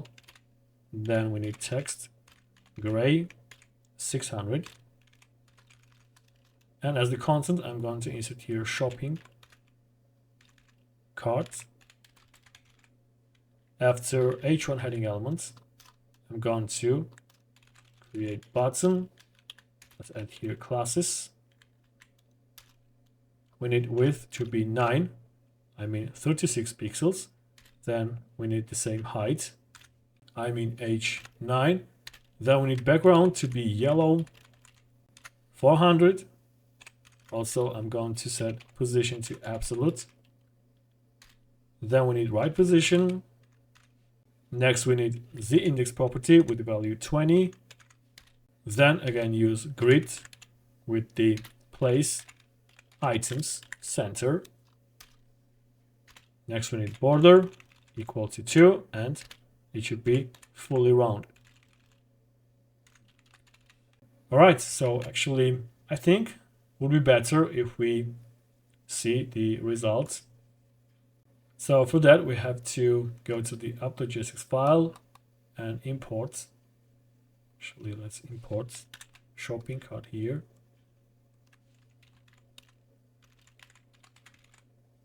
Then I'm going to nest it right after the heading. So let's add here shopping. Actually, we need here shopping cart. Now, if we go to the browser, then we'll get the shopping cart on the right side of the page. Now let's go back to the shopping cart.js file and continue adding the content and also the customizing the elements. So next, I'm going to add here hover effect. On hover, I'm going to change the background. It's going to be yellow, 500. And then we need transition colors to make the effect smoother. Inside the button, I'm going to insert icon that we imported from the Lucid React library. We need X icon. And then I'm going to add here, actually, let's close this component. I'm going to add here class name. Let's make the text white. So we need here text white.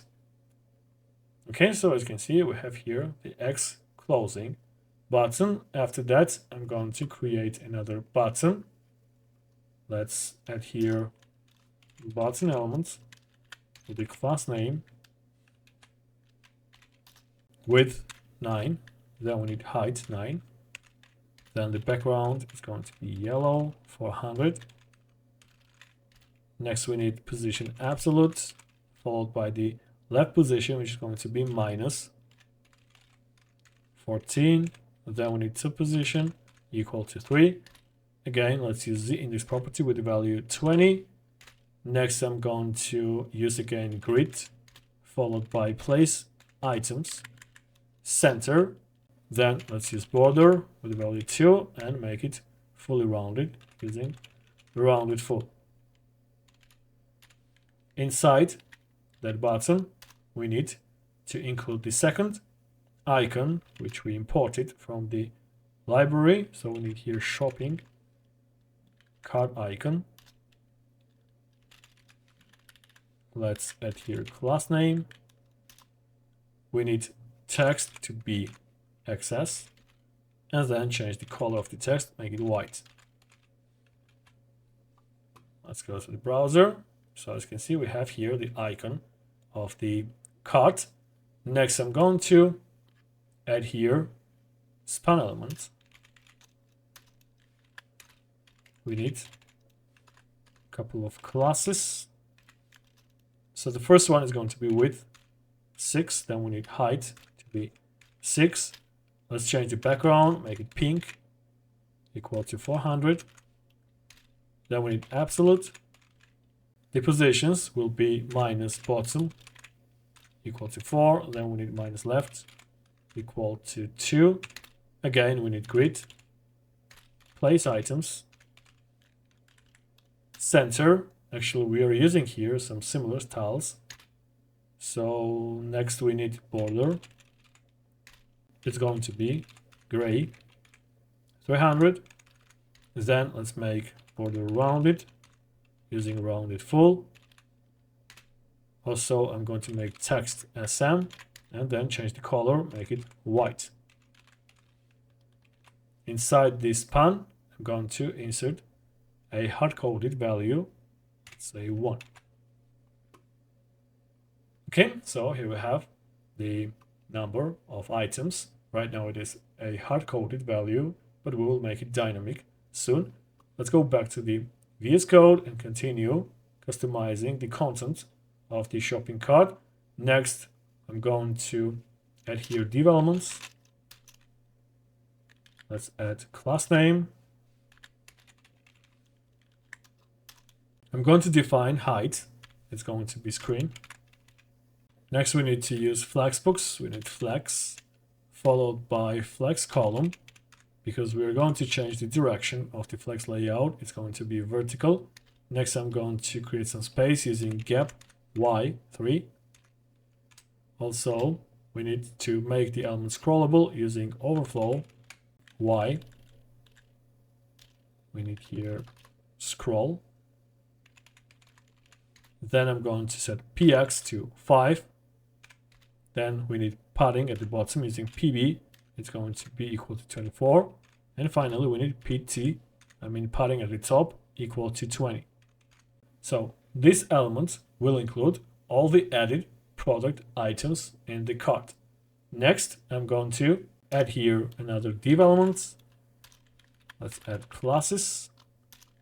So we need here width full, then height is going to be 20. Then we need background to be equal to white.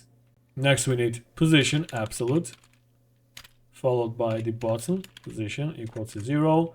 Then we need left position 0. Then the index property is going to be 10. Also, I'm going to use again grid, followed by place items center. And finally, we need border with rounded LG. So inside here, I'm going to insert H1 heading element. Actually, we are working now on the total price section. So let's add here class name. We need here text XL. Then we need text gray equal to 600. And as the content, I'm going to insert here total. Let's say 155. Okay, let's go to the browser. So we have here the total price. Actually,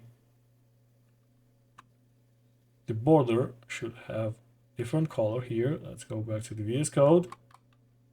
So we have border left 4, and actually we are missing here the color in the border. Red 200. All right.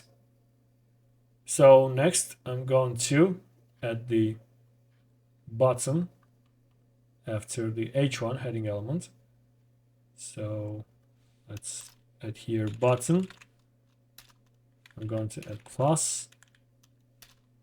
Let's make it rounded, MD. Then we need background to be blue, 300. Also, I'm going to add here padding X equal to 2. Then let's make text white. Next we need hover effect. On hover, I'm going to change the background.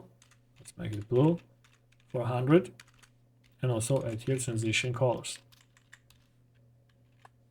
As the contents, I'm going to add here by now. Let's go to the browser. So as you can see, we have here this nice button in the total price section. Okay, so that's it about the content and the customization of the shopping cart. Next, we have to add the functionality to open and close the cart. Okay, so first we will manage the cart's open and close state using React's useStateHook. In the shopping cart component, we'll create a state. It's going to be is open, and then we need set is open. We need here a useStateHook. As you see, the useStateHook is imported automatically. Again, don't forget to import it from React. So here I'm going to add the default value false. The is open state will track whether the cart is currently open or closed. Initially, it's set to false, meaning the cart is closed by default. The set is open function will allow us to update this state dynamically when the user interacts with the cart buttons. Next, we will modify the class name of the cart wrapper div to conditionally adjust its position based on the is open state. This ensures the cart slides in and out of the view depending on its state. So as you can see right now, we have here right position with the value 0. I'm going to cut the entire class name. Then I'm going to get rid of quotes, and instead of that I'm going to open curly braces with the backticks. Let's paste back the class. So instead of right position, I'm going to add here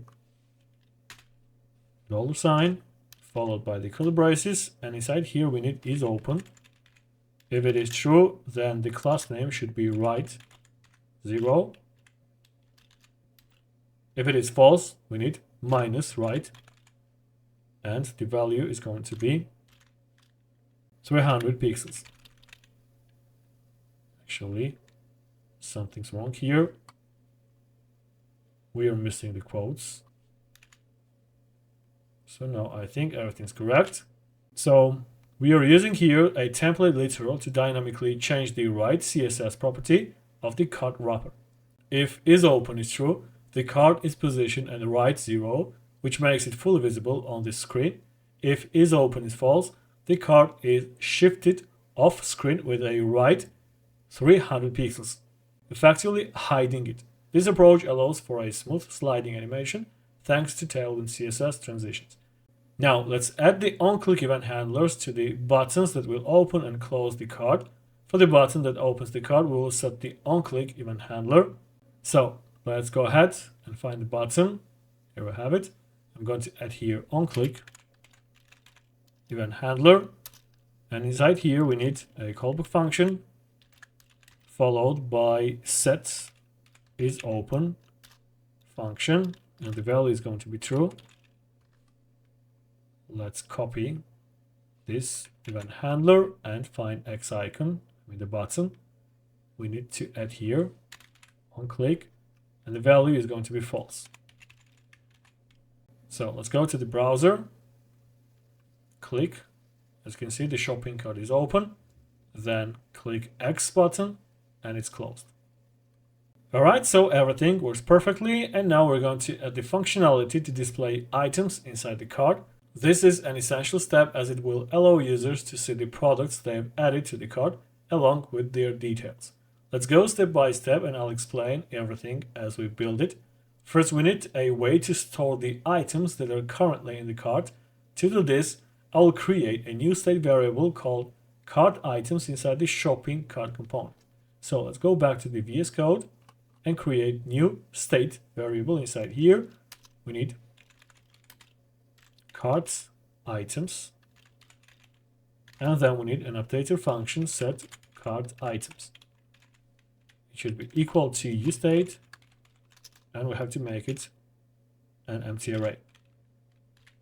So the cart items state will hold an array of products that are currently in the cart. Initially, it's set to an empty array because the cart is empty when the app first loads. We will use the set cart items function to update the state whenever the contents of the cart change. Next, we need access to the full list of products managed in the context so that we can filter out the ones that are in the cart. For this, I'll extract the all items variable from the context using the useCart hook. So first of all, we have to import useCart from, we need to exit the current folder, then we need context and cart context, and inside here we have to insert const all items from use cart. So the all items variable contains the complete data set of products, including their in-cart status. By accessing it here, we can determine which items are in the cart and update our cart items state accordingly. Now, we need to ensure that the cart item state is always up to date with the items in the cart. To achieve this, I will use the useEffect hook. Let's add here useEffect. We need a callback function, and then the dependency array in which we have to insert all items. As you can see, the useEffect hook is imported from React automatically. Okay, so the useEffect hook runs whenever the all items array changes, which happens whenever a product is added to or removed from the cart. Inside the useEffect hook, we have to filter the all items array to find only the products with in cart set to true. These are the items the user has added to the cart. So inside here, we need to create new variable, which is going to be in cart items. It should be equal to all items dot filter. Then we need a callback function with the parameter item, and then we have to return item dot in cart. So the filter method in JavaScript is used to create a new array containing only the elements of an existing array that meet a specific condition. It takes a callback function as an argument, which is executed for each element in the array. If the callback function returns true, the element is included in the new array, otherwise it is excluded. For example, in our case, we use filter to iterate through all the products and check their in-cart property. Only the products with in-cart set to true are included in the resulting array, allowing us to dynamically display just the items that are currently in the cart. Once we have the filtered array, we have to reverse it so that the most recently added items appear at the top of the cart. Inside here, we have to add set cart items, and I'm going to insert here in cart items followed by optional chaining operator. Then we need reverse method. This line is responsible for updating the cart item state with the items currently in the cart, while also reversing their order. First, in-cart items is an array created using the filter method containing only the items from all items where the in-cart property is true. These are the products the user has added to the cart. The optional chaining operator ensures that the reverse method is only called if in-cart items is not null or undefined, providing a safety mechanism to prevent runtime errors in case the array is empty or hasn't been properly initialized. The reverse method itself reverses the order of the elements in the array so that the most recently added items appear at the top of the cart, improving the user experience by prioritizing recent actions. Finally, the setCartItems function updates the cart item state with this reversed array, triggering a re-render of the component to display the updated cart. This line ensures the cart remains dynamically updated and properly ordered. Now that we have everything set up for our shopping cart functionality, the next step is to display the items inside the cart.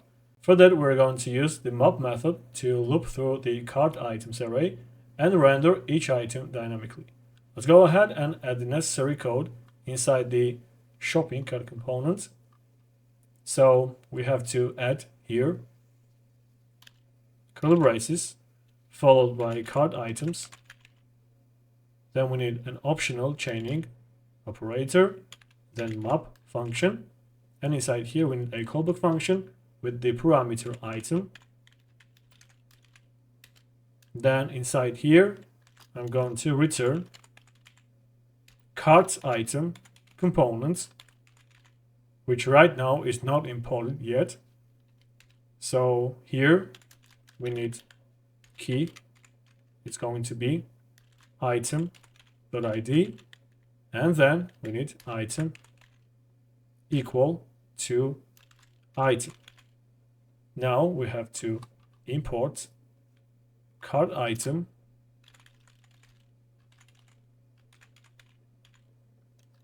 from cart item. So here we are using the map method on the cart items array. As we already know, cart items contains all the products that are currently in the cart. The map method allows us to loop through this array and return a React component for each item. In this case, we are rendering the cart item component for each individual product inside the cart. If we go to the browser, refresh the page, and add carts, then open the shopping cart, you will see here the selected items. We can remove them from the cart. Okay, so everything works perfectly. Now we are going to enhance the styling of the cart items displayed in the cart to differentiate them visually from the products displayed on the main page. This involves making updates to the cart item and cart buttons components by adding new props and modifying the class names dynamically. So let me guide you through the process step by step. First, I'm going to add here prop from cart with the value true. Next, we have to go to the cart item.jsx file and receive the prop from cart. The from cart prop will act as a flag to indicate whether this cart item is being rendered inside the cart or on the main product page. This allows us to apply different styles conditionally depending on where the component is being used. Next, we will modify the class name of the product image to conditionally apply styles based on the from cart prop. So, as you can see, we have here hover effect by default with the image. So we don't need this hover effect in the cart. I mean, for these items, as you can see, now we have the same hover effect here in the cart. So we don't need this hover effect. Therefore, the first thing that I'm going to do is to grab the entire class name, then delete quotes, open curly braces, insert backticks, and then paste back the class name. So here I'm going to insert $sign with curly braces, Then we need not from cart, followed by the AND operator. If this is true, then we have to grab this entire class name and paste them here. So the class name now dynamically checks the value of from cart. If from cart is false, meaning the item is being displayed on the main product page, we apply the group hover and transition all classes, which enables smooth hover animations. However, if from cart is true, indicating the item is in the cart, these hover animations are not applied, keeping the styling simpler for cart items. Let's go to the browser and check. Now, as you can see, we no longer have here the hover effect, but if we hover here on the main page, then we'll get the effect. All right, now let's go ahead and update the class name of the product title, I mean the H1 heading element, to adjust its size for cart items. So here we have the H1 heading element. I'm going to grab the class name. Then again, we need here template literal. Let's paste back the class name. So here I'm going to add $sign with curly braces. Then we need from cart, followed by the AND operator, and we have to insert here text as Sam. And in the same way, we can adjust the class name of this span element. Actually, I'm going to grab the entire value, then paste it here, change the color. We need here pink 400. As for the rest of the, actually we are missing here quotes. Otherwise, this class name won't work. So if from cart is true, then we need smaller text. Let's go to the browser. Actually, it works. We have here relatively smaller headings than on the main page. And the same we have with the prices. Okay, let's go back to the VS Code. So next we need to pass the from cart prop to the cart buttons component inside the cart item component. Let's update the JSX where cart buttons is rendered. I mean, here we need to pass from cart equal to from cart by adding from cart with the value from cart here. We are passing the from cart value down to the cart buttons component, so it can also adjust its styling based on the context. Now, let's go ahead and update the cart buttons component to receive the from cart prop. We have to pass it here. This ensures that the cart buttons component can now access the from cart value and use it to conditionally apply styles. Finally, we'll update the class name of the wrapper div inside cart buttons to adjust its size when used in the cart. So here I'm going to grab this class name. Then we need again template literal. Let's open curly braces with backticks and paste back the class name. So here I'm going to add from cart followed by the AND operator, and then we need to scale down the element using scale 90.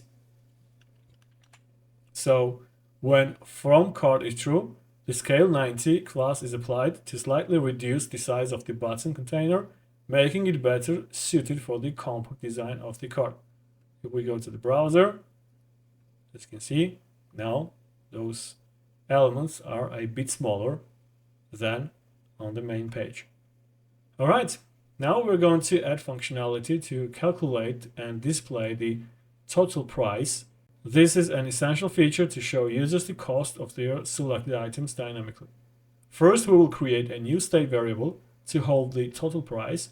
In the shopping cart component, I'm going to add the following code. We need here new state variable I'm going to insert here total price.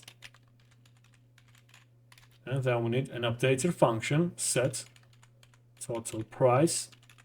It should be equal to useDate. And as the default value, I'm going to insert here 0.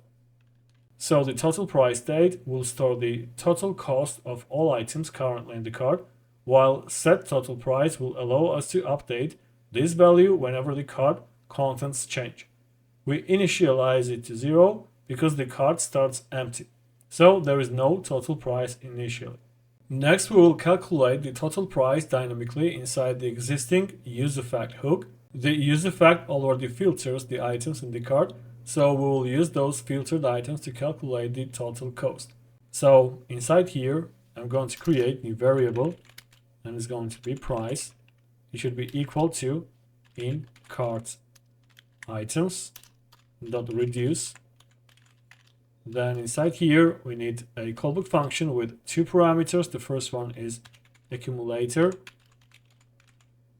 Then I'm going to insert here item. So now we have to return accumulator plus equals item.price multiplied by item.quantity.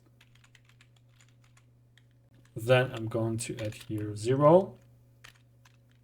And finally, I'm going to use set total price. And I'm going to insert here price. Okay, so let me break down this in detail.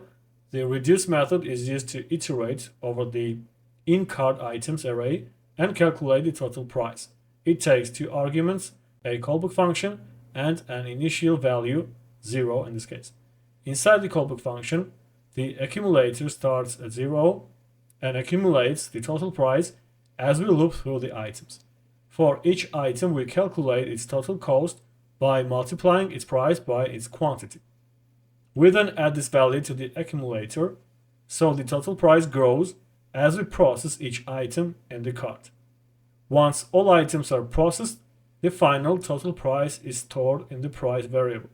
We then use set total price function to update the total price date with this calculated value, ensuring it reflects the current total cost of the cart.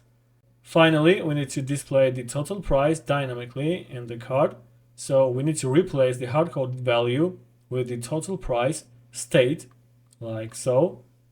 So here down below we have this hard-coded value. I'm going to get rid of it, and instead of this value, I'm going to insert total price. Let's go to the browser, open the cart. So as you can see, we have here total price. Let's add some more items.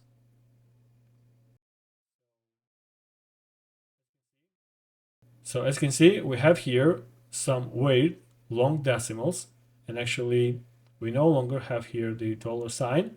So the next thing that we have to do is to format this value. By formatting it as a currency, we will enhance the overall presentation of the card. Let's go step by step and implement this. First, we will create a new folder. I'm going to call it utilities. This folder will store utility functions that we can use across the application. Inside this folder, I'm going to create a new file called format currency.jsx. Actually, we need here currency. In the format currency.jsx file, we have to add the following code. Let's create a new variable, and it's going to be currency underscore formatter. It should be equal to new intl. It stands for initialization. Then we need number format, and inside here I'm going to insert undefined as the first argument. As for the second argument, it's going to be an object in which we have to pass currency. equal to USD. As for the second property, it's going to be style with the value currency. All right, then down below, we have to export function format currency, in which I'm going to pass the parameter number. And here we need to return currency formatter with the format method. And inside here, I'm going to insert number. Okay, so let me explain how this works. The number format constructor creates a new formatter instance that we store in the currency formatter variable. It is configured to format numbers as currency in the USD format and display them with the appropriate symbol. The undefined local ensures the formatter uses the default local of the user's browser. The format currency function takes a number as an argument, calls currency formatter.format to format it, and then returns the formatted string. This makes it reusable, so we can use it anywhere in our app to format numbers as currency. Now, we need to use this utility function in the shopping cart component. So let's go ahead and open shopping cart.jsx file. First, we need to import formats currency from utilities format currency. All right, now let's go ahead and update the total price display in the JSX. So we have total price down below, and here I'm going to insert format. Actually, let's wrap total price with parentheses, and then add here format currency. So here is what's happening. Instead of displaying the raw total price value, we pass it as an argument to the format currency function. This formats the number into a properly formatted currency string, including the $sign and rounding off any unnecessary decimals. Now, if we check the results, I'm going to remove those items and add them again. So as you can see, the total price is calculated. We have $sign, and also we no longer get these weird decimals. Okay, so the next step is to dynamically display the number of items in the cart next to the cart icon and ensure that the cart automatically opens when the first item is added. This adds a layer of interactivity and improves the user experience, making the cart more responsive to user actions. First, let's go ahead and update the code to display the number of items in the cart dynamically. Right now, the cart icon displays a hard-coded value 1, but we want to make it reflect the actual number of items in the cart. So let's go back to the VS Code and find the number 1, this value here. I'm going to get rid of it. So inside here, I'm going to open curly braces and insert cart items dot length is greater than 9. Then we need a ternary operator. So if this condition is true, then we need 9 plus. And if it is false, then we need cart items dot length. So here is how this works. The cart items dot length gives us the total number of items currently in the cart. If this number exceeds 9, we display 9 plus to prevent the display from becoming too large or cluttered. Otherwise, we display the exact count. This is useful for providing a clean and concise representation of the cart's contents while ensuring that users can still see if the cart is full of items.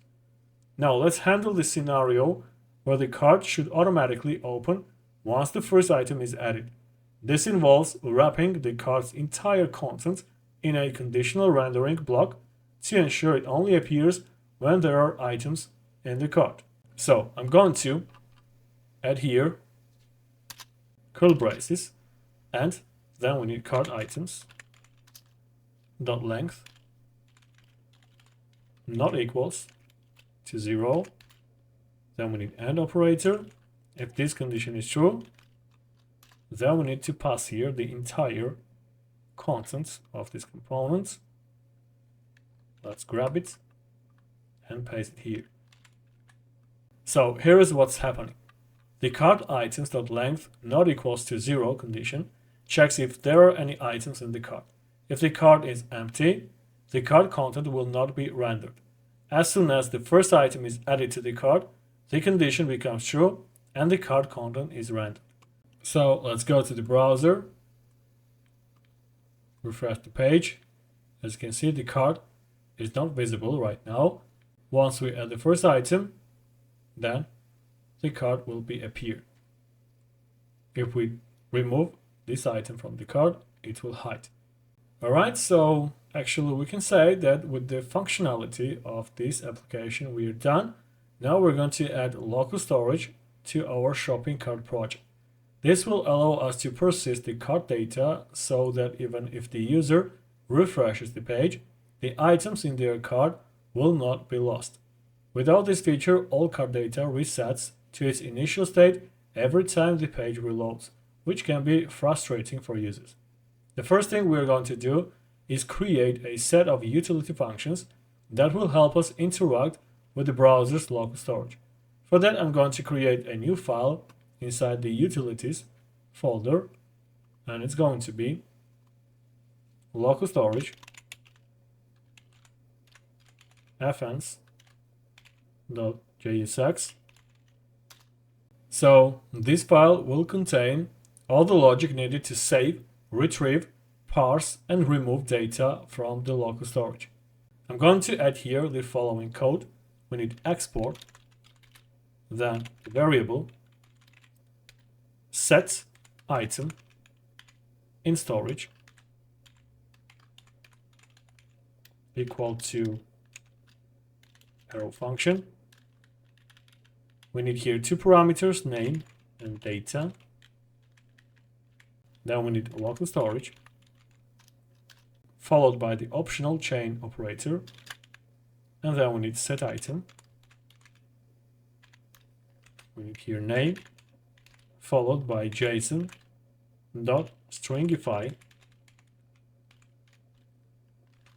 with the data. So what we are doing here is creating a function called setItem in storage. This function takes two parameters, name, which is the key we will use to save the data in local storage, and data, which is the value we want to store. Because local storage only supports storing strings, we use JSON.stringify to convert the data into a string format before saving it. This is especially important because our cart data will be an array of objects. Next, we need to write a function to retrieve data from local storage. So down below, we need export, then variable get item from storage. It should be equal to an arrow function with the parameter name. We have to return local storage with optional chain operator. Then we need get item, and we have to pass here name. So here, the get item from storage function takes the key as an argument, I mean the name, and uses local storage.getItem to fetch the value stored under that key. This function will return the data in its raw string format as it is stored in local storage. However, we don't always want raw string data. We often need to convert it back to its original format, like an array or object. For that, I'll add another function, and it's going to be get parsed item from storage. It should be equal to an arrow function. We need here name, and then we have to return JSON.parse. Inside here we need local storage with optional chain operator. Then we need get item with the argument name. So the get parsed items from storage function retrieves data using get item and immediately parses it back into its original format using JSON.parse method. This is particularly useful when working with structured data like our cart items. Finally, I will add one more function to remove data from local storage. So I'm going to add here export const, then remove item from storage. We need here an arrow function with again name. And then we have to return local storage with optional chain operator. We need to remove item. And we have to pass here name. So this function takes a key as an argument and calls local storage.remove item to delete the value stored under that key. This can be helpful for clearing the cart data if needed. At this point, we've built a clean set of utility functions to handle all local storage operations. The next step is to use these utility functions in the cart context.jsx file so we can save and restore cart data. First, we need to import the utility functions at the top of the file. So let's go to, actually, we need cart context. I'm going to import the following functions. We need get item from storage. Then we need get parsed item from storage. Next, we need set item in storage. Now, the first thing we're going to do is to create a function called set local storage inside here. This function will save the current state of the cart to the browser's local storage. To ensure we are only saving items that are in the cart, we need to use a condition to filter those items. So here, I'm going to create new function, and it's going to be set local storage. It should be equal to an arrow function. We now need to add an if statement to ensure that we only save data to local storage if there are any products in the all items array. There is no need to run this function if all items is empty. So we need if statement with a condition all items dot length not equals to 0. What this condition does is check whether the length of the all items array is not equal to 0. The all items array contains all the products in the app, and if its length is 0, that means there are no items to save. If this condition is false, meaning the array is empty, the code inside the if block will not run, and the function exits here. Next, inside the if block, we need to filter the all items array to get only the items that are currently in the cart. To do that, we use the filter method. So here we need variable in cart items equal to all items dot filter. Then we need a callback function with the parameter item, and we have to return item dot in cart. The filter method goes through each product in the all items array and checks whether the in cart property of the item is true. If in cart is true, the product is added to the in cart items array. This gives us a clean list of only the products that are currently in the cart. Now that we have the filtered in cart items array, the next step is to save this data to local storage. For that, we will use the utility function setItem in storage that we created earlier. So right after this line of code, we need to insert setItem in storage. Then we need cart items followed by in cart items.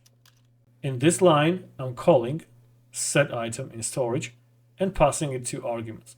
The first argument is the key, cart items, under which we will store the data in local storage.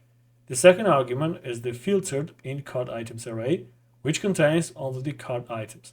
Remember, the setItem in storage function we created earlier automatically converts the array to a string format using json.stringify before saving it. Now that the function is ready, we need to make it available to other components in our app. To do that, we will add it to the value prop of the card context provider. We have to pass here set local storage. By including set local storage here, we can now access it anywhere in our app using the use card hook. Next, we have to go to the shopping cart.jsx file and extract set local storage from use card, and then we have to call it inside the use effect. So we have to extract it from use card. Let's add here set local storage, and then I'm going to call it inside the use effect hook. Let's insert set local storage. So let's go to the browser. I'm going to refresh the page, then open developer tools. If you don't know, you can find local storage in application. We have here local storage. Then we need to click here.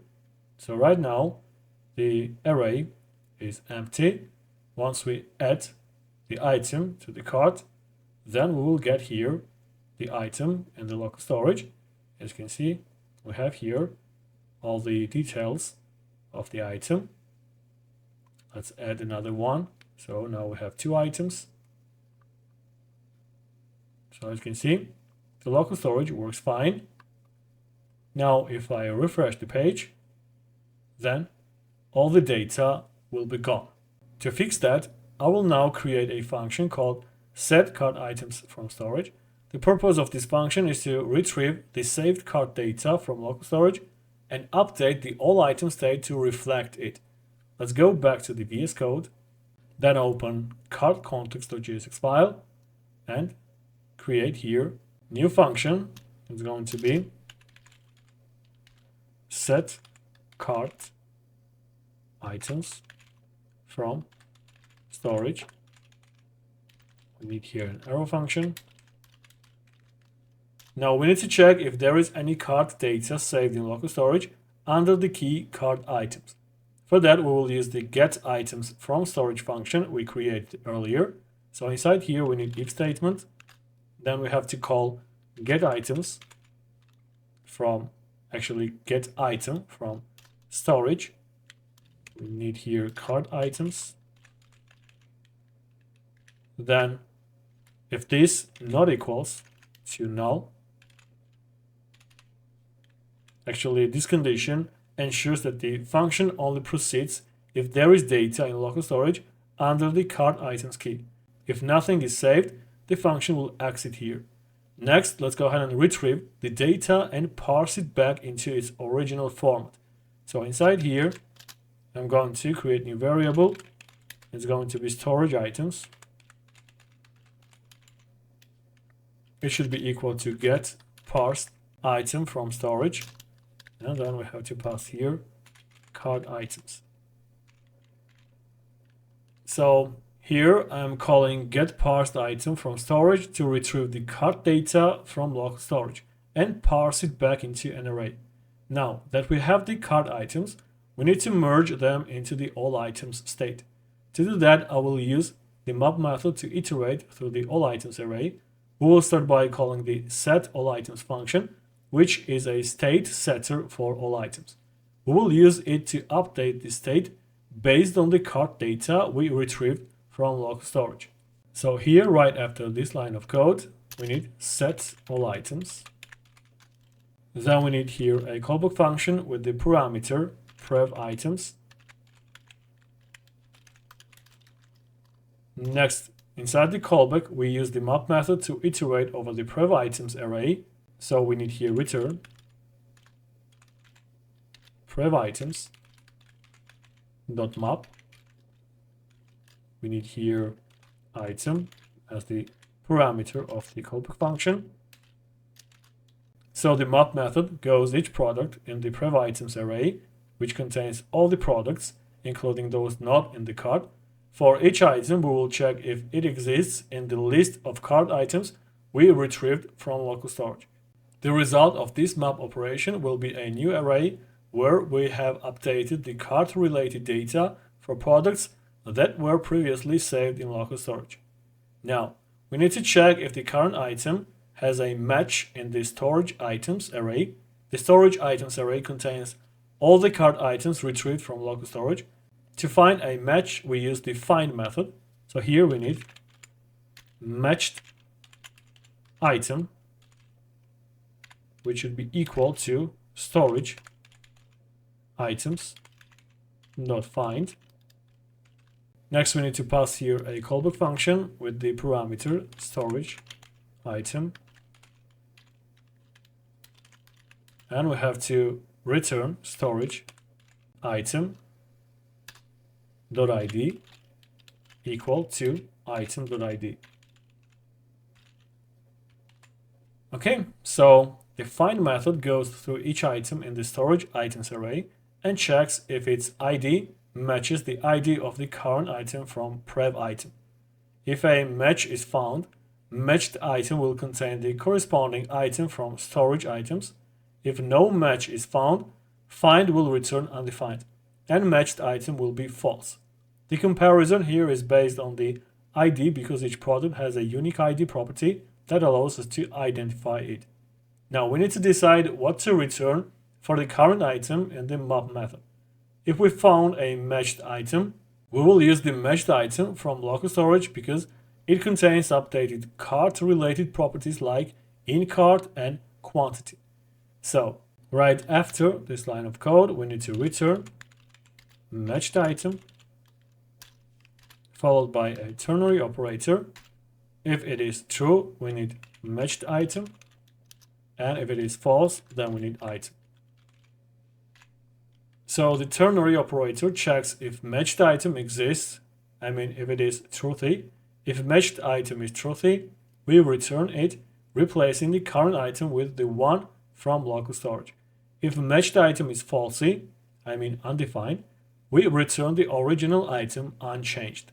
Now that we have created the set card items from storage function to restore card items from local storage, the next steps are to make this function accessible across the app. So we need to import it in the app.jsx file and call it within a useEffect hook to initialize the card state when the app loads. So let's open app.jsx file and import get items, item from storage. Then we need get parsed item from storage. We need those two functions. Now we need to extract the set card items from storage function from the use card hook. But before we do that, we need to go back to the, where is the card context? So we have to pass this function here in the value. We need set card item from storage. Now we are able to extract this function from use card. We need set item.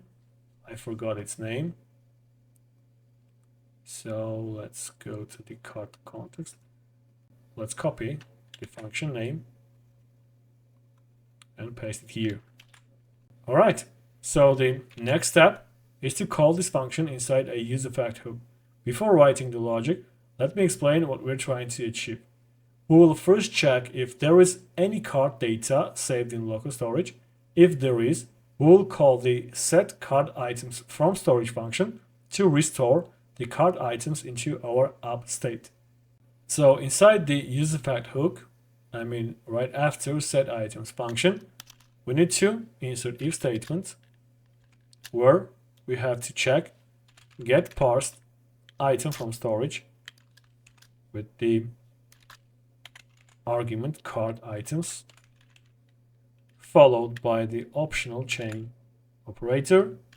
Then we need length not equals to 0 and so here I'm checking if the parsed card data retrieved from log storage has any items.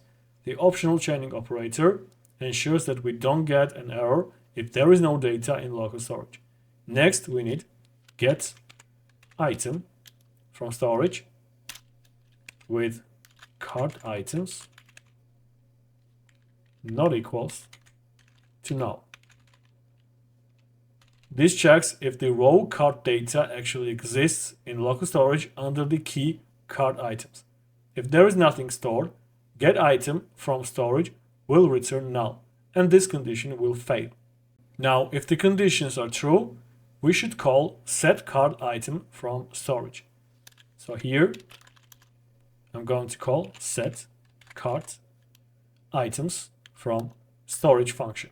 This function will merge the saved cart data with the current product list in all items and restore the in-cart and quantity properties for each product.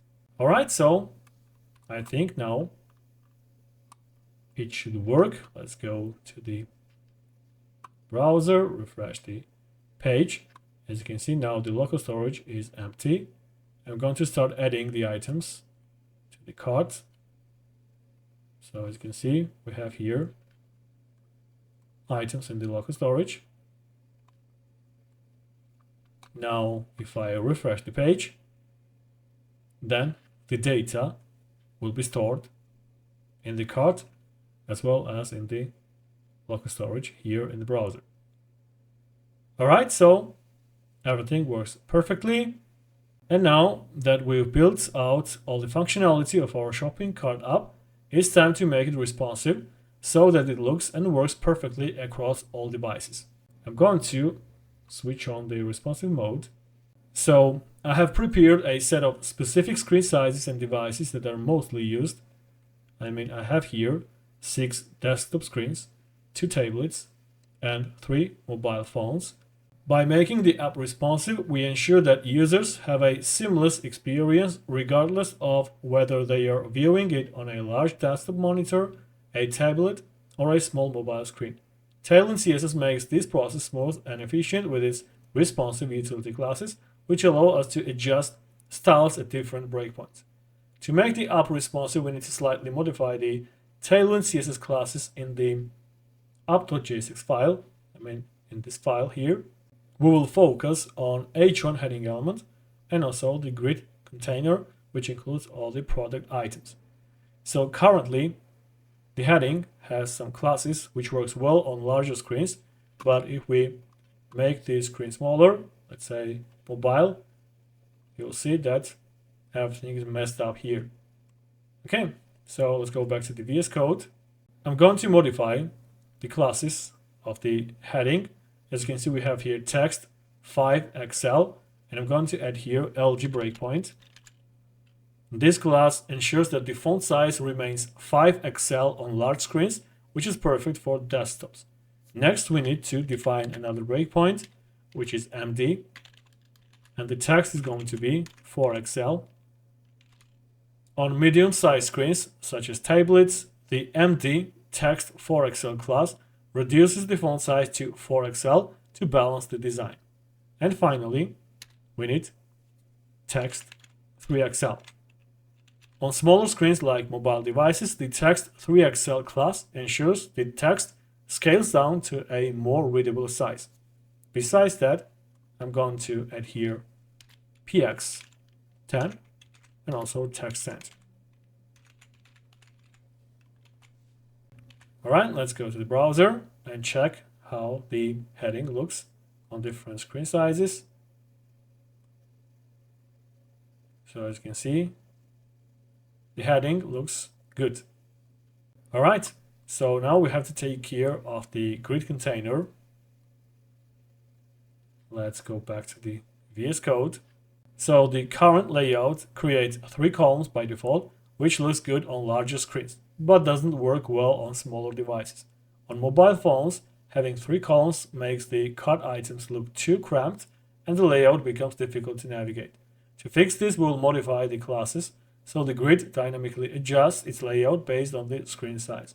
Now we have to add here padding on extra large screen size. It's going to be px6. This class reduces the horizontal padding slightly on extra large screens, allowing us to use more of the available screen real estate. Next, we need px10. This creates space on the sides for smaller screens. Besides that, I'm going to customize grid columns class. So I'm going to add here Excel. This class just restores the original 3-column layout. And then we need LG with grid calls 2. This class changes the grid layout to 2 columns on large screens, such as tablets or smaller desktops. This improves spacing and avoids crowding the items. Now let's go to the browser and check the project for smaller desktop screen. As you can see, now we have 2 columns here. Let's check tablets. We have 1 column. Then we have mobile 1. And the smallest mobile screen size, mobile 3. So as you can see,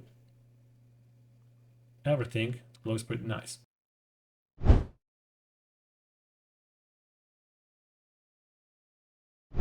It's time to build our next project, a portfolio website. This project is all about creating a modern, structured, and interactive personal website that showcases skills, services, and an easy way for visitors to connect. Unlike a simple static web page, this portfolio is designed with dynamic elements, smooth animations, and a clean user experience, making it a perfect example of a professional web presence. Before the website fully loads, users are greeted with a smooth and visually appealing loading animation. This loader serves as a transition element, ensuring that users experience a seamless and polished entry into the site. Once the content is ready, the loader smoothly fades out, revealing the fully rendered homepage with a clean and engaging introduction. The Hero section is the first thing users see, and it immediately sets the tone for the website.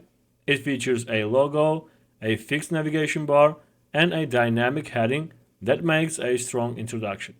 A unique touch is the Hello text animation, where each letter is associated with an image that appears when hovered over. This adds a fun and engaging interaction right at the start. Below that, we have the profession text, which rotates dynamically between front-end, back-end, and full-stack web developer, keeping the content visually interesting and dynamic. To make the introduction more engaging, there is a Read My Story button, which expands to reveal a short personal bio when clicked. This allows visitors to learn more about the person behind the portfolio without cluttering the UI. The background features a road image, symbolizing the journey of growth and progress as a web developer. Just like in real life, where every step forward builds on past experiences, this section visually represents that idea. The expanding paragraph unfolds to reveal your background and past experiences, showcasing the path you've traveled in web development. Then, right above the road, we have the bouncing text that reads "Looking for new challenges," reinforcing the idea that the journey doesn't stop here. It is a constant evolution, always seeking new opportunities, challenges, and innovations to push skills to the next level. The smooth opacity transition of the road image adds to this dynamic, subtly shifting as users interact, making the experience feel more immersive and personal. Social media icons are also positioned nearby, making it easy to access external links. One of the standout features of this project is dark mode functionality, allowing users to switch between light and dark themes seamlessly. The toggle switch is located in the navbar, making it easy to access, and the dark mode implementation is handled using the Context API, ensuring that the theme preference applies consistently across the entire site. We also added a local storage functionality, so no matter if you reload the page or close and open the browser, Dark Theme will remember your choice. The navigation bar remains fixed at the top of the page for easy access and provides smooth scrolling to different sections. One of its key features is that it highlights the active section dynamically as users scroll, creating a seamless navigation experience. This helps users understand where they are on the page and makes the site feel more interactive and well structured. Moving down, we arrive at the services section, where we highlight the skill set in an interactive and visually appealing way. Instead of just listing out skills, we have created individual skill cards, each representing a different area of expertise. These skill cards are not just static elements, They come with hover effects that reveal project links, allowing users to explore real-world work examples related to each skill. The card animations make this section more engaging while maintaining a clean and professional look. The final section of the website is the contact section, which includes a contact form. This form allows visitors to send messages directly, making it an essential part of any portfolio website. The vertical dots on the side of the screen serve as an effective visual indicators, highlighting the current section being viewed. As users scroll through the website, the active dot seamlessly changes color, providing a clear sense of navigation and orientation. This small detail enhances the browsing experience, allowing users to intuitively track their position on the page. Now let's talk about responsiveness. This portfolio is built to be fully responsive, meaning it adapts smoothly to different screen sizes without losing its structure or visual appeal. On large screens, all elements are spaced and aligned perfectly to maintain a clean look. On medium screens like tablets, the layout adjusts accordingly, ensuring that all content remains easy to read and interact with. On smaller screens like mobile devices, the navbar is optimized into a compact form and elements are stacked efficiently to avoid clutter. The animations and effects remain lightweight, ensuring smooth performance even on less powerful devices. Overall, this portfolio website is a perfect example of how to build a well-structured, interactive, and visually polished web project. It combines design, functionality, and responsiveness, ensuring that the final result is not only professional looking, but also fully functional in real-world use cases. At the end of the project, we will deploy our portfolio website on Netlify, making it accessible online with just a few simple steps. We'll go through the entire deployment process from setting up the repository to pushing our code and configuring Netlify for smooth hosting. This will ensure that our portfolio is not only fully functional but also live and ready to be shared with the world. Now that we have a clear understanding of what we are going to build with all its features, animations, and interactive elements, it's time to set up the project from scratch. So let's dive in and bring this portfolio website to life step by step. I created a new folder called Portfolio Website, which right now is empty. I'm going to open it in VS Code. The first thing we need to do is to create our React application with Tailwind CSS. Since we are using Vite, we will initialize our project with the following command.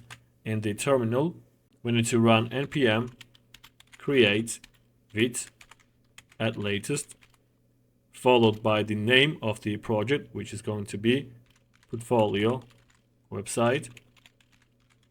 Then we need dash dash followed by dash dash template and then React. So this command will generate a new React project named Portfolio Website, and Vite will handle the project structure, giving us a minimal setup that's optimized for speed and performance. Once the installation is complete, you will see a new folder, Portfolio Website, which contains a set of files and folders that make up our project. Before we start looking at these files, let's navigate into our project directory using cd portfolio website. Now, let's go ahead and install Tailwind CSS. Since we are using Tailwind CSS version 4, we need to install it with the following command: npm install Tailwind CSS, then add Tailwind CSS /Vite. So this will install Tailwind CSS along with the Vite plugin required for seamless integration. Once the installation is complete, we need to configure Tailwind CSS. As you already know, in Tailwind CSS version 4, the Tailwind config file is no longer generated by default. Instead, we configure Tailwind CSS directly inside our Vite config file. So here we need to import Tailwind CSS from @Tailwind CSS Vite. Then inside the plugins array, we have to insert Tailwind CSS right after the React. Okay, so this will ensure that Tailwind CSS is properly configured within our project. Next, we have to set up Tailwind space styles. For that, I'm going to open index.css file and clear it out. We have to insert here, import Tailwind CSS. As you see, we no longer have here the Tailwind CSS directives like base, components, and utilities. We have here just this single line. All right.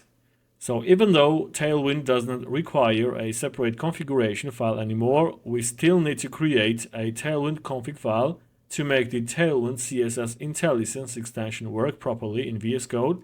So I'm going to create it manually here inside the project. We need tailwind.config.js.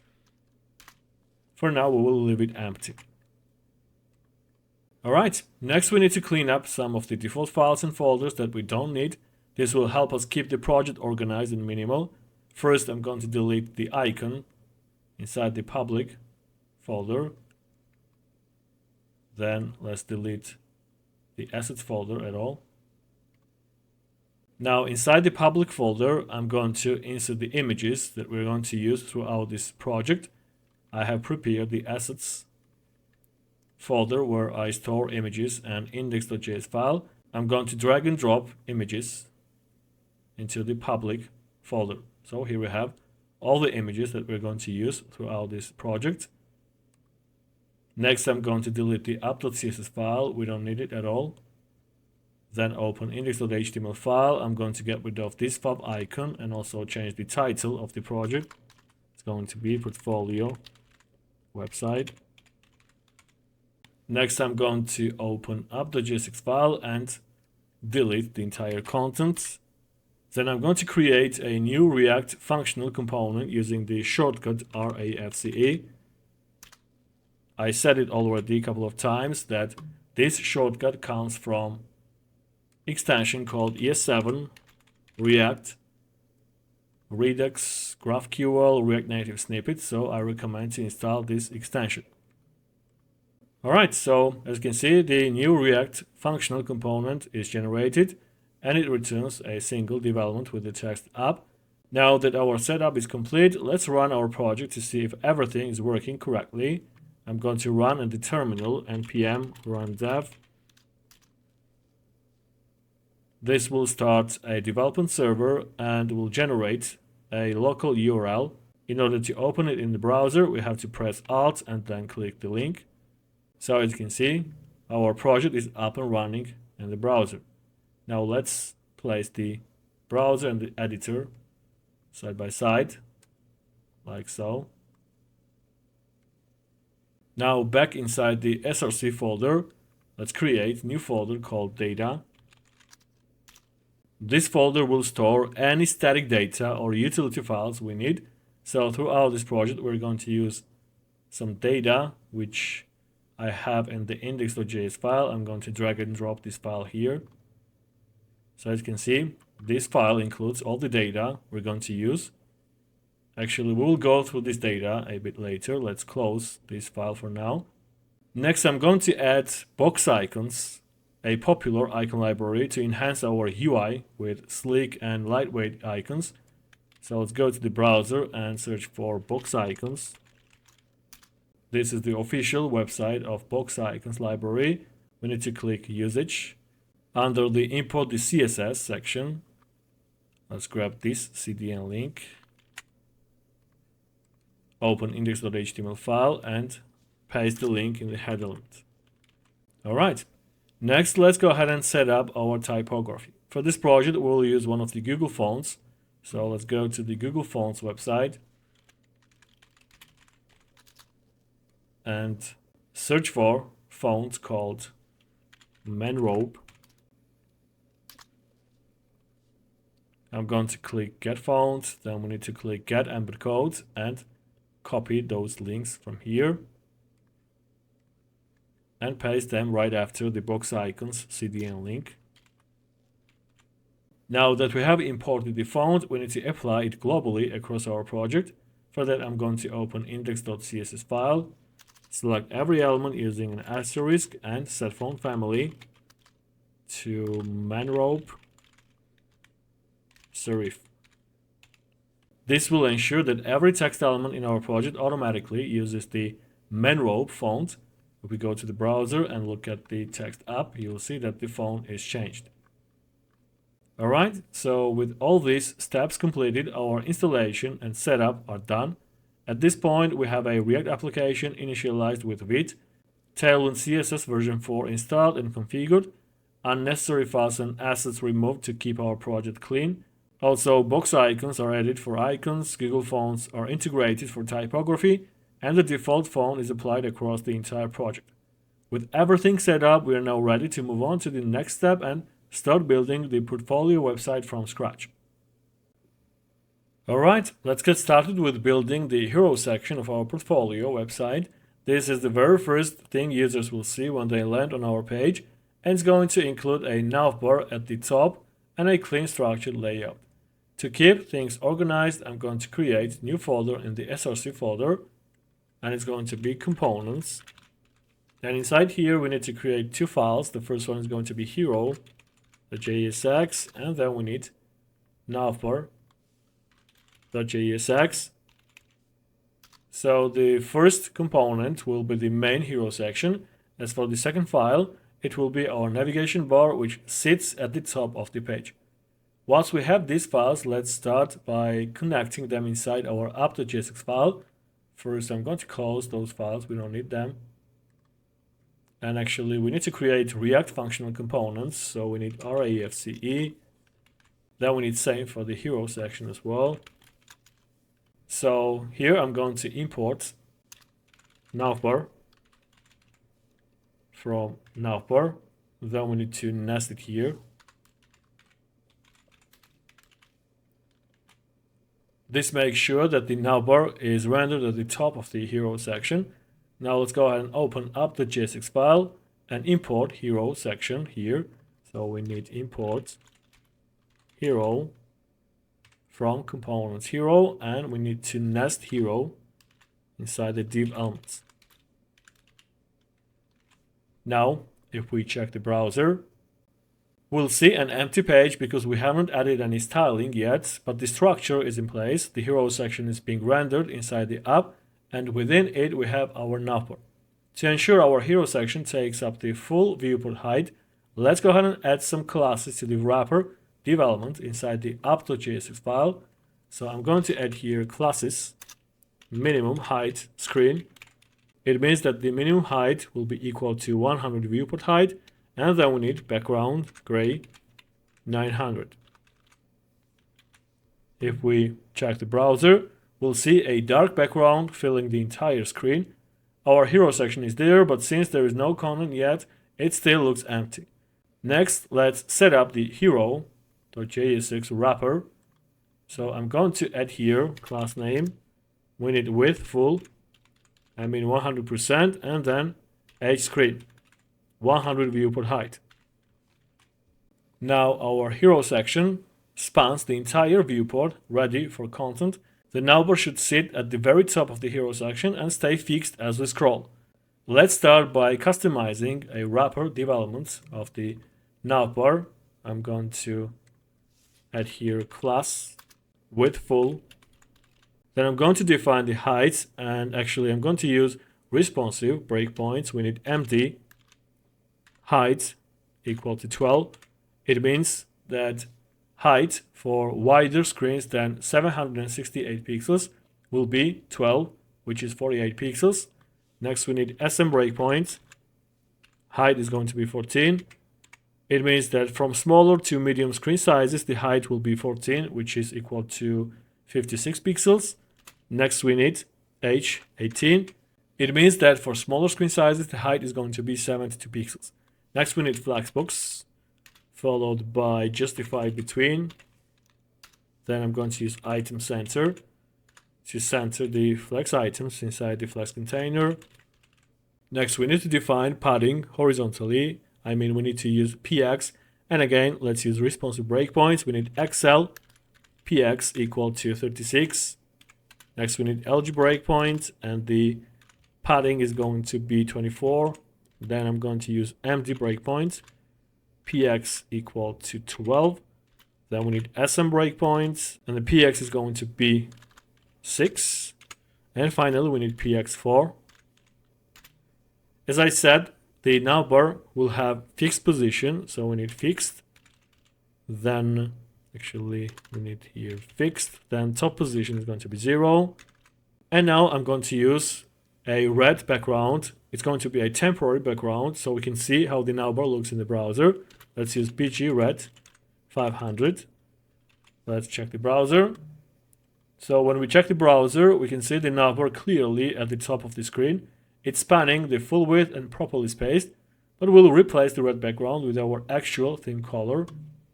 Let's change red to gray, and we need here 900. So checking the browser again, we see that the navbar now blends smoothly into the dark theme. On the left side of the navbar, we will add a developer's name, which acts as our logo. So let's get rid of this text from here. Then I'm going to open Div Elements, and let's add here classes. We need flex, then items center.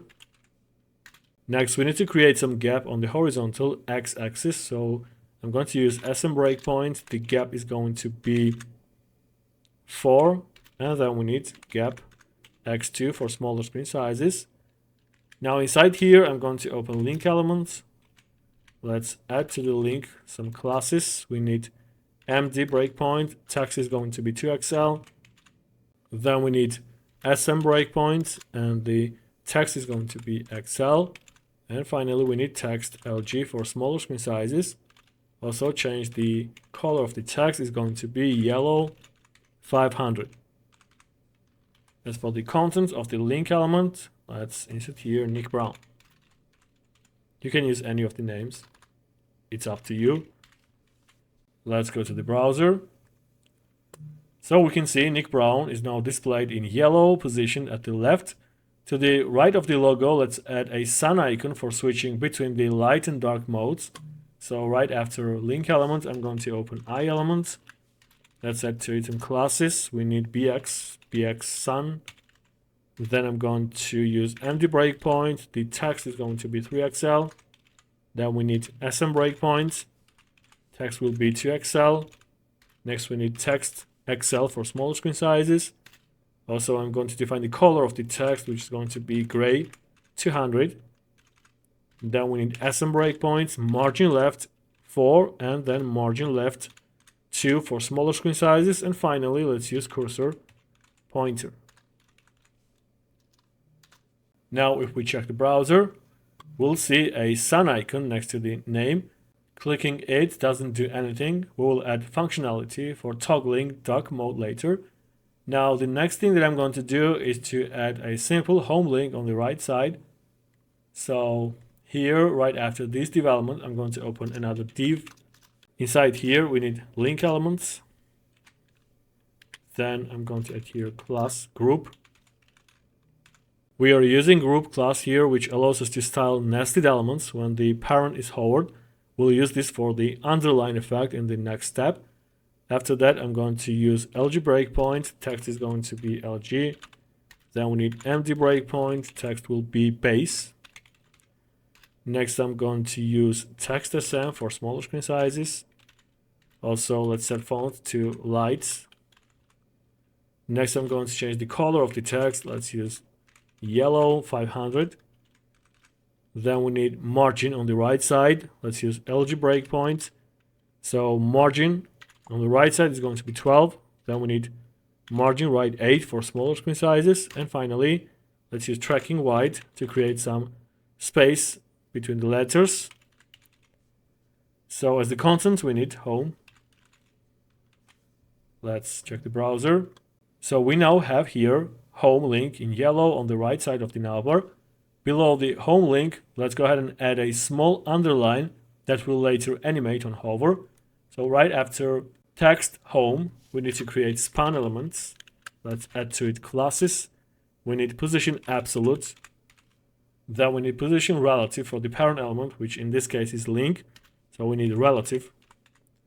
We use relative in order to position the child elements according to the parent element. Next, I'm going to add here minus bottom 1, and left position is going to be 0. Then we need width equal to full 100%. The height is going to be 1 pixel. Let's use here an arbitrary value. And then change background color. Use here yellow. Actually, what am I doing here?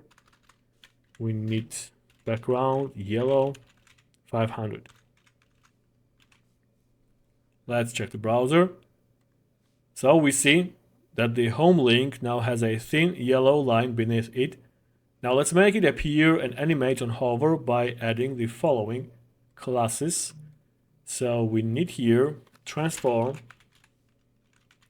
then scale x0.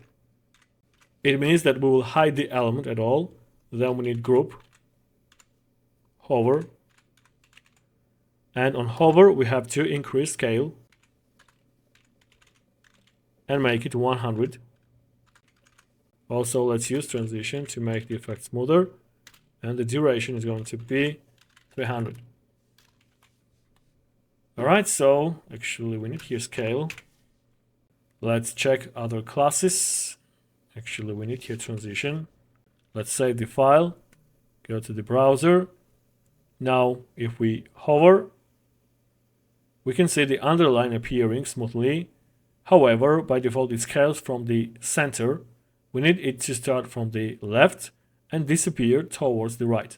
To fix this, I'm going to add, actually let's add it here, group, hover. So we need to change the origin of the transformation.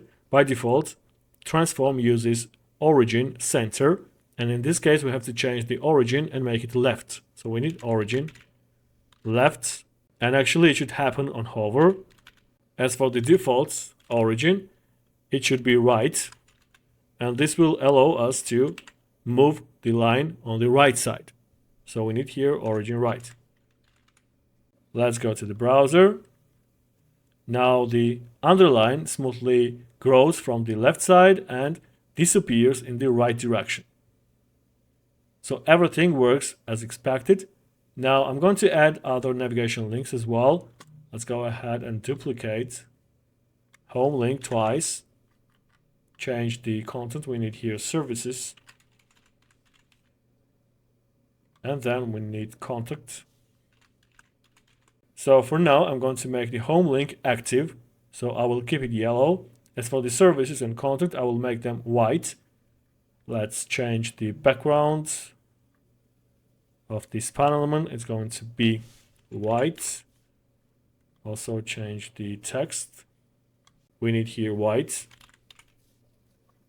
And the same we need for the contact link. We need white and text white.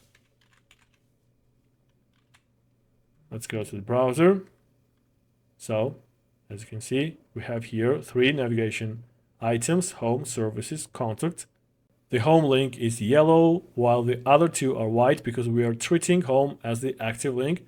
And as I said, later we'll make this dynamic. Alright, so at this point, we have successfully created and structured the hero section. We built the navbar and positioned it at the top, styled and structured the logo, dark mode, toggle button, and navigation links. And also added an animated underline effect that starts from the left and disappears to the right.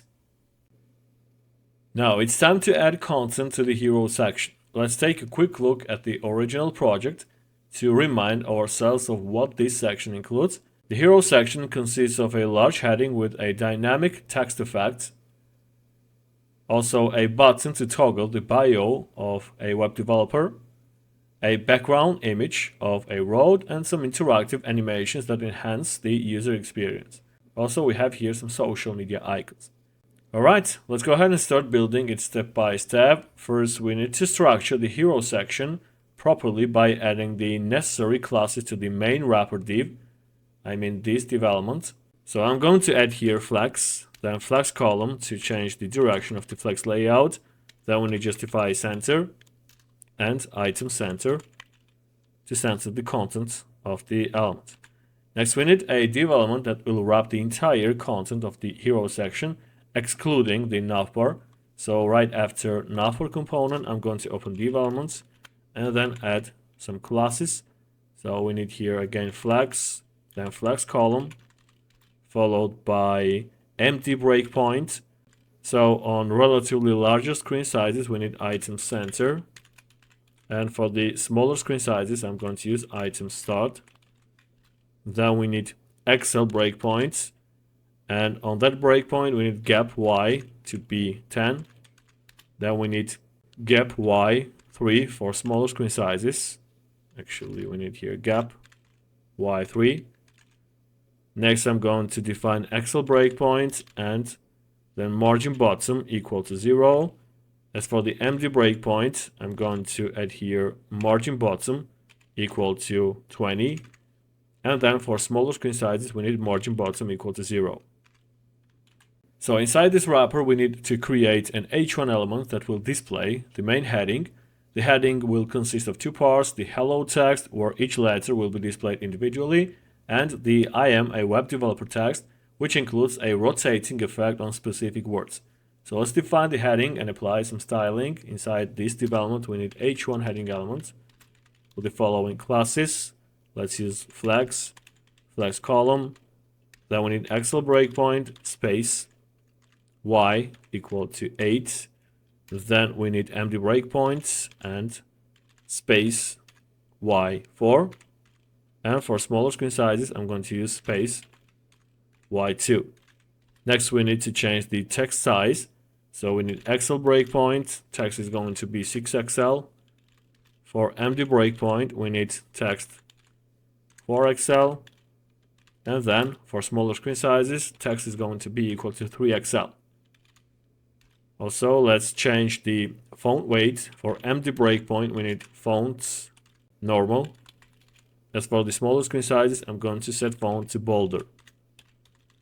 And finally, let's change the color of the text. It's going to be yellow 500. Now, inside the heading, we need a span element that will wrap the hello text. This element will allow us to structure the text properly and add individual effects to each letter. So inside here, I'm going to create span with the class name. Actually, we need here class name, and it's going to be flex. All right, so instead of hard coding the hello text, we're going to dynamically render each letter using data stored in our index.js file. I mean, this file here. So as you can see, we have here an array called letters. This array serves as the foundation for rendering the dynamic hello text effect in our hero section. Each object inside the array represents an individual letter, allowing us to manipulate and display them in a structured and interactive way. So this array consists of 5 different objects. Each object has 3 different properties. The first one is character property. It holds the actual character of the word hello. Again, instead of hard coding the text, we store each letter as a separate object within the array, making it easier to loop through them dynamically and apply individual styles or effects. Each letter is associated with a unique image, referenced by the image property. These images will be displayed when the user hovers over the corresponding letter, adding an interactive visual element to the design. Then we have rotate property. This property defines the rotation angle for each letter's associated image. Now, we need to import this array into our hero component. So we need here import letters from data/index. So again, we need to dynamically render each letter of the word hello.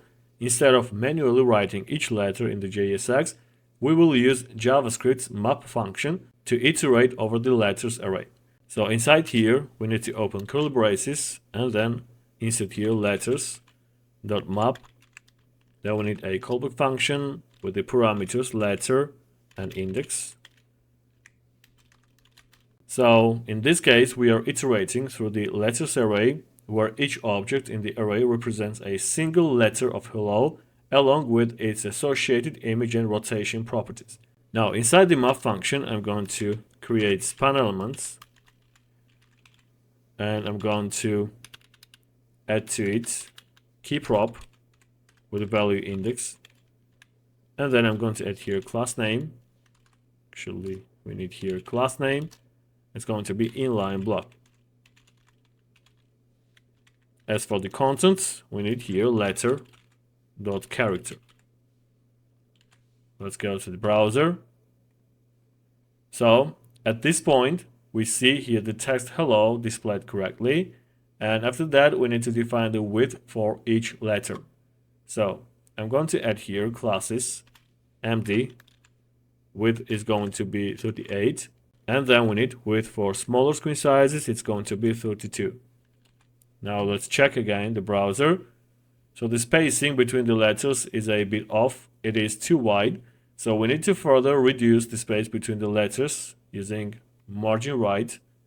So we need here Excel breakpoint. And we need margin right with a negative value. It's going to be 20. And then we need minus margin right equal to 24. So this adjustment ensures the letters are closer together while still maintaining enough space to display their corresponding images on hover. Actually, you might wonder why we didn't just use a smaller width for each letter instead of reducing the margin. The reason is that we need extra space for the hover effect where images will appear above the letters. Now, let's add the images associated with each letter. We will modify the mapping function to include an image inside this span element. So right after this line of code, we need to open image. Then as the source, we need to insert here letter.image. It is the property of the letters array, the object. As you can see, we have here image properties. As for the alt attribute, I'm going to add here the following. We need hover image. Then I'm going to open $sign with curly braces and insert here index +1. Since the index of an array is a 0 based, we need to +1 to the index. So the alt text for the first image is going to be hover image 1, then we will have hover image 2 and so on. Next, I'm going to add here some classes. So for Excel breakpoint, we need height to be 36. Then for smaller screen sizes, height is going to be 24. Next, I'm going to change the position of the image. It's going to be absolute. And we need position relative for the parent element, which is the span. So we need here relative. Then we need here bottom full. 100%. Okay, let's go to the browser. So as you can see, we have here images stacked together. I think that we have to move the images to the left side, and for that I'm going to use minus translate x 50%, 1/2. Now the images are positioned correctly. Alright, next we need to apply the rotation effect to separate them visually. If we look back at the letters array, we see that the rotate property is assigned to each letter.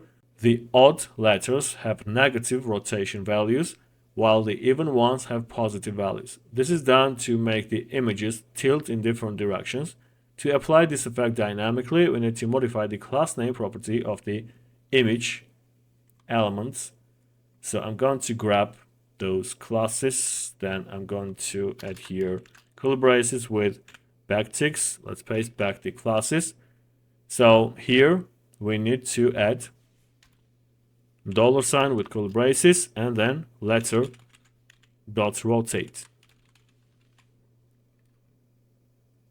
Now in the browser we can see that images are properly rotated. Currently all the images are visible, but we only want them to appear when hovering over the corresponding letter. To achieve this, we need to create a state to track which letter is being hovered over. So I'm going to create new state variable, and it's going to be hovered letter. Then we need set hovered letter.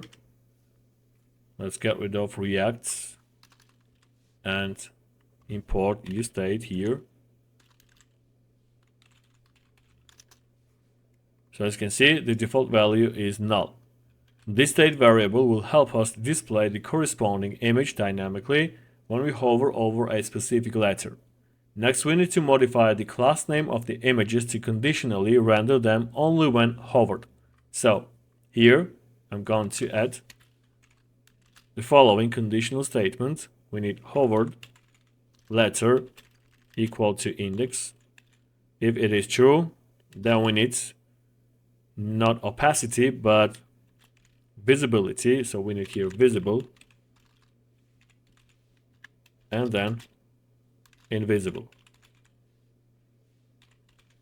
So this conditional statement ensures that the image is visible only if the hovered letter state matches the current letter's index.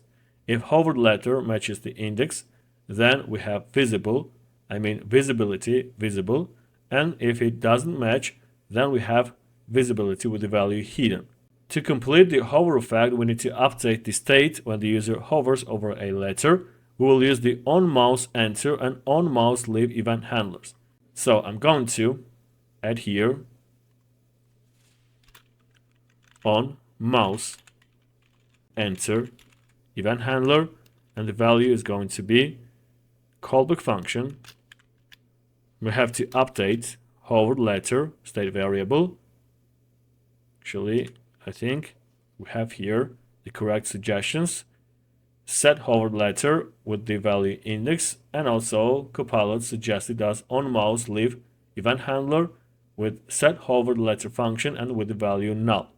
So the first event, onMouse enter event, fires when the mouse pointer enters the element. When the mouse enters an element, we update the state with the index of the hovered letter. In this case, we will know which letter is currently hovered.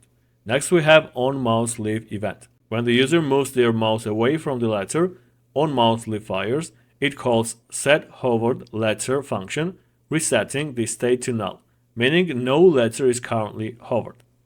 Let's go to the browser. So, as you can see, at this point, our hover effect is fully functional. When the user moves their mouse over a letter, its corresponding image fades in with the correct rotation, and when they move away, it disappears. With this, we have successfully built the dynamic hello effect in our hero section. Next, we have to take care of the second part of the heading. Let's take a look at the original project. So here we have the second part of the heading where we see a rotating animation applied to the text. Right now in our current project, we don't have this effect yet. The text is missing and we need to create it from scratch. Our goal is to add this text and make it dynamic so that it cycles through different profession names, smoothly transitioning between them with a rotation effect. Let's go ahead and create it. Inside the hero component below the first heading part, we need to add a new span element. So let's create new span element. This will contain the professional title, which will dynamically change. So I'm going to add to this span element some of the classes. We need Excel breakpoint, text, 6XL. Then we need empty breakpoint. Text is going to be 4XL. And then we need text 2XL for smaller screen sizes. Also, we need some space between the letters using tracking wider. Then we need Excel breakpoint and padding Y equal to 4. And then we need PY2 for smaller screen sizes. Inside here, I'm going to insert IM. Then we need another span elements. Let's add to it some classes. So we need inline block for this span element. Then I'm going to define Excel breakpoint with width equal to, let's use an arbitrary value. It's going to be 380 pixels. Then we need empty breakpoint and the width is going to be 240 pixels. And then we need width for smaller screen sizes. It's going to be 160 pixels. After that, I'm going to define LG breakpoint. Margin left is going to be 6. Then we need margin left for smaller screens, and it's going to be 2. And finally, we need font to be extra bold. As the contents, I'm going to insert here a front end. Alright, so after this span element, I'm going to insert web developer. Okay, let's go to the browser. So at this point, we have simply added a static text inside the second span displaying a front end. We can see that it appears correctly within the heading. However, right now the text inside the second span is hard-coded. It always shows a front end and doesn't change. What we need to do next is make this text dynamic so that it cycles through different profession names, smoothly transitioning between them with a rotation effect.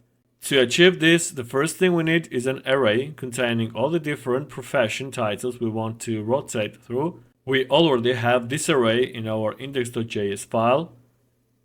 As you can see, we have here array profession text, which includes 3 different texts: a front end, a backend, a full stack. Now we need to bring this array into our hero.js file so we can use it. We have already imported letters array from index.js file, and what we need here is just adding profession text array. Now that we have access to this text, we need a way to store and update the currently displayed text dynamically. For that, we will use a state variable. So let's go ahead and define new state variable. It's going to be current text. Then we need set current text, useStateHook, and the default value is going to be 0, which is the index number of the first text in this array. It is a front end. Alright, so this state variable will hold the currently displayed profession title, which starts as a front end. The idea is that over time we'll update this variable to switch between a backend and a full stack, creating the rotation effect. Now that we have the profession text set up and stored in state, we need to create a mechanism to update the displayed text dynamically. The goal is to cycle through the different profession titles every few seconds, giving the effect of a rotating text animation. To achieve this, we first need a variable to keep track of which text is currently being displayed. So let's define it right after our state inside the hero component. The variable is going to be current index, and I'm going to make it equal to 0. So this variable will act as a counter that tracks the position of the currently displayed text within our profession text array. Since we have 3 different texts, we need to cycle through them in order, updating the displayed text accordingly. So each time we switch to the next text, we will increment current index, ensuring that the text updates sequentially. Once we reach the last item in the array, we will reset current index back to 0, so that the cycle starts again from the beginning. Now that we have a way to track the current position in the array, the next step is to create a function that updates the text automatically at regular intervals. For this, we will use the useEffectHook along with setInterval and setTimeout functions. So I'm going to use useEffect, then I'm going to import it from React. We use useEffect to handle side effects in React. I'm going to insert here second parameter, which is a dependency array. The empty dependency array ensures that this effect runs only once when the component mounts. Inside useEffectHook, we will implement a function that updates the text at a fixed interval. So inside here, I'm going to create a new variable, which is going to be interval. Then I'm going to use setInterval function. So as you can see, the Copilot suggests some code here. But anyway, I'm going to type the code. We need here a callback function.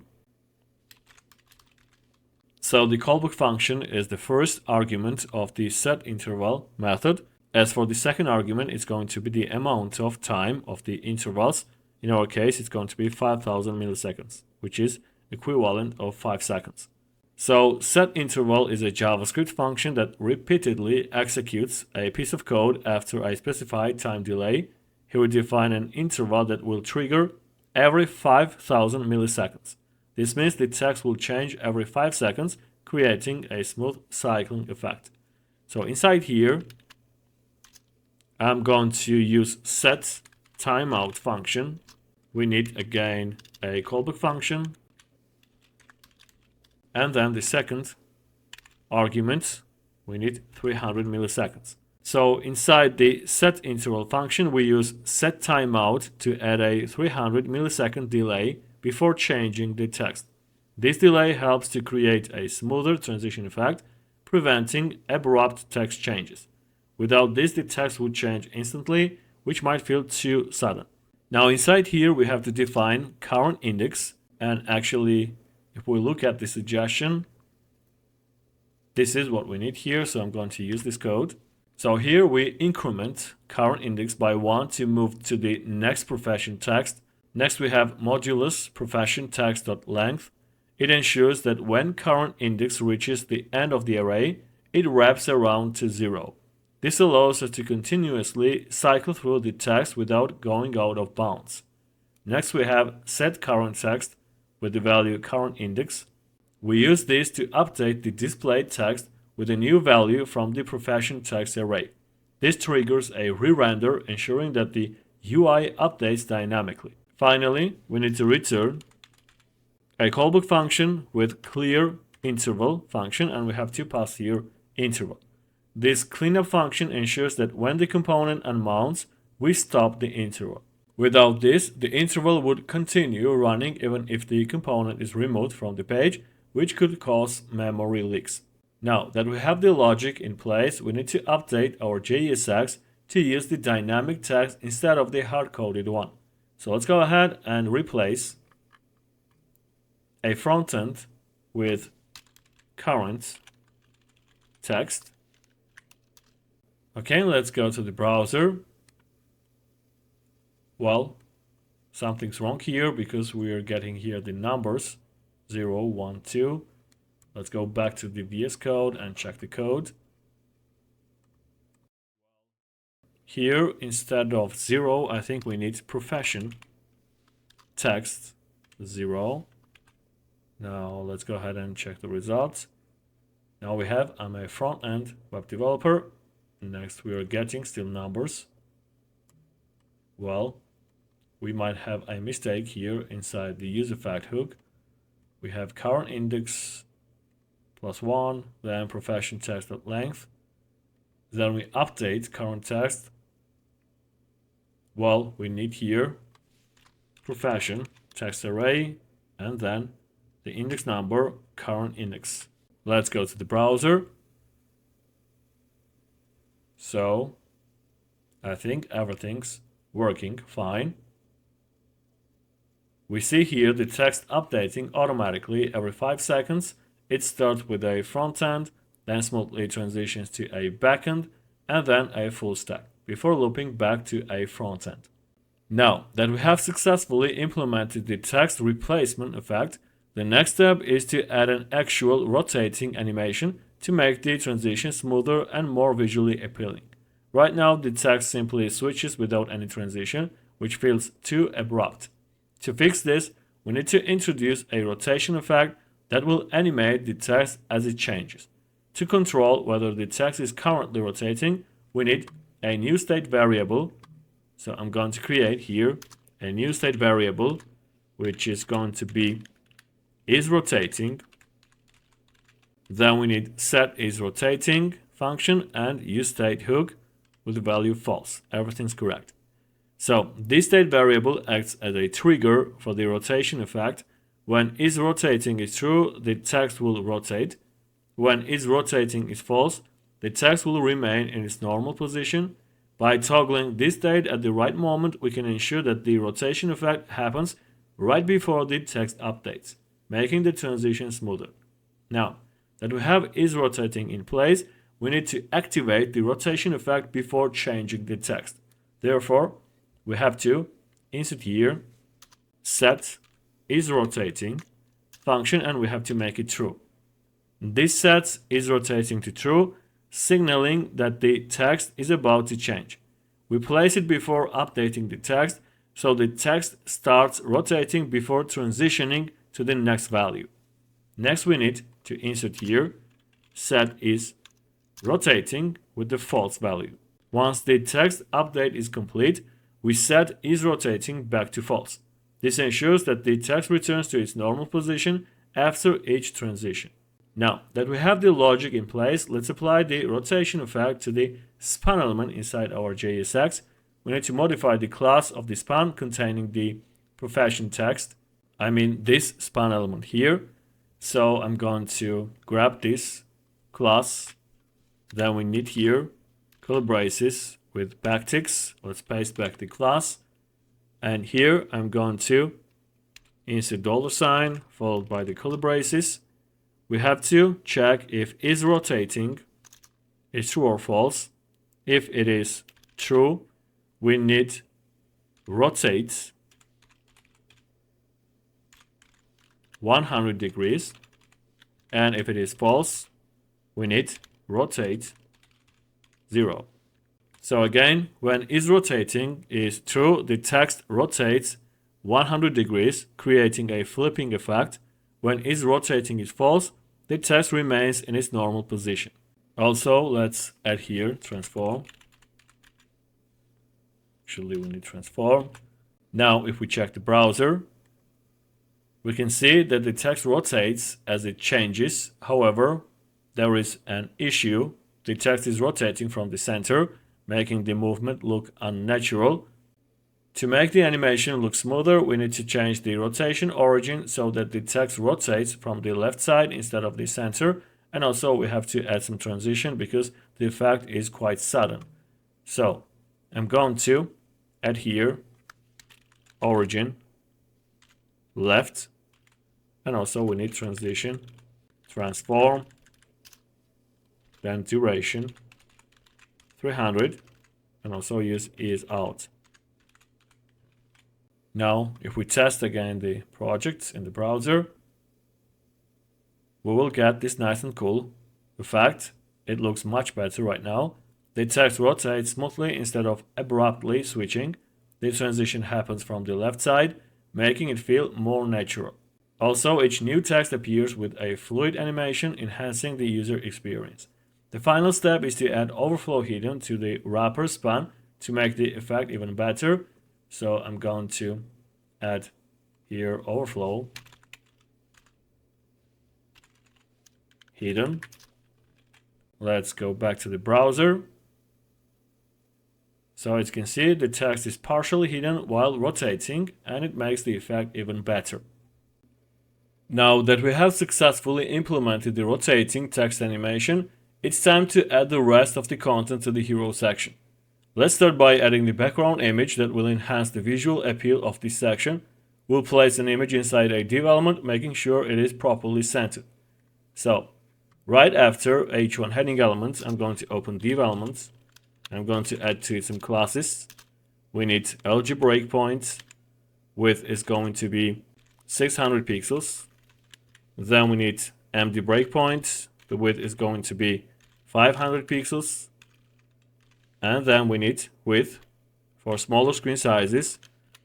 It's going to be 350 pixels. After that, I'm going to define the position of the development. It's going to be absolute. Then we need left position equal to 50%. And then in order to center the element horizontally, we need to use minus translate x 50%. Inside here, I'm going to open image. The source is going to be images /road.png. As for the alt attribute, I'm going to insert here road image. And then add here some classes. We need width full, I mean 100%, and also in order to center the image inside the container, I'm going to use MX Auto. Now let's go to the browser. So as you can see, the image is now visible, but there is a problem. It is overlapping the heading. This happens because both the heading and the image are positioned absolutely within the same parent container, which causes them to stack on top of each other. So to resolve this, we need to adjust the z-index of the image so that it sits behind the heading instead of covering it. We can do this by adding the z-index property to the div element that wraps the image. So I'm going to add here minus z 10. Now if we check the browser, we can see that the image has moved behind the text. However, we have encountered another issue. The image is now completely invisible. This happens because of stacking context rules in CSS. Since we applied a negative z-index, the image has moved behind its parent container, which means it's not being rendered as expected.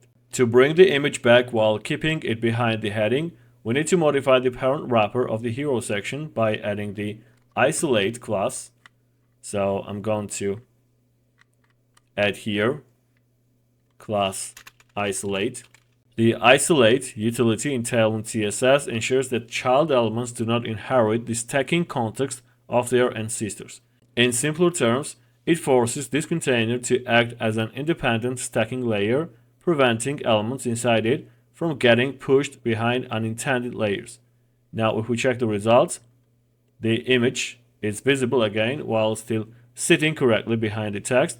The -z10 class has successfully placed it behind the heading, but thanks to isolate, it's no longer hidden by higher stacked elements. Next, we need to add a button that allows users to expand and read the developer's bio. This will improve engagement by making the biography text collapsible rather than always visible. So right after h1 heading element, I'm going to open button, and then I'm going to add some classes to these elements. So we need Excel breakpoint, width is going to be 400 pixels. Then we need empty breakpoint, on which width is going to be 300 pixels. Then I'm going to set width to 270 pixels for smaller screens. Next, let's define the background. It's going to be gray, 200. Also, we need empty breakpoint with padding y equal to 1. And then for smaller screens, we need padding y equal to 0. Then we need empty breakpoint with padding x equal to 4. Next, I'm going to set padding x to 2 for smaller screens. Then let's take care of the text size. We need Excel breakpoint. Text is going to be 2XL. Then we need empty breakpoint. Text is going to be XL. As for the smaller screens, we need text base. Also, I'm going to change the color of the text. It's going to be text gray 900. Let's create some space between the letters using tracking widest. Then we need rounded R, which means that the button will be rounded on the right side. The size is going to be 4XL. Next, I'm going to use flexbox. We need flex, justify between. Actually, we need here between, not baseline. Then I'm going to use item center. And finally, let's play around with some margins. We need empty breakpoint, margin right auto. So on larger screen sizes, the button will be placed on the left side. As for the smaller screens, it will be placed in the center. So for that, we need empty mx 0 and then mx auto for smaller screens. As for the content, we need here read my story followed by the I elements. Let's add to it some classes. We need bx book open. Let's go to the browser. So as you can see, the button is displayed below the heading. It is styled with a light gray background and a subtle rounded shape on the right side. At this point, the button is purely visual. It doesn't do anything when we click. We'll handle its functionality later, but for now, let's move on to displaying the bio text. We store the developer's biography text in the index.js file. So here we have the text. I'm going to import it in the hero section. So I'm going to add here, let's recall the name. It's about text. Now that we have access to this text, we need to create a div element right after the image. This div will act as a wrapper for the paragraph, ensuring that the text is properly styled and displayed. So we need here div elements with the classes XL. Height, it's going to be 150 pixels. Then we need height for smaller screens, and it's going to be 100 pixels. Then I'm going to define padding x 3. Next, we need to take care of the text. Let's use Excel breakpoint. Text is going to be LG. Then we need empty breakpoint on which text is going to be base. As for the smaller screen sizes, we need text XS. Then I'm going to set font to light. Also, we need text gray to 100. Actually, we need here gray. And after that, I'm going to use text justify. And finally, we need tracking white to create some space between the letters. Alright, so that's it about the div element, which is the wrapper of the paragraph. Now inside here, I'm going to create paragraph. Let's add to it some classes. We need XL, padding Y, 3. Then we need padding Y 1 for smaller screens. And then we need PX1. As for the content, I'm going to insert here about text. If we check the browser now, we can see that the bio text is visible, correctly positioned below the button. However, at this stage, the text is always displayed. It's not collapsible yet. Now that we have successfully displayed the developer's biography, the next step is to add functionality that allows users to toggle the text visibility when clicking the Read My Story button. Right now, the text is always visible, which is not ideal. Instead, we want it to be hidden by default and only appear when the button is clicked. To control the visibility of the text, we need to create a state variable inside the hero section. So inside here, I'm going to create a new state variable, which is going to be is text visible. Then we have here a suggestion, set is text visible, and use state with value false. So is text visible state variable is a boolean that determines whether the biography text is visible or hidden. Initially, it is set to false, meaning the text will not be displayed when the page loads. When the user clicks the Read My Story button, we will toggle the state between true and false, allowing the text to expand or collapse accordingly.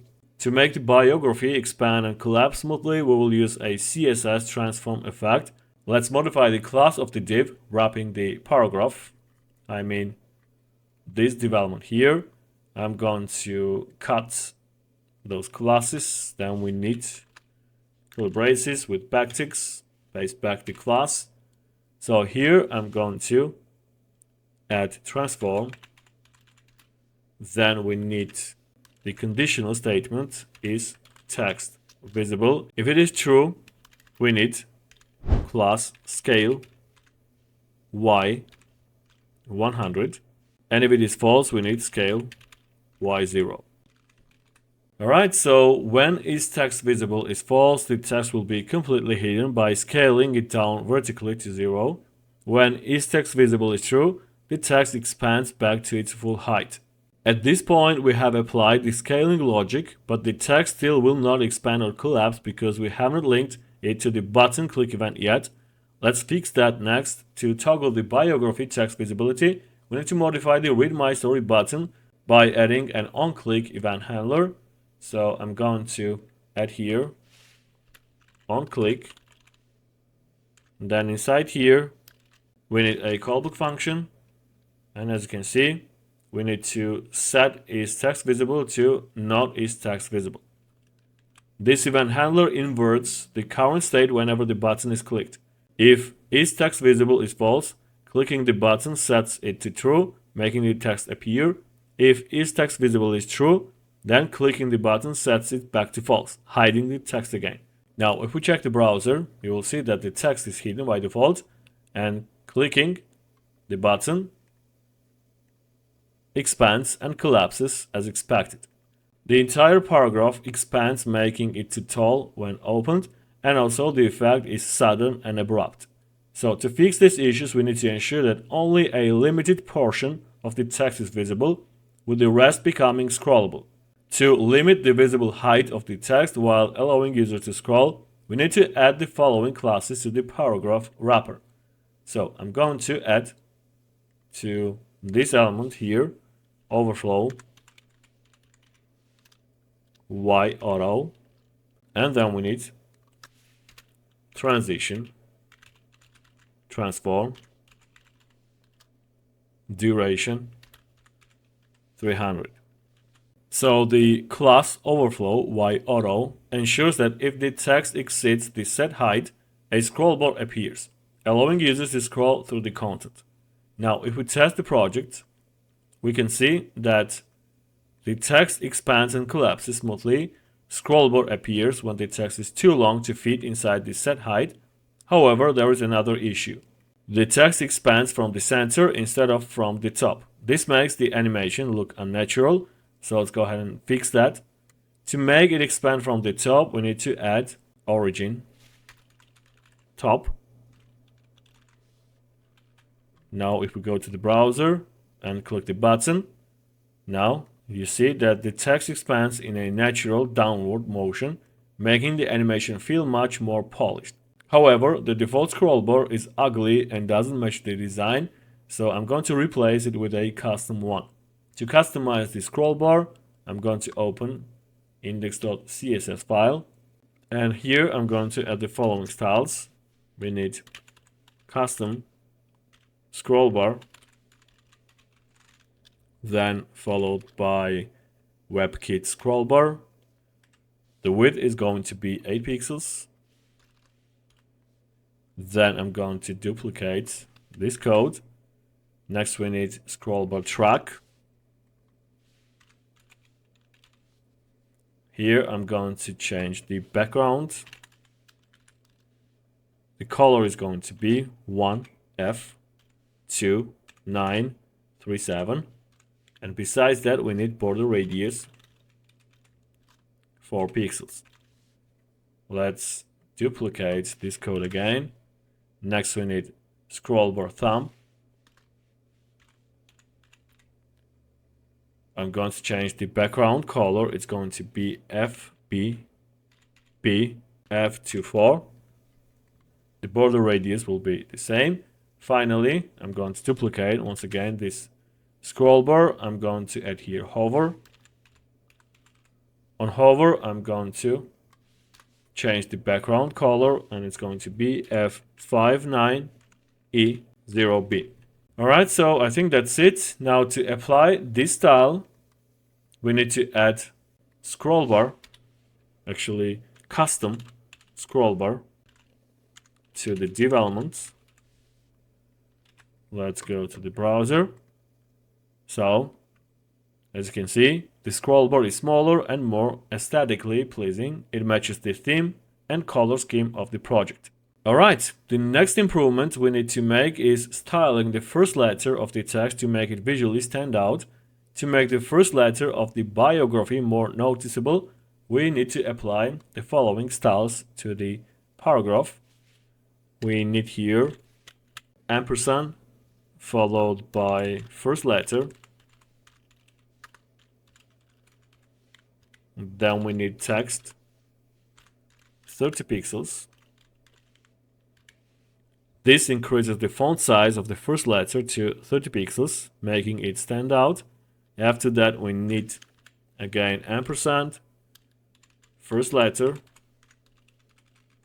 Then we need margin left equal to 5. This adds left margin to separate the first letter from the rest of the text. And finally, we need here again ampersand, first letter. And we have to change the color. It's going to be yellow 500. Alright, so let's go to the browser. Now, as you can see, the biography text looks more elegant and refined. The first letter is larger and styled differently. It adds a professional and polished feel to the section. Now that we have successfully implemented the biography toggle functionality, let's make the hero section even more interactive and visually engaging. I'm going to change the button behavior. I mean, once we click it, we have to change the read my story text and also replace the icon. So let's go back to the VS Code. Let's find button. So here I'm going to cut this text from here. Then we need curly braces, and we have to pass here is text visible. If it is true, then we need hide my story. If it is false, then we need read my story. So if text visible is true, the button text will change to hide my story, indicating that clicking it will collapse the text. And if is text visible is false, the button will display read my story, prompting the user to expand the bio. Let's go to the browser. So as you can see, the text is collapsed. Therefore, we see here hide my story. And once we click, the text will be replaced. All right, now we need the same thing with the icon. So let's modify the class name of iElement. I'm going to cut this class. Then we need curly braces with backticks. So here we need the following conditional statement. Again, is text visible? If it is true, then we need bx book alt, and if it is false, then we need this class. I'm going to cut it and add it here. Let's go to the browser. Now, when we click the button, the icon will switch smoothly, reinforcing the text change and making the toggle action even clearer. Alright, now to improve the visual aesthetics, let's add a hover effect to the background image so that when users hover over the button, the image becomes more visible. First, we need to create a state variable. Let's add here new state variable. It's going to be road image opacity. Then we need set road image opacity, and I'm going to set it to 0.5. So this controls the opacity level of the background image. Initially, it is set to 0.5, meaning the image is semi-transparent by default. When the user hovers over the button, we will increase the opacity to 0.8, making the image more visible. Now, we need to apply this opacity to the image using the style attribute. So I'm going to add here style. Then we need opacity. And I'm going to pass here road image opacity. Let's go to the browser. Now as you can see, the image appears faded by default, creating a nice subtle effect. However, we need to add hover functionality to increase the opacity when interacting with the button. To dynamically adjust the opacity, let's add two event handlers to the button. So first we need on mouse enter. We need here a callback function with set road image opacity function. In this case, we need here 0.8. And then we need on mouse leave. As you can see, the compiler suggests the code. We need set road image opacity with the value 0.5. So when the mouse enters the button, opacity increases to 0.8, and once the mouse leaves, the opacity restores to the faded effect. And when the mouse leaves, this function restores the faded effect. Let's go to the browser. So if we hover over the button, then we will get this effect. Actually, we need to make it smoother using transition.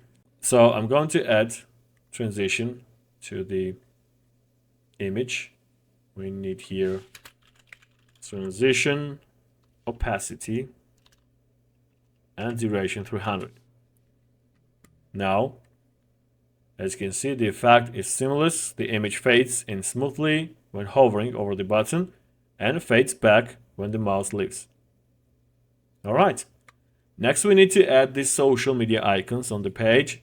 To add social media links, let's first look at the data structure in the index.js file. As you can see, we have here an array called social icons. This array consists of 4 different objects. Each object has one property icon with the corresponding icon classes. Let's go ahead and import this array in the hero component. We need I'm going to add it here right away. We need social icons. Next, we need to add a div element right after the button. So let's add here div elements and add to it some classes. We need flags, then empty breakpoint gap is going to be 12. As for the smaller screens, the gap is going to be 2. And then we need margin right arrow to place the social icons to the left side. Now, in order to render dynamically the social media icons, we have to map through the social icons array. So inside here, we need social icons.map. Then we need callback function with 2 parameters, icon and index. Then we need an arrow function. And inside here, I'm going to open link elements. First, we need to add here key prop with index. And then I'm going to add here some classes. We need XL, text, 3XL. Then we need empty, text, 2XL. Then we need text yellow, 500. And then we need to create hover effect. On hover, I'm going to change the text and make it white. And also let's use transition, colors, and duration, 500. Inside the link elements, I'm going to open iElements and then add here class name. So instead of writing the classes in the quotes, I'm going to open curly braces and add here icon. Actually, let's change this name. In order to avoid use icon twice, I'm going to call it social. Let's go to the browser. So the social media icons appear correctly. And we have here this nice hover effect. Alright, now let's add a bouncing text animation to the hero section. Let's first navigate to the original project.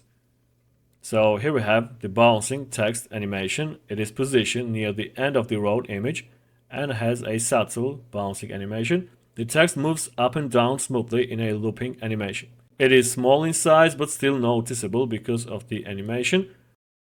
So let's go back to the VS Code. And right after image element, let's create span. We need here looking for new challenges. And then I'm going to add some classes to the span elements. We need here XL, text, XS. Then we need empty breakpoints. The text is going to be 10 pixels. Next we need text for smaller screen sizes and it's going to be 8 pixels. After that, I'm going to set font to bold. Then we need tracking white. Also, let's change the color of the text. It's going to be yellow, 500. Then I'm going to take care of the position of the element. We need position absolute. Then the top position is going to be -5. Then we need XL breakpoint. The right position is going to be 22 for larger screens. Then we need LG breakpoint. We need right position 26. Then we need empty breakpoints. Right is going to be 16. And then we need right 10 for smaller screens. After that, I'm going to set rotate to 3.5 degrees. And actually, that's it. Let's check the browser. So at this stage, we can see that the text is correctly positioned and styled. It sits at the edge of the road image, slightly rotated, just like in the original project. However, right now it is static. The next step is to bring it to life with a bouncing animation. Tailwind CSS 4 provides a built-in animation utility that we can use to apply a bouncing effect to the text. The default animation continuously moves an element up and down, creating a smooth bounce effect. To apply it, simply add the following class to the span element. We need animate bounce. Now if we check the browser, we can see that the text bounces up and down. This makes it feel more interactive and grabs the user's attention subtly. However, there is a problem. The bouncing effect is too strong and the animation feels slightly abrupt instead of smooth. To refine this, we need to customize the bounce animation to make it look just right. To define a custom bounce animation, we'll use the new theme directive in Tailwind CSS4. This allows us to create custom keyframe animations directly inside the Tailwind configuration. So I'm going to open index.css file, and here I'm going to add theme directive. Inside here we need keyframes. Let's call it bounce. So at 0% and also at 100%, we need transform, translate y with the value minus 75%. And then we need animation timing function. Let's get rid of cubic busier. We need here is out. So this code moves the text up to minus 75% instead of the default bounce in Tailwind. Next we need 50%. And here I'm going to grab this code. So instead of minus 75%, we need here just 2 pixels. With this code, the text moves down just 2 pixels at 50% of the animation cycle, keeping the movement subtle. Next, we need to add here animate bounce, and I'm going to add here bounce 2 second infinite. Let's go to the browser. So as you can see, the text is bouncing, but I think it's too fast. Let's check the code. We have here a typo. We need animate. Now let's check the browser. Okay, so that's it. The text bounces gently. The animation looks more natural and polished. Alright, so with everything in place, our hero section is now fully built and polished. We created a dynamic heading with a rotating text animation that cycles through different profession titles. We added a background image and ensured it's properly positioned with a smooth hover opacity effect. We implemented the interactive biography section where users can expand and collapse the text with a button. We rendered social media icons, making them interactive with hover effects. And finally, we added the bouncing text animation at the top of the road, customizing the bounce effect for a smooth and subtle movement. Now, we need to implement dark and light mode functionality to enhance the user experience. This will allow users to switch between light mode, which is the default one, and dark mode, making the UI more adaptable and visually comfortable. Before we start coding, let's first take a look at how this feature works in our original project. So we can better understand what we are about to build. There is a toggle button, a sun and moon icon that allows users to switch between light and dark mode. When dark mode is activated, the background changes to dark and text colors adjust accordingly. The theme persists even after refreshing the page. This persistence is handled using local storage, which saves the selected theme and automatically applies it when the page loads. To build this feature, we will use Tailwind CSS4 and the React Context API to manage the theme state globally. The React Context API is a built-in solution for managing global state in a React application. Instead of passing props manually through multiple components, context allows us to store and manage state in a centralized place, making it easily accessible throughout the app. For our dark mode feature, we will create a theme context to manage the theme state, provide this context to the entire application using a provider, and consume the context inside any component that needs access to the theme state. Before implementing dark mode, we need to set up the context API. First, inside the src folder, I'm going to create new folder. Let's call it context. And then inside here, I'm going to create new file, theme context.jsx. This file will hold our theme logic and allow us to manage dark mode globally. Inside theme context.jsx file, the first thing we need to do is create a new context variable. It's going to be theme context, and I'm going to make it equal to create context The createContext function creates a new context object which acts as a global state container. This object allows us to store and share data, such as the theme state, across multiple components without passing props manually. Since createContext is a built-in React function, we need to import it at the top of the file. So here we need to import createContext from React. Now our file has the theme context object ready, but it doesn't do anything yet. Next, we need to wrap our entire application with a provider that will manage the theme state. For this, we create a new function right after the theme context variable. We need export theme provider. Then we need here an arrow function. And inside here, I'm going to insert parameter called children. So theme provider is a React component that will act as a wrapper around our entire application. It will hold the theme state and provide it to all components that need access to dark mode. In React, children represents any nested components inside theme provider. This allows theme provider to wrap our entire app, ensuring that any component inside it can access the theme state. Now, inside the theme provider function, we need to return the theme context.provider. So inside here, I'm going to return theme context provider. So as you can see, the copilot is suggesting the code, which is correct. So let's use it. So what is theme context.provider?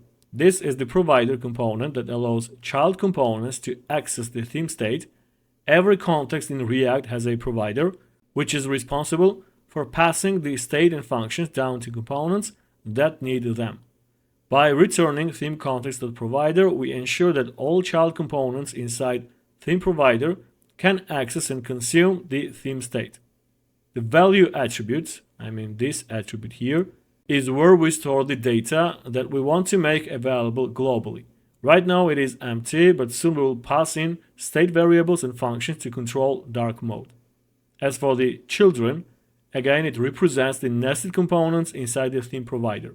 Now that we have set up the theme context provider, we need to introduce state management to allow the theme to be toggled dynamically. The first step is to create a new state variable inside the theme provider function. So inside here, I'm going to create new state variable. It's going to be dark mode. Then we need set dark mode, and as the default value, I'm going to use false. Next, we need to import useStateHook from React. So dark mode will store the current theme state, determining whether dark mode is enabled or disabled. We initialize it with false, meaning the default theme is light mode. Set dark mode is a function that updates the state, allowing us to switch between light and dark modes. Right now we've defined the state, but it's not yet affecting our application. Next, we need to make it available globally. To make the dark mode state accessible from any component, we need to pass it to the value attribute in the theme context.provider. So we need to pass here dark mode. So again, the value attribute is what makes dark mode available to all components inside our application. Any component that consumes this context will be able to read the current theme state. Without this, components wouldn't know whether this site is in light mode or dark mode. Now that the state is globally accessible, we need to apply the dark mode styling dynamically whenever the theme changes. To apply the dark mode styling when the theme changes, we need to use the useEffect hook. Now, inside the theme provider, I'm going to add useEffect hook.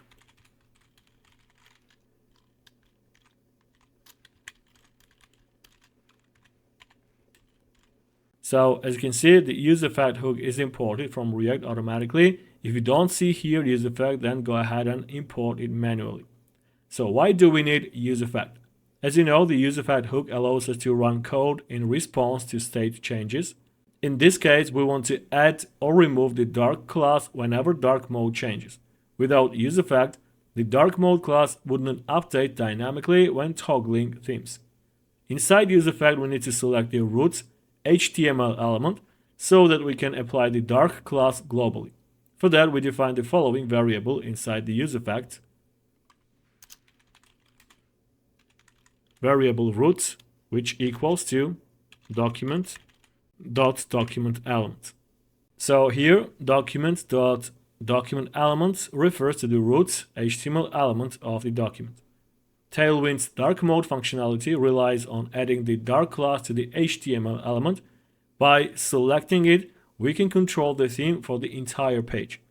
Now that we have access to the root element, we need to conditionally add or remove the dark class whenever dark mode changes. We do this using the following ternary conditional statement inside the use effect hook. So here we need dark mode followed by a ternary operator. Then we need root.classList. Actually, this suggestion is correct, so let's go ahead and use it.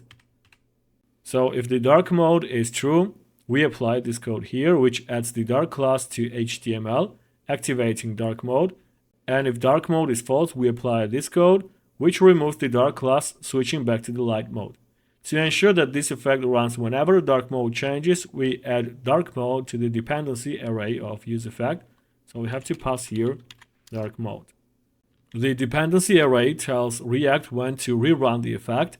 Since we only want this effect to run when dark mode changes, we pass dark mode in the dependency array. Without this, the effect would only run once when the component mounts, and the theme wouldn't update dynamically. At this stage, dark mode activates and deactivates dynamically, but we still need a way to toggle it when the user clicks a button. Now, we need to create a function that will allow users to toggle between dark and light modes. Let's go ahead and add the following function inside the theme provider.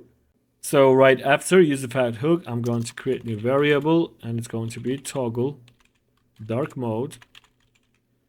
We need here an arrow function, and we have to return set dark mode. Actually, this is what we want here, prev, and then returning not prev. Alright, so let me explain how this function works. It inverts the current state. If dark mode is false, it becomes true. If dark mode is true, it becomes false. This function will be triggered when the user clicks a dark mode toggle button. Now, we need to make this function available to the rest of the application by passing it to the value.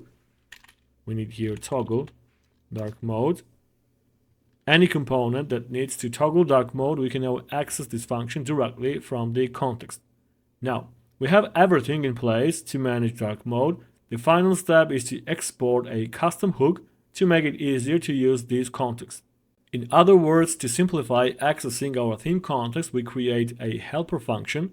So down below, I'm going to insert export.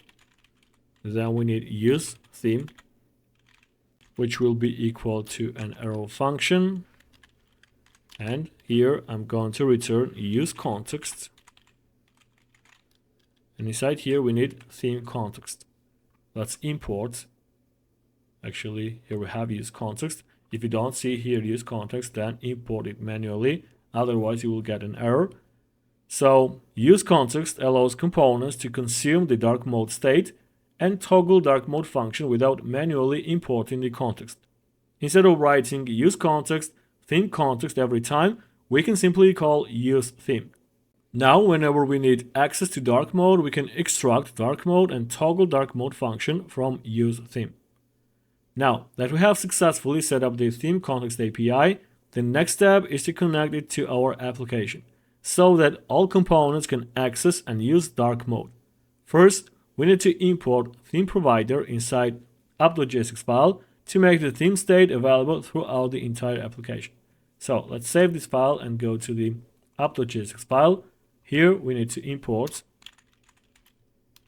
theme provider from context theme context. Again, theme provider wraps the entire application, ensuring that every component inside it has access to the dark mode state and toggle function. Without wrapping our app inside theme provider, components like navbar, hero, services, or other UI elements wouldn't be able to toggle or read the theme state. Now, we need to wrap the entire app inside theme provider. So here I'm going to add theme provider and then wrap the entire content with it. Now that we have successfully provided the theme context, the next step is to use it inside the navbar, where we will program a toggle button for dark mode. So let's go ahead and navigate to the navbar.jsx file, and I'm going to import use theme from context, theme context. As you remember, use theme is a custom hook we created to simplify accessing theme context. It allows us to easily extract dark mode and toggle dark mode without manually calling use context every time. Now, inside navbar, we need to destructure the dark mode state and also the toggle dark mode function from the use theme. Inside here, we need destructuring. As you can see, the compiler suggests the code. We have here dark mode, toggle dark mode, and use theme function. So, as you remember, dark mode stores the current theme state, true for dark mode and false for light mode. As for the toggle dark mode function, it allows us to switch the theme when the user clicks the toggle button. Now, let's add the click event to the dark mode toggle button. To toggle dark mode, we need to add an onClick event handler to the icon inside the navbar. So, here we have the icon, and I'm going to add here onClick. And we have to pass here toggle dark mode. Whenever the toggle icon is clicked, the toggle dark mode function will switch the theme state from false to true, or vice versa. So right now, our theme toggles on click, but nothing visually changes because we haven't applied any Tailwind dark mode styles. To fix this, we need to modify the classes of the wrapper div in the app.jsx file. So here, I'm going to add, let's actually add here dark. And then I'm going to add the default background color, which is going to be white. Now, if we go to the browser and click the dark mode toggle icon, nothing happens yet because Tailwind doesn't recognize the dark class. To enable Tailwind's dark mode functionality, we need to modify index.css file and add the following line. So here, I'm going to add custom variant dark, and here we need ampersand where dot dark dots dark with a star. So actually we need here dash. So this custom Tailwind variant ensures that the dark classes work when the dark class is added to the HTML. By default, Tailwind doesn't detect class changes dynamically, so we need this line to tell it to look for the dark class and apply the dark styles accordingly. In the previous Tailwind CSS versions, we were configuring the dark mode functionality in the Tailwind config file, but now since 4th version is released, we configure it in the CSS file. Now, if we go to the browser, we should see the following behavior. By default, the background is white, and clicking the sun icon, actually nothing happens here. Well, let's check the console. So we don't have any errors. Okay, let's go back to the VS Code and check this line.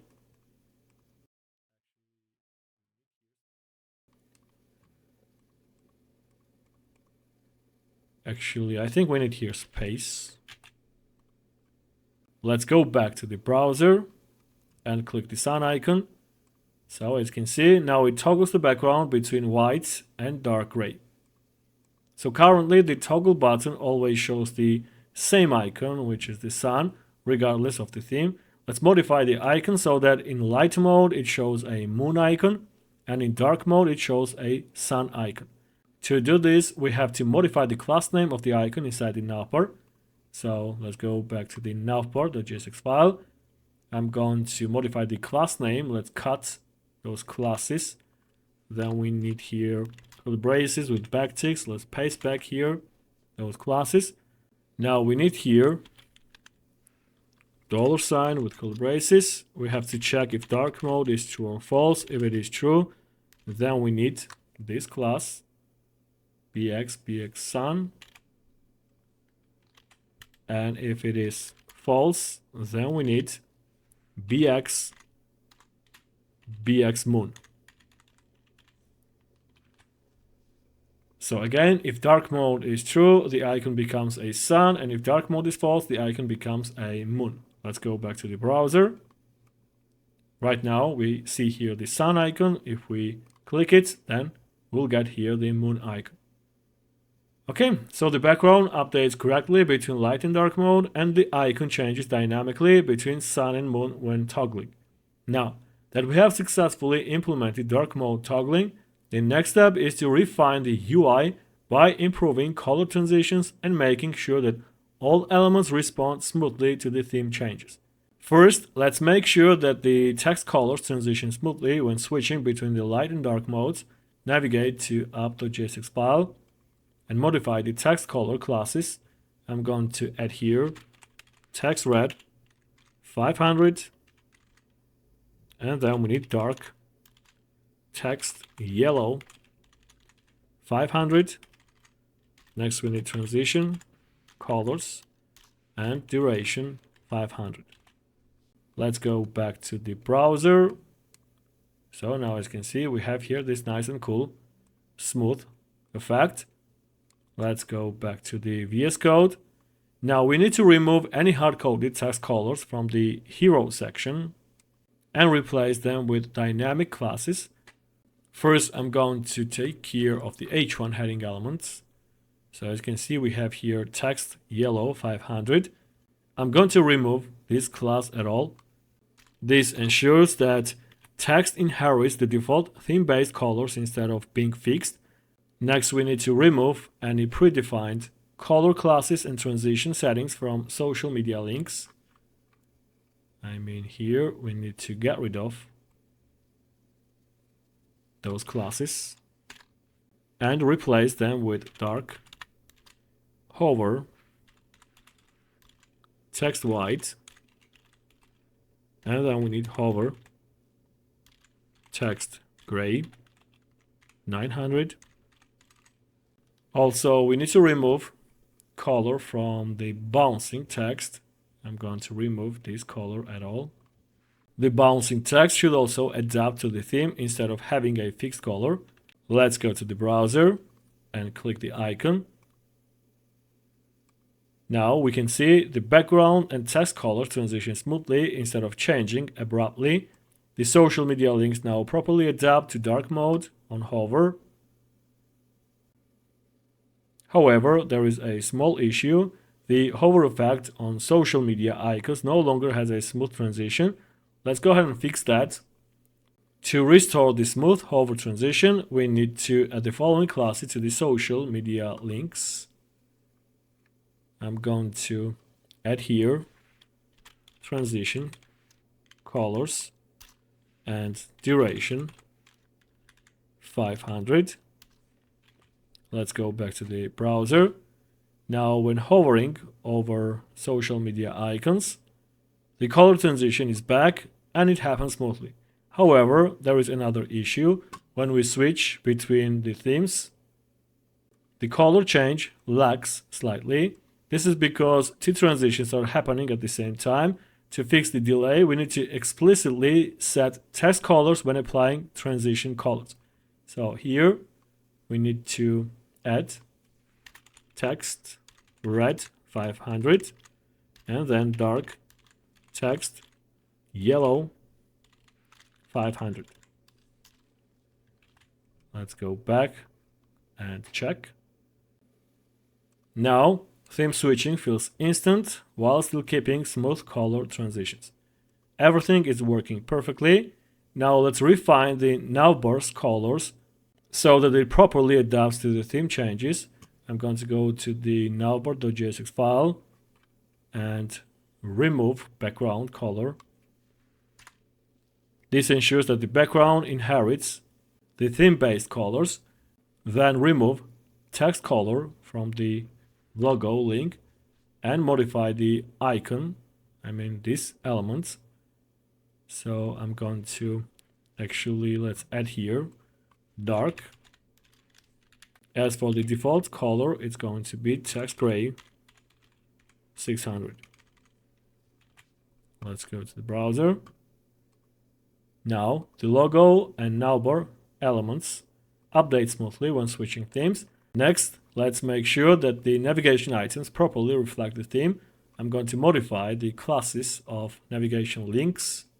So we need here dark, then text red 500. Next, we need to change the background of the span elements. So we need here dark, and then we need PG red 500. For the services and contact, we need here dark. Actually, these are the span elements. Then I'm going to add here the default color. It's going to be PG gray 600. And then we need to change the links. So let's add here dark. And then the default color is going to be text gray 600. Let's go to the browser and switch theme to the light one. So as you can see, everything works fine. Okay, next we need to style the button and also the bio text. Let's go ahead and modify the classes of the button element. So we need hero section. Let's find button. So here we have it. I'm going to add here dark. And then we need the default background color, and it's going to be gray 900. Then let's find text. So it's going to be dark. As for the light mode, we need here text white. And also I'm going to add here transition colors, followed by duration 500. Now as you can see, the background of the button and also the colors of the text and icon are changed. So everything works perfectly. Okay, now we have to take care of the bio text, this text, which is not quite visible on light mode. So let's go back to the hero section and find here the paragraph. Actually, we need the div element, which is the wrapper of the paragraph. So here I'm going to add dark. And then we need text gray 900. Let's go back to the browser. So the bio text now updates seamlessly when switching between the light and dark modes. Next, we have to style the first letter of the paragraph to make the first letter of the bio text match the theme. So let's go ahead and update the classes. I'm going to add here dark. Now I'm going to copy this code, paste it here, and change the color. We need red. Let's check the browser. So as you can see, the first letter changes color dynamically when toggling between themes. Okay, right now the custom scroll bar remains yellow in both light and dark modes. Let's update it so that it changes colors based on the theme. We need to modify the default scroll bar colors in index.css file. So as you remember, we have here the styles for scroll bar. So first I'm going to change the color here. It's going to be EF. Then we need 4, 4, 4, 4. Then I'm going to change the color here as well. We need here DC 26, 26. Next I'm going to duplicate this code. Let's get rid of border radius. I'm going to add here dark class. And then change the colors. We need here FBB F24, and then we need here F5 9E0B. Let's go to the browser. So when we have dark mode, the scroll bar is yellow. When we switch to light mode, then you will see that the scroll bar will become red. Alright, now that dark mode is fully functional and visually polished, the final step is to ensure that the user's theme preference is saved even after refreshing the page. Right now, if we switch to dark mode and then reload the page, the theme resets back to light mode because the dark mode state is not being stored anywhere. Before implementing local storage, let's briefly explain what it is and why we need it. Local storage is a built-in feature in web browsers that allows us to store key value pairs persistently. Unlike session storage, which is cleared when the page is closed, local storage persists even after refreshing or closing the browser. This makes it perfect for storing user preferences such as dark mode settings. To see local storage in action, I'm going to open Developer Tools. Then we have to go to Application. And here you see local storage. So right now it is empty for us. Currently nothing is stored because we haven't implemented it yet. But once we do, you will see a dark mode value appearing here. If we navigate to the original project and inspect the page, let's go to Application. I'm going to clear it out. Let's toggle. So as you can see, we have here dark mode with the false value. Once we toggle, then we'll get here dark mode true. Alright, so that's the way how local storage works in the browser. Let's go back to the VS Code. I'm going to update the default value of dark mode so that it checks local storage when the app loads. Let's go to theme context.js file. As you can see, we have here dark mode state variable with the default value false. I'm going to get rid of it and insert here a callback function. So we need to return here json.parse. Then we need local storage.getItem, dark mode, and again false value. So the code is correct. Let's use it. So let me explain what's going on here. Local storage.getItem retrieves the saved theme preference from local storage. json.parse converts the string true or false back into a Boolean value. Then we have OR operator followed by the false value. If there is no saved value, it defaults to false, which is light mode. So the first time the user visits the site, there will be no value in local storage, so dark mode defaults to false. Once the user toggles dark mode, we will store the preference so that it persists after page reloads. Now that we are reading from local storage, we also need to update local storage whenever dark mode is toggled.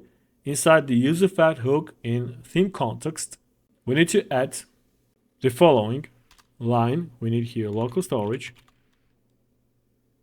Well, we have here a suggestion. Let's go ahead and use it. I think we need here not dark, but dark modes. Okay, so I think now it is correct. So this line is responsible for storing the user's dark mode preference in local storage so that it persists even after they refresh the page or reopen the browser. Since local storage only supports storing strings, we cannot directly save a Boolean value like true or false. Instead, we need to convert the Boolean into a string before storing it. This is where JSON.stringify comes in. It takes the value of dark mode, which is either true or false, and converts it into a string representation, true or false. Every time the dark mode state changes, whether the user clicks the toggle button to switch to dark mode or back to light mode, this useFact hook runs and updates local storage with the new value. Alright, now we can go back to the browser, open Developer Tools, go to Application. We need here local storage. So now as you can see, we have here key value pairs. Dark mode with value false, because right now we have here light mode. If we switch to dark mode, then we'll get here dark mode with the true value. All right, let's refresh the page. So now we have here still the dark mode. If we switch dark to light and refresh the page, we'll get here the light mode. Okay, so we have successfully implemented the dark mode feature, allowing users to toggle between light and dark themes seamlessly. The theme preference is now stored in local storage, ensuring that the selected mode persists even after refreshing the page or reopening the browser. Alright, so we have successfully completed the hero section, including the interactive dark mode feature. It's time to move forward and build the next important part of our portfolio, the services section. Before we start coding, let's quickly navigate back to the original project and take a detailed look at the services section. Here we have a neatly organized grid layout that displays different skills or services we provide, each with its own icon, title, description, and smooth hover effect. This section clearly showcases your expertise, making it easy for visitors to quickly understand your skill set and what you have to offer professionally. On hover, we see the project links appearing depending on whether the skill card is in the first row or not. To create this part, we will start by generating a new component dedicated specifically to the services section. So inside the components folder, I'm going to create new file, services.jsx. Then inside here, we need to create a React functional component using RAFCE shortcut. Then let's go to the app.jsx file and duplicate this line of code. We need here services. And finally, we have to pass the services component here. Now, if we go to the browser, we can see the text services. So the section is successfully rendered. This component will include the specific services we offer provided with the skill cards. This content is already prepared for us in our project's index.js data file. Let's briefly take a look at the data structure we're going to use. Open index.js file and find the skill cards array. So this array contains detailed information for each service or skill we want to showcase. As you can see, each object within the skill cards array has the following properties. We have here icon. It defines the class for the icon from box icons representing each skill visually. Then we have title. It identifies the skill or service we provide. Next, we have description, a detailed description explaining the specific skill or service. Next, we have project count, the number of project links we should display on hover. And then we have hover position. It indicates the direction from which the hover animation will appear for large and small screens. We will use this array to dynamically render each skill as an individual card, creating a responsive, interactive layout in our services section. Now, let's go ahead and import this array into our services.jsx file. I'm going to import skill cards from data/index. To begin structuring the services section, visually, I'm going to add some classes to the wrapper development. I'm going to add here classes flex, then flex column. Next, actually, we need here flex column. Then we need justify center, followed by items center. Next, we need px4. Then Excel breakpoint py0 and then py10 for smaller screens. Instead of text services, I'm going to insert here h2 heading elements and then add to it some classes. We need here text for Excel. Then we need font lights. Next, I'm going to define margin bottom. It's going to be 32. Then we need Excel breakpoint, margin top 0. Then we need margin top 12 for smaller screens. As for the content of the heading element, it's going to be skill set. Let's go to the browser. So as you can see, we have here skill set, the heading element. Actually, I think we are missing here the height. We need minimum height screen. I mean 100 viewport height. Let's go back to the browser. All right. So we can see our skill set heading nicely centered, clearly visible, and properly spaced vertically. Now we are ready to move forward and add the actual service items. We need to display our services in a nice responsive grid. To do this, let's add another div element immediately below the heading. Below this h2 heading element.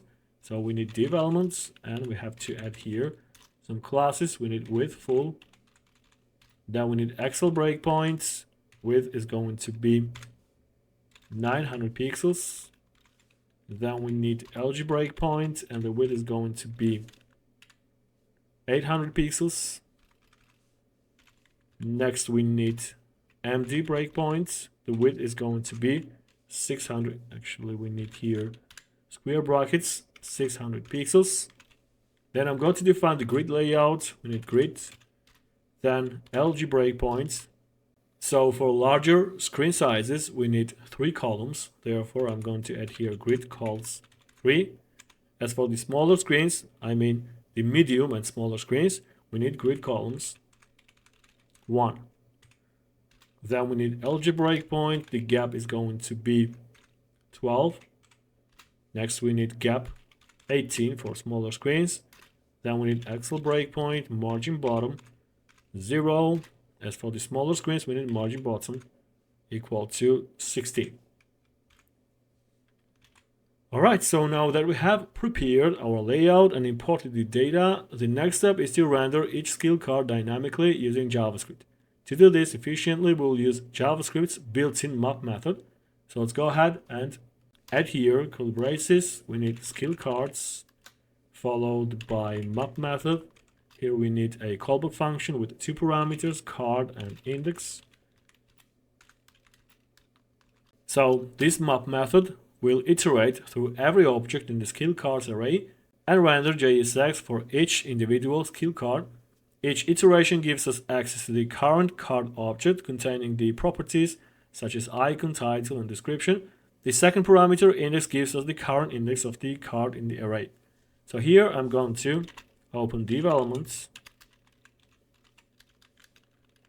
and I'm going to add here key prop, which is going to be index.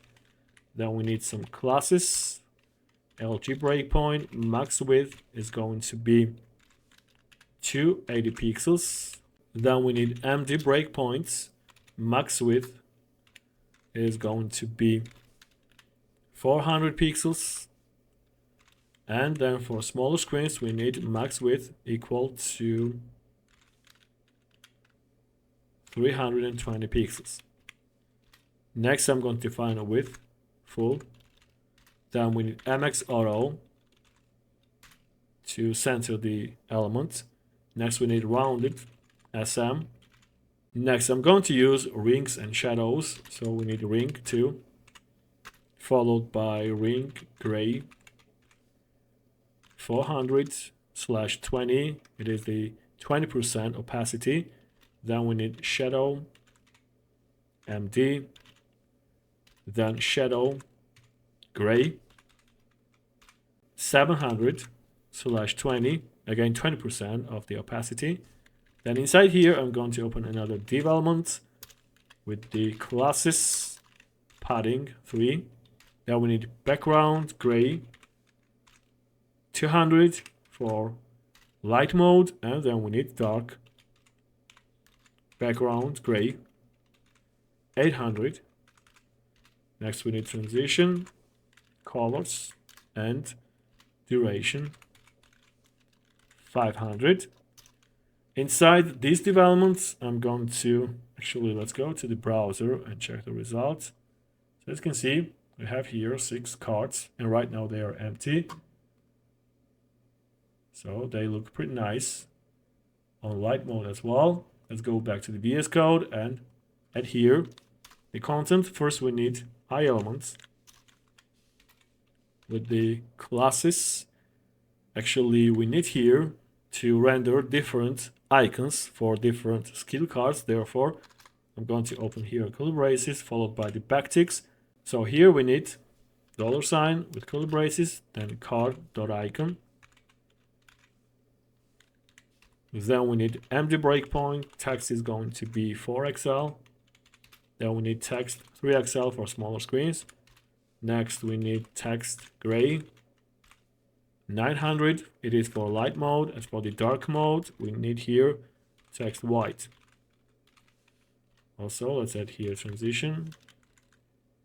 Well, we need here transition, colors, and duration 500. Now, if we go to the browser and check the results, actually, we don't see here any icons. Let's go back. So we need here icon, not icon. Let's go back to the browser. So we can see that the skill cards are displayed correctly, each card containing an icon. However, at this point, we're missing two essential pieces of information, the title and the description of each skill. Let's go ahead and add these elements to complete each card's content. So here I'm going to add h3 heading elements with the following classes. We need empty breakpoint, text is going to be 2XL, then we need text XL for smaller screens, then fonts is going to be bold.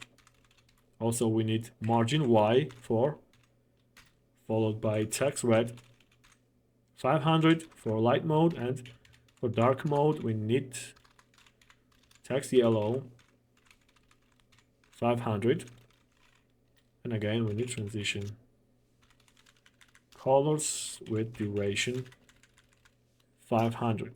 As the content of the heading elements, I'm going to insert card.title. Then after h3 heading elements, we need paragraph. Let's add some classes. We need text gray 900. It is for light mode. Then we need dark mode, and the text is going to be white. Then we need empty breakpoints. Height is going to be 28. Then for smaller screens, we need height equal to 24. Then we need empty breakpoint. Text size is going to be base. And for smaller screens, we need text SM. Font is going to be light. Then I'm going to use overflow Y auto. And again use custom scroll bar. As you remember, we created custom scroll bar for the paragraph in the hero section. Let's use it here as well. So we need custom scroll bar. Then we need PR2, I mean padding right. And finally we need transition colors and duration 500. Now when we go back to the browser, actually we are missing here the text of the paragraph because we need to add here card.description. Okay, so now the result looks much more complete and informative. Each card displays the appropriate title clearly and has a nice and concise description beneath it. Also, notice that the scroll bar appears nicely when the description content is too long. This allows users to easily read the content without overflowing. Next, let's focus on enhancing our skill cards with an interactive and user-friendly hover effect. Right now, when we hover over the cards, nothing special happens, but we want to provide users with additional information dynamically. Specifically, we want to show links to our projects when a user hovers over a card, giving them quick access to examples of our work related to each skill. To make this effect more user-friendly and visually intuitive, we'll implement it carefully based on the card's position in the grid. For cards located in the upper row, the project links should appear neatly at the top, making them easily accessible. Conversely, for cards positioned in the bottom row, we'll display these links conveniently at the bottom. Now, let's move on to making our hover effect more dynamic by positioning the project links correctly depending on the placement of the skill cards. Right now, we don't have any structure for these links, so the first step is to create a new development that will hold them. Let's go back to the VS Code, and right after this div element, create new div with the classes width full. Then we need position absolute, and next we need left position equal to 0. As the content of the div element, let's insert here projects. Then go to the browser. Actually, we need position relative for the parent element. I mean this element here, we need a relative. Let's go back to the browser. So we can see the word projects appears, but it just sits there at the default position. The problem is that right now all the text elements are aligned the same way, but we need them to adjust dynamically based on where the card is located in the grid. We don't want every project link to appear at the same position inside its card. Instead, we need a smart way to decide whether it should show up at the top or bottom of each card. To do this, let's go back to our index.js file and take a closer look at the skill cards array. So you will notice that each object inside this array has a property called hover position, which itself contains two properties, large and small. Large defines the hover position on large screens, and small defines the hover position on smaller screens. Since we are currently working on large screen layouts, we're only interested in the large property for now. If you examine the data, you will find that the first three cards have their hover position set to bottom, and the remaining three cards have their position set to top on larger screens. Now, to dynamically determine where the project's text should be placed, we'll create a helper function inside our services component. Inside here, we need to create a new function, and it's going to be getPosition class. We need here card as the parameter. Then we have to add here new variable, and it's going to be position. We should be equal to card.hover position dot large. And then we have to return position equal to bottom, followed by a ternary operator. Here we need bottom 0 and then top 0. So let me explain how this function works. It takes one parameter, the card object that we are mapping over. It accesses the hover position.large property inside that object. If the value is bottom, it returns the Tailwind class bottom 0, positioning the text at the bottom of the card. Otherwise, it returns top 0, which moves the text to the top of the card. Now, instead of manually writing top 0 or bottom 0 in our JSX, we can just call getPosition class function, and it will automatically decide the correct placement for each card. Now, let's modify the class name of the div elements. I mean this div element. I'm going to cut those classes. Then we need curly braces with backticks. Let's paste back the classes. And here I'm going to add $sign with curly braces. Then we need to call getPosition class function, and we have to pass here card. So this means that when React renders the skill cards, if the card's hover position.large is bottom, Tailwind's bottom 0 class will be applied. If it were top, the class would be top 0, automatically adjusting the placement. Now let's jump over to the browser and see how it looks. The project's text is correctly positioned at the bottom for the first three cards in the upper row, and at the top for the rest of the three cards in the bottom row.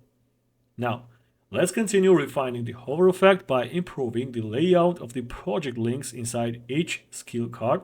So far, we have successfully positioned the project's text dynamically at the top or bottom based on the card's placement in the grid. Now we will focus on styling it properly and adding project links in a structured manner. First, we need to modify the div element that contains the project's text by adding some spacing and structural classes to ensure everything looks clean and well positioned inside the card.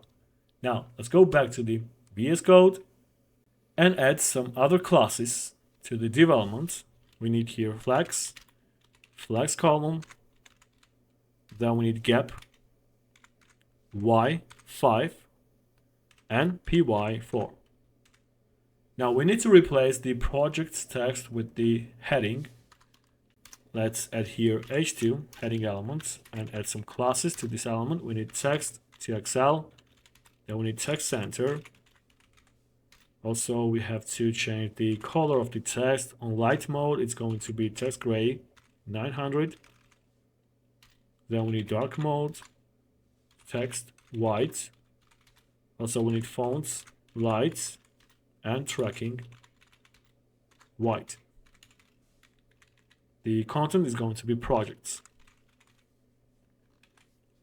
So at this point, if we check the browser, we can see that the project's heading is now properly formatted and centered inside each skill card. However, we are still missing a crucial part, the project links themselves. Right now we only have the heading, but we need to add a set of clickable project links beneath or above the heading, depending on where the card is positioned in the grid. Before that, I'm going to check the light modes. So as you can see, everything looks good. Now, if we take a look at the original projects, we can see that the alignments of heading and project links is different based on the row the card is in. For the upper row, the heading comes first, followed by the links below. For the bottom row of cards, the project links come first, followed by the heading beneath them.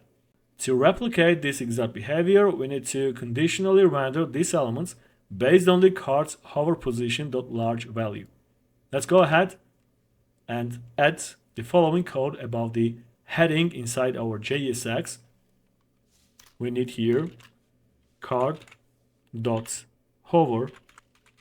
position.large equal to top. Then we need AND operator, and then I'm going to insert here a div elements. So we check here if card.hoverPosition.large is equal to top. This ensures that the project links are displayed above the heading only for bottom row cards. Now here I'm going to add some classes.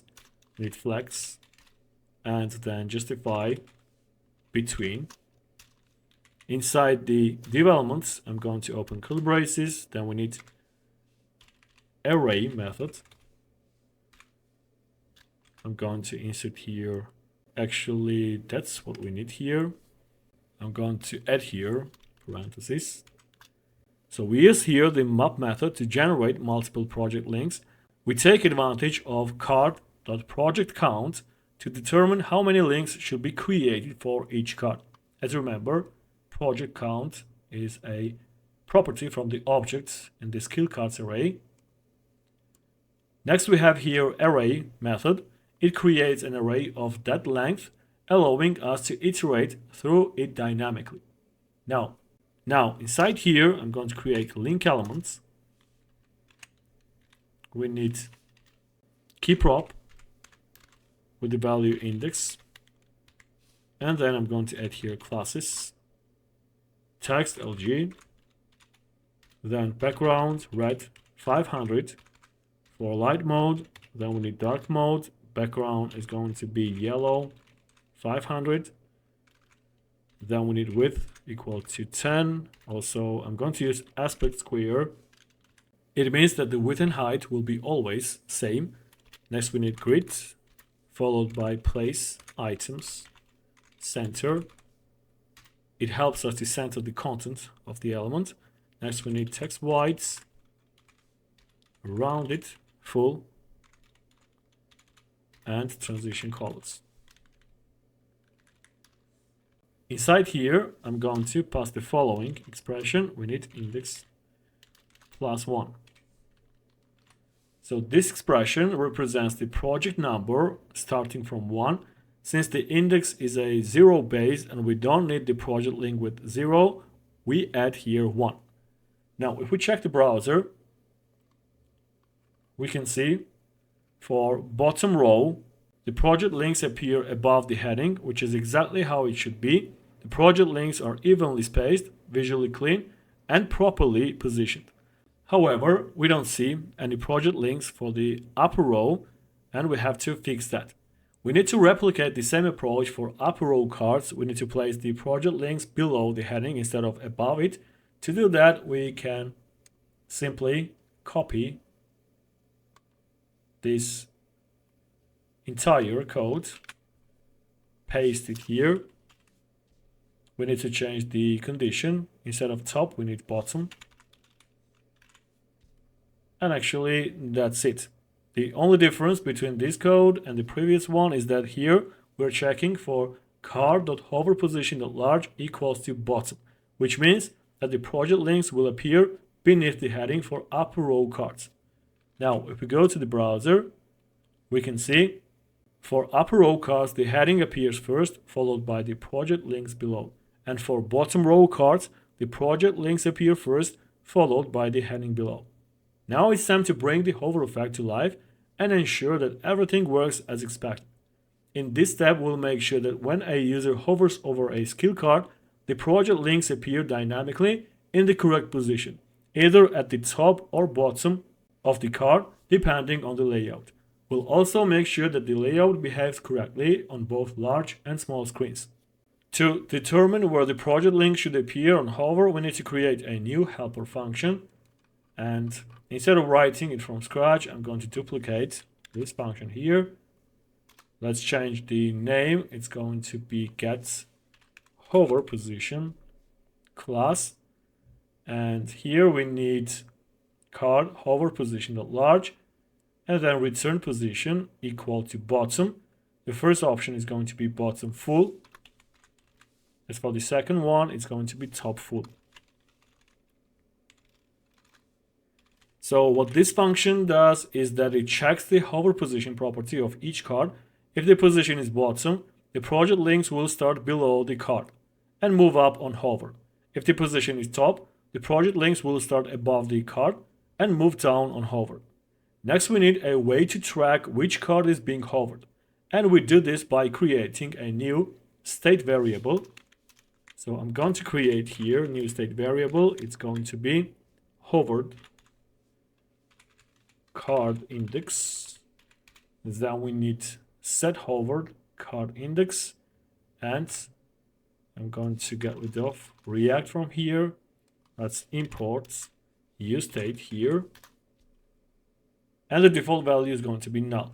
So without this state, all cards would have the hover effect applied at the same time, which is not what we want. By tracking the index of the currently hovered card, we can apply the hover effect only to that specific card. When no card is hovered, hovered card index will be null, meaning that the project links will remain hidden. Now that we have this state variable, we need to apply onMouse enter and onMouse leave event handlers to each card. So down below, we have to find the card, actually this element here. I'm going to add here on mouse enter, and I'm going to pass here a callback function. And as you can see, we have here set hovered card index with the value index. When the user hovers over a card, hovered card index is updated to store that card's index, triggering the hover effect. Next, as you can see, we need onMouse leave, then set hovered card index with the value null. When the user moves the mouse away, hovered card index is reset to null, hiding the hover effect. Now that we have the hovered card index, we can use it to dynamically apply the hover effect. I'm going to modify the class name in the project links div, like so. I'm in this development here. So we need a conditional statement. Let's add hovered index, actually hovered card index. If it is equal to index, then we need AND operator, and we have to pass here $, curly braces, and as you can see, get hovered position class with the value card. Okay, so I think everything's correct. So if the current card is being hovered, get hover position class is applied, moving the project links into view. If no card is hovered, the project links remain hidden. Let's go to the browser. Now when we hover over a skill card, the project links will smoothly appear in the correct position. So now we need to make this effect a bit smoother. So I'm going to add here transition all with the duration 300. So now the project links appear smoothly in the correct position. Okay, so by default, we don't want the project links to be visible. We need to make sure they stay behind the card until hovered. And to do this, we will add here minus Z10. This ensures that the project links stay behind the card unless the hover effect is triggered. And we also add class isolate to the card itself. So we need to add here class isolate. This prevents the z-index from being affected by parent elements. Without isolate, the hover effect might not work properly because the project links could be affected by stacking context issues. Let's go to the browser. So at this point, hovering over a skill card correctly moves the project links into view. When the mouse leaves, the project links smoothly disappear. So the hover effect works perfectly. Everything looks great on large screens, but if we shrink the window, we notice an issue. So on medium and small screens, the grid layout changes to a single column layout. Since there is only one column, there are no more top or bottom rows.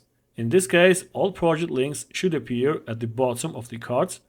Before we fix this issue, let's first address another problem. You may have noticed that when scrolling, the navbar ends up behind the cards. To fix this, I'm going to increase the z-index property of the navbar wrapper. Let's add here z50. Then in the hero section, I'm going to add to the wrapper div z-index property. It's going to be, let's say, 10. Now let's go back to the browser. So we still have the same problem. Actually, we need here position relative. Otherwise, the z-index property won't work. Let's go back to the browser. So now the problem is fixed. The only thing we need is to define the background for the navbar. We forgot that. So I'm going to add here. Actually, we need BG white, then dark BG gray 900. Then we need transition, colors, and duration 500. Let's go to the browser. So now, as you can see, the problem is fixed. Navbar stays above the services section, and the stacking issue is now completely fixed. Actually, I think that we need more space between the cards, so let's fix that issue. I'm going to increase the gap. Let's make it 24. Well, we need more space. Let's set gap to, let's say, 32. Okay, so now it's better. So to detect whether the screen is large or small, we need to create another state variable. Let's go to the, actually we are in the services component, and we have to create here new state variable. It's going to be is large screen. Then we need set is large screen, and the value is going to be false. So on large screens, we want the original hover behavior, and on smaller screens, we want the project links to always appear at the top. We now need to check the screen size whenever the window resizes. We need to implement this logic inside the useEffect hook. The reason we use useEffect hook is that it allows us to execute code whenever the component renders or when specific dependencies change. In our case, we want to check the screen size when the component mounts and whenever the user resizes the window. First, I'm going to import useEffect hook, and then I'm going to create useEffect hook here. So we need here curly brace, then dependency array, and the parenthesis. Next, inside the useEffect hook, we define a function called check screen size, which will determine whether the screen width is 1020 pixels or larger. So inside here, I'm going to create a new function, and it's going to be, as I said, check screen size. So here, I'm going to insert set is large screen, and as the value, as you can see, we need window.innerWidth greater than 1024 pixels. So we use window.innerWidth to get the current width of the browser window. If the width is larger than 1024 pixels, we set is large screen to true, meaning we will apply the large screen layout and behavior. If the width is less than 1024 pixels, we set is large screen to false, meaning we will apply the small screen layout. This ensures that our hover behavior and project link positioning adjust correctly based on screen size. Next, we need to call this function immediately so that it checks the screen size as soon as the component mounts. So here we need to call check screen size function. This ensures that the correct layout is applied right from the start without needing to wait for a window resize event. Right now, our check screen size function runs once when the component mounts, but what happens if the user resizes the window? Currently, the screen size is only checked on page load, which means if the user starts on a large screen, the layout will be set accordingly. However, if they resize to a smaller screen, the layout will not update dynamically. To fix this, we need to listen for changes in screen size using the resize event. Inside our useEffect hook, we will add the following.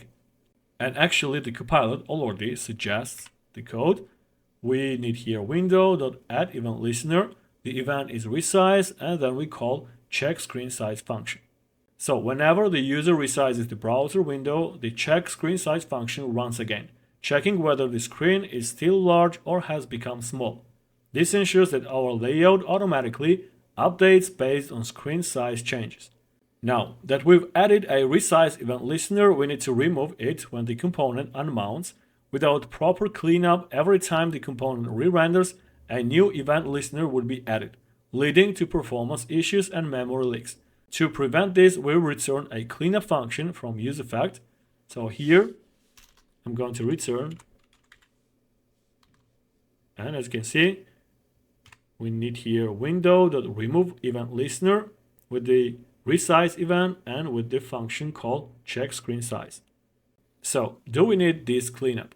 React components mount and unmount dynamically as the user navigates through the app. If we don't remove the resize event listener, React will keep adding new event listeners every time the component re-renders. Over time, this can slow down performance and cause unexpected behavior. By removing the event listener when the component unmounts, we make sure that we only have one active listener at a time. Now that we have isLargeScreen working correctly, we need to update both helper functions so that they use the correct positioning based on the screen size. Previously, these functions only checked card.hoverPosition.large, and now we need to modify them to use isLargeScreen dynamically. So here I'm going to add isLargeScreen with a question mark. If this is true, then we need card.hoverPosition.large, and if it is false, then we need this one, card.hoverPosition.small. Let's copy this code and paste it here as well. So if isLargeScreen is true, we use the large screen positioning, and if isLargeScreen is false, we use the small screen positioning. As you remember, these large and small properties come from the index.js file, where we have hover position property, and it includes both large and small properties. Alright, now we need to update the conditions that determine when and where the project links appear. For the upper row on large screens, we need here is large screen followed by the and operator. This ensures that on large screens, if hover position.large is top, the project links appear above the card. On smaller screens, this condition is false, so the links won't appear at the top. For bottom row and small screens, we need the following. Actually, I'm going to wrap this condition with parentheses. Then here we need another parenthesis.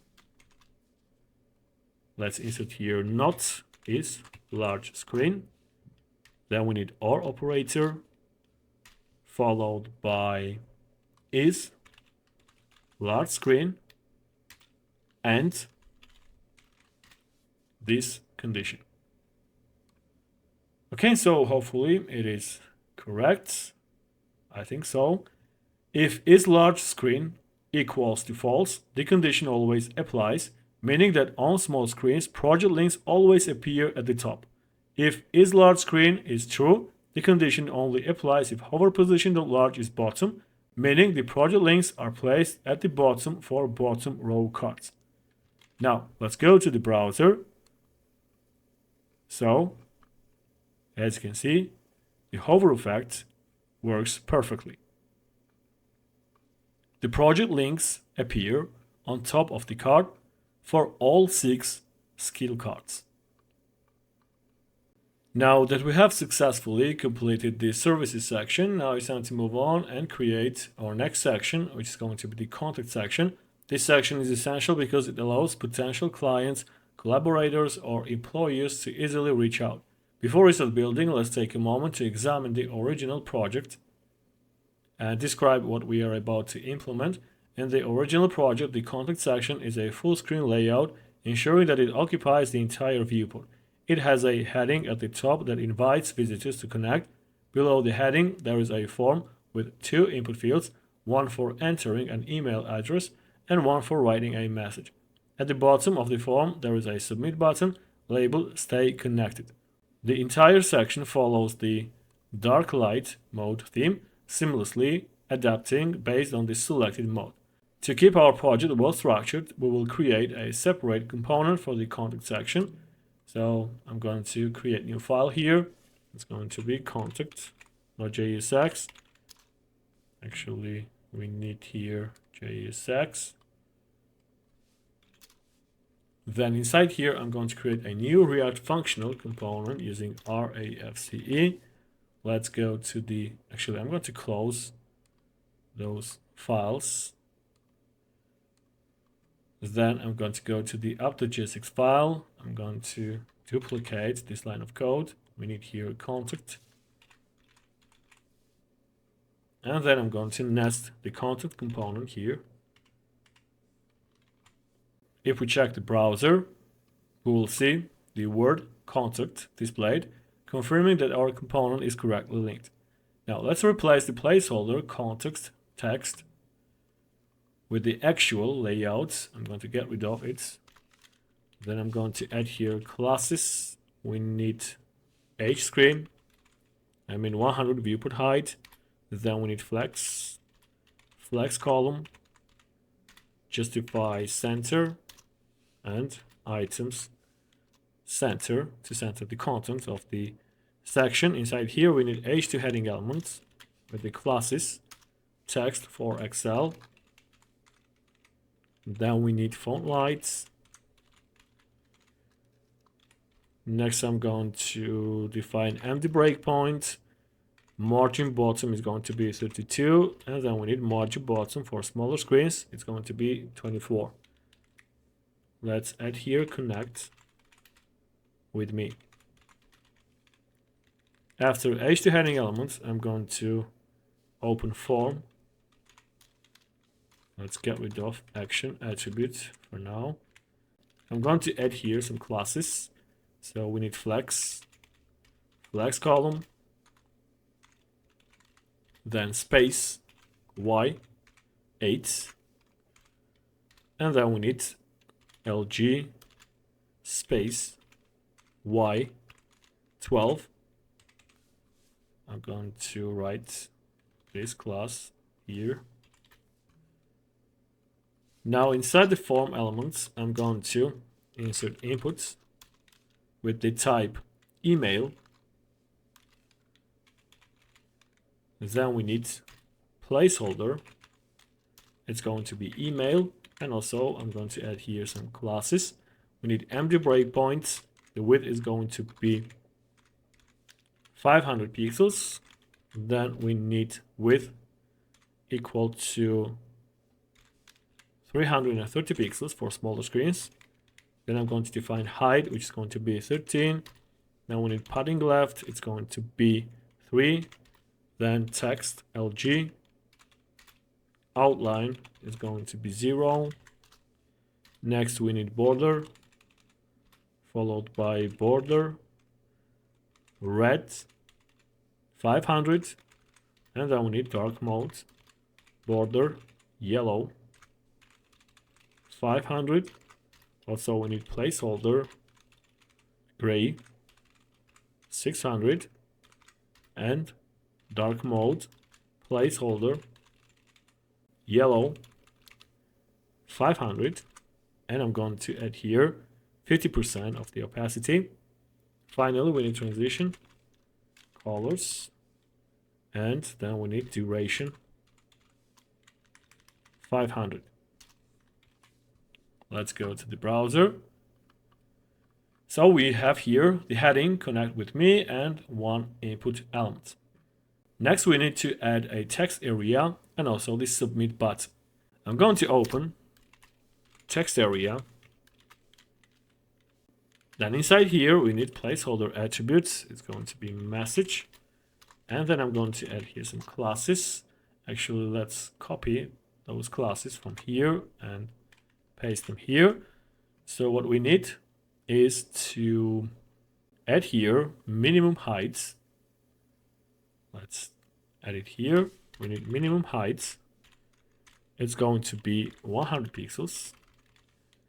Then we need max heights, and it's going to be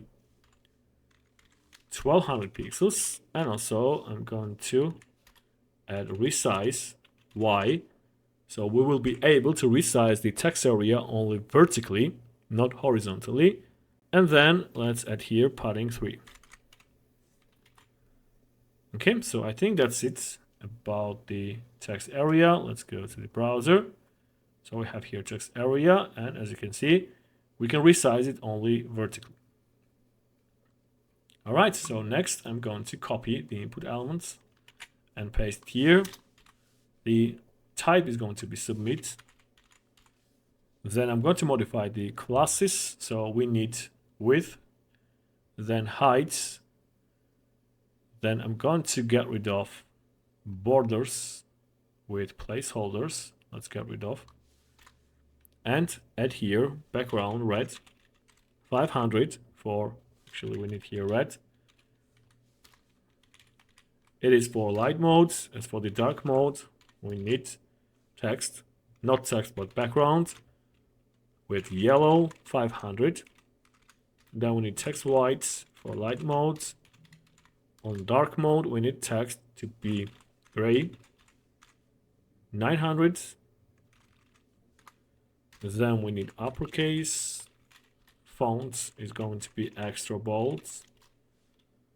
Also, we need cursor pointer. Then I'm going to add here tracking white. And finally, we need shadows. So we need here shadow empty. And then the color is going to be shadow gray, 700/20. It is the opacity. All right, so I think that's it. Actually, we don't need the placeholder attribute. Instead, we need value, and it's going to be stay connected. Let's go to the browser. So the content section is now fully implemented, providing a clean and professional layout. Everything is well structured, responsive. If we make the browser smaller, you will see that it's responsive. And it seamlessly adapts with light and dark modes. Now that we have completed the content section, the next step is to take care of the navigation circles, which are placed on the right side of each section. These circles serve as visual indicators highlighting the currently active section as the user scrolls through the page. If we take a look at the original project, we can see that these circles are aligned vertically on the right side of the screen. These are 3 circles in total, one for each section, I mean home, services, and contact. The key feature of these circles is that they dynamically change their color depending on the active section. When a section is in view, the corresponding circle is highlighted, while the others remain in a neutral state. To keep our project well organized, let's go ahead and create new component. It's going to be navigation circles.jsx. Then we need here a functional component. Now that our component is ready, we need to import and include it inside all 3 sections. I mean hero, services, and contact. Let's go to the hero.jsx file. I'm going to duplicate this code. Let's add here navigation circles. Then I'm going to copy, actually before we copy it, I'm going to insert it down below. Let's add here navigation circles. Then I'm going to copy this import statement, go to the services.jsx file and insert it here. We need navigation circles here. And finally, let's go to the contact.jsx file. I'm going to add here import, and then we need navigation circles. So if we check the browser, then we will see here navigation circles in all 3 sections. All right, now let's replace the placeholder text with the actual navigation circles. Inside this component, I'm going to update the JSX structure. So I'm going to get rid of this text and add some classes to the div element. We need here flex. Then I'm going to define height. It's going to be 300 pixels. Then we need width, and it's going to be 1 pixel. Next, I'm going to add here background red, 500 for light mode, and then we need dark mode.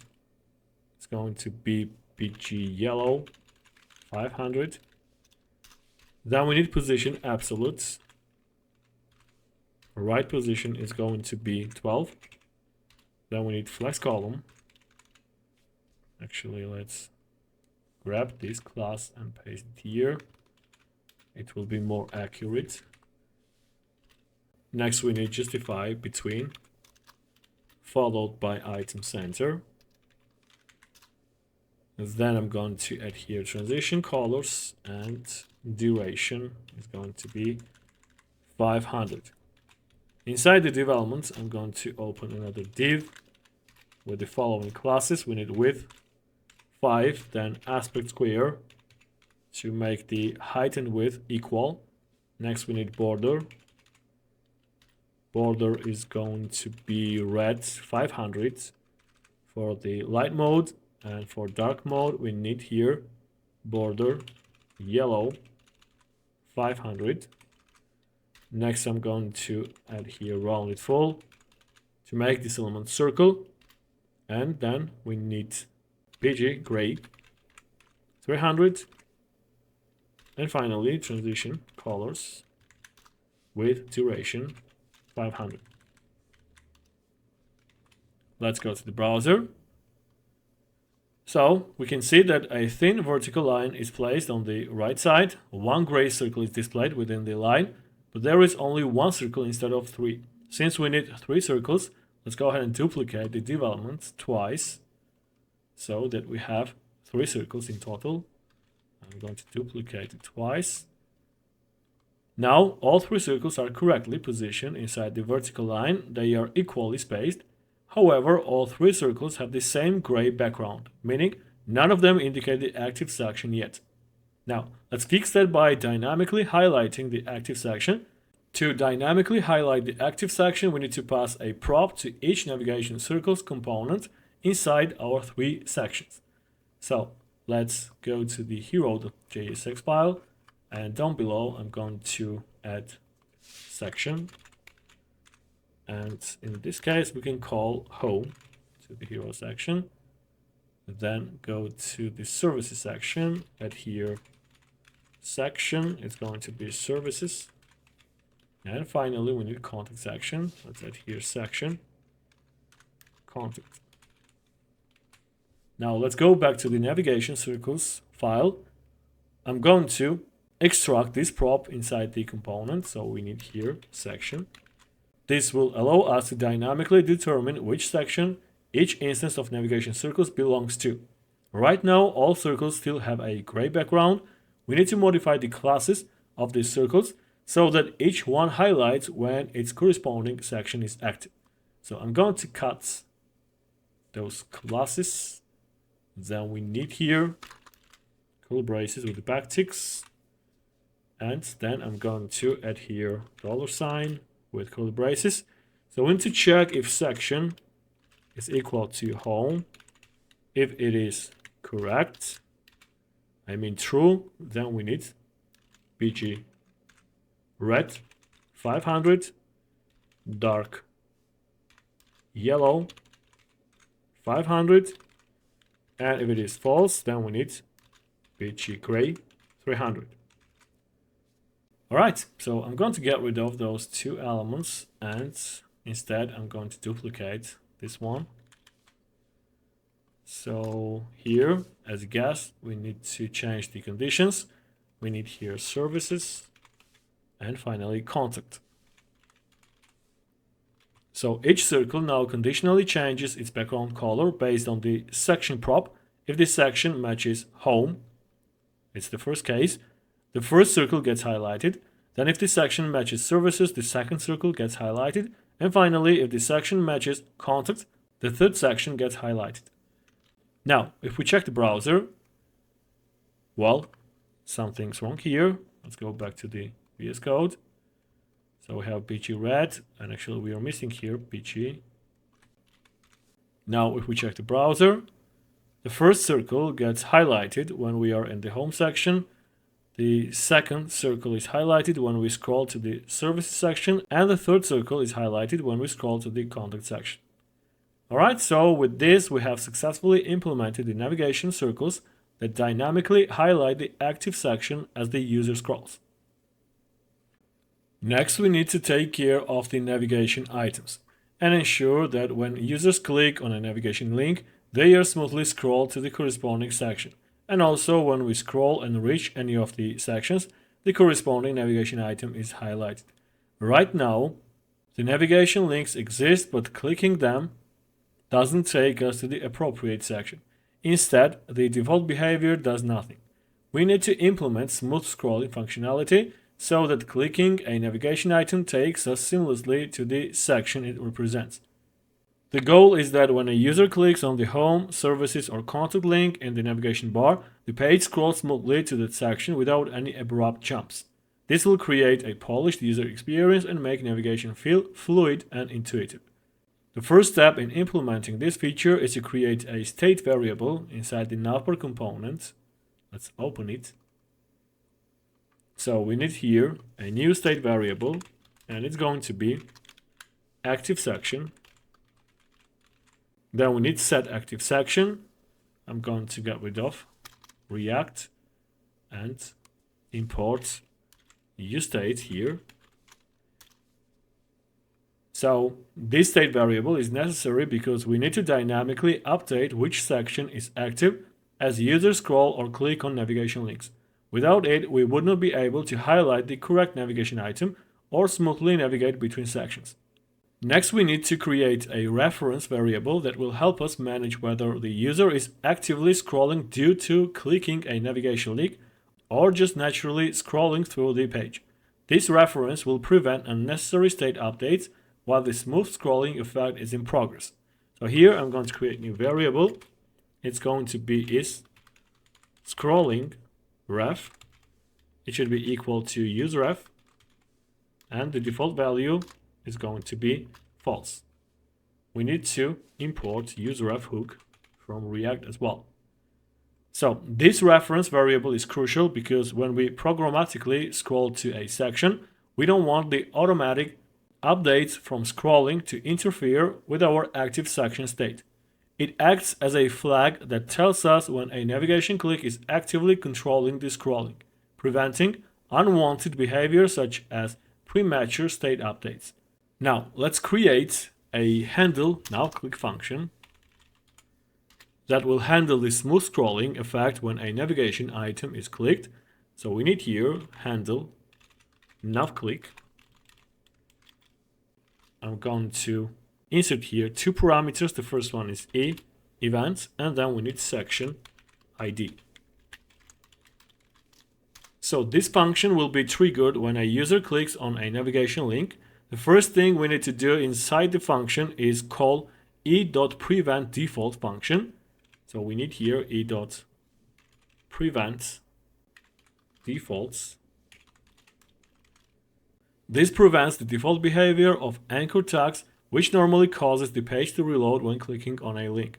Next, we have to update the active section state by calling setActiveSection with the value section ID, setting it to the section that was clicked.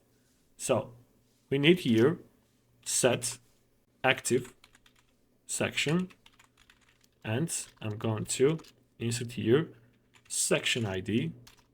Then we have to set isScrollingReference.current to true to indicate that scrolling is happening due to clicking a navigation link, not manual scrolling by the user. Next, we have to update the active section state by calling setActiveSection function, setting it to the section that was clicked. Actually, the Copilot is suggesting here the code, but I'm not going to use this entire code, so let's go ahead and write it anyway. So we need here setActiveSection with section ID. Next, we have to set isScrollingReference.current to true to indicate that scrolling is happening due to clicking a navigation link and not manual scrolling by the user. So we need here isScrollingRef.current equal to true. The current property is a fundamental part of the useRef hook in React. When we create a reference using useRef, it returns an object with a current property that can be used to store a mutable value. Unlike state variables, changes to current do not trigger a re-render, making useRef perfect for keeping track of values that should persist across renders without causing performance issues. Next, we have to retrieve the section that corresponds to the clicked navigation link. So as you can see, we have here the suggestion section variable, which equals to document.getElementById section ID. I'm going to change the name of the variable. Let's call it elements. If the element exists, we have to call scrollIntoView function, which will smoothly scroll to that section. So here we need elements. Then we need a question mark dot scrollIntoView, and the behavior is going to be smooth. So again, this line of code is responsible for smoothly scrolling to a specific section when a navigation link is clicked. We use here an optional chaining operator, this question mark. The optional chaining operator ensures that the function only runs if element exists. If element is null, JavaScript will not execute scrollIntoView function, preventing an error. If element exists, scrollIntoView is called on it. Finally, we have to set a timeout for 1 second, and once the timeout is complete, we will set isScrollingReference.current to false, indicating that the smooth scrolling effect is finished. This ensures that we don't accidentally override the active section state due to automatic scrolling. So I'm going to use this code here. We have here set timeout, and we set isScrollingRef.current to false. And the timeout is equal to 1000 milliseconds. Now that we have the function in place, we need to modify the navigation link styles so that the currently active section is visually highlighted. Inside the class name attribute of the navigation links, these navigation links, we replace the default text color with a conditional class. So I'm going to cut this class, and as usual, we need to use here backticks. So here I'm going to add $, then we need active section equal to home. If this is true, then we need text red 500 for the light mode, and then we need dark mode text yellow 500. And if this condition is false, then we need those classes. Actually, they are correct. Alright, so this ensures that when the home section is active, its corresponding navigation link is highlighted in red in light mode and yellow in dark mode. If this section is not active, the text remains gray. Similarly, we need to modify the underline spans beneath the navigation links to visually indicate the active section.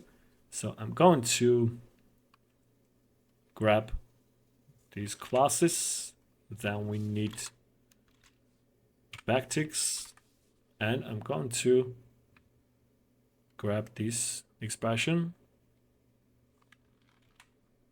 Let's add it here.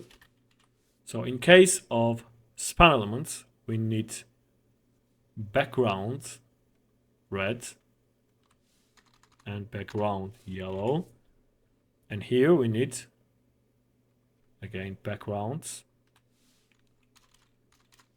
So BG gray 600, dark BG white. All right, so actually we are missing here scale x100, and then we need here scale 0, actually x0. So this ensures that when home is the active section, its underline is fully visible, whereas for inactive sections, the underline remains hidden. We need to repeat these modifications for the services and contact links as well. So I'm going to cut these classes. Then we need here this expression. Let's add it here. Then we need the same thing with this span element as well. Let's add backticks. Then grab this expression, paste it here. And let's do the same for the third link, which is contact link.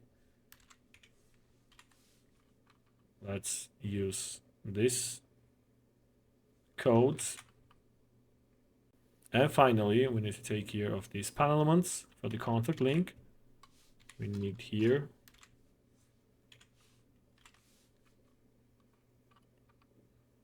these codes. Well, something's wrong here. For the span element, we need backgrounds. Let's replace this code. And we need the same code here as well. So let's check once again. We need texts for the links and backgrounds for the spans. Okay, I think that's it. Now we need to make sure that each section has the correct ID attribute so that the handle nav click function can correctly identify the target sections. So inside the hero section, I'm going to add ID to the wrapper development, and the ID is going to be home. Then we need the same thing for the services section. Let's add ID to the wrapper. We need here services. And finally, we need contact section. Let's add here ID with the value contact. With these IDs in place, the getElementById call inside handle nav click function will successfully retrieve the correct sections when users click the navigation links. Finally, we need to define the href attributes of the navigation links, ensuring they correspond to the correct sections. Let's go back to the navbar and modify the href attributes. We need here home. Then we need here services. And finally, we need contact. Alright, that everything is in place. Let's go to the browser and test the result. Well,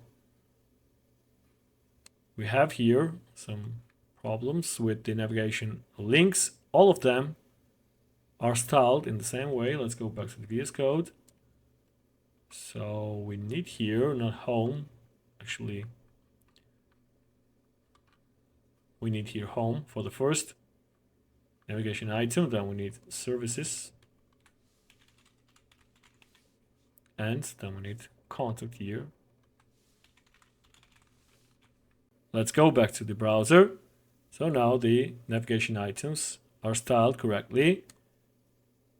When we click the links, we're getting in the corresponding sections, but without the smooth effect. I think we are missing here the on-click event handlers with the links. So we need to add here on-click event handler. Then we have to pass here this code, actually. It is correct. Let's grab this line of codes, add it to the rest of the links, and then change the section names. We need here services, and then contact. Okay, so finally it should work. Click, and here we go. So everything works fine except one thing. When we go to the services section, the home link remains yellow. Well, I already know what's the problem. It might have the default style. So I'm going to get rid of these classes from here. Let's go back. Now the problem is fixed. So when we click a navigation item, we see a smooth scrolling effect that takes us directly to the corresponding section without any abrupt jumps.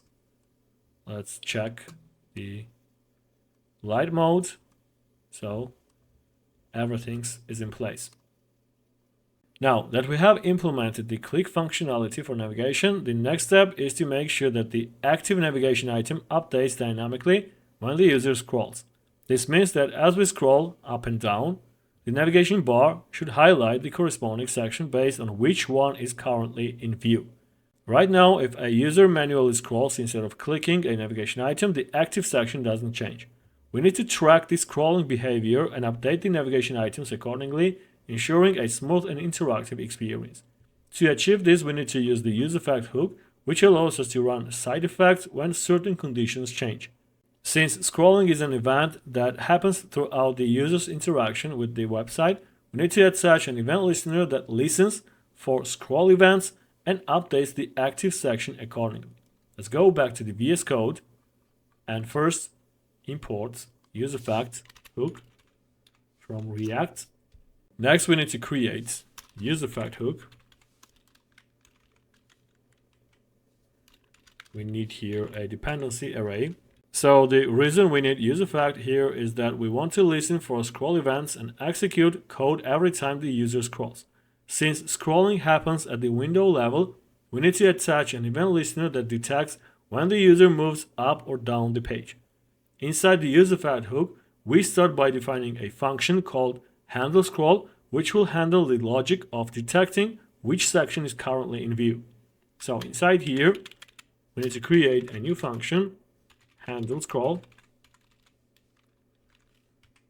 So before we start checking the active section, we need to ensure that we don't update the navigation while smooth scrolling is in progress.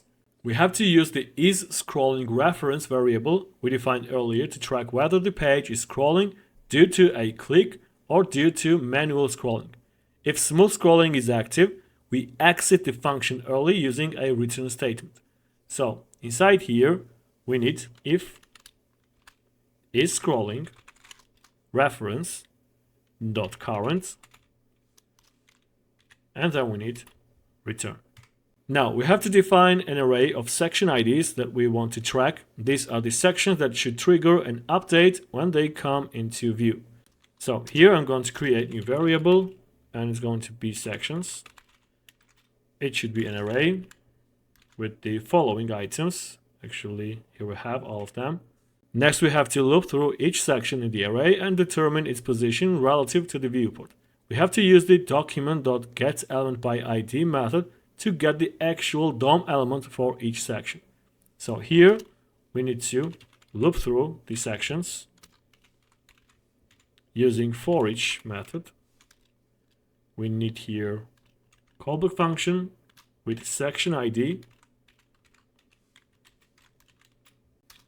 Then we have to create a new variable. It's going to be elements, and it should be equal to document.getElementById, and the value is going to be section ID. Next, we have to check if the element exists to prevent errors in case the section is not found. So we need if statement where we have to check if element exists or not. To determine whether a section is currently in view, we need to use the getBoundingClientRect method. This method returns an object containing the position of the element relative to the viewport. So inside here we need the structuring, and we have to extract top and bottom positions. So this suggestion is correct. Top represents the distance from the top of the viewport to the top of the section.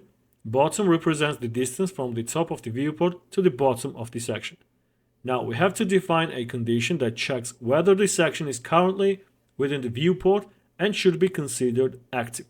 So here we need if statement where we have to check top is less than or equal to 100, followed by the AND operator, and then we need bottom is greater than or equal to 100. And as you can see, we need here set active section with the value section ID.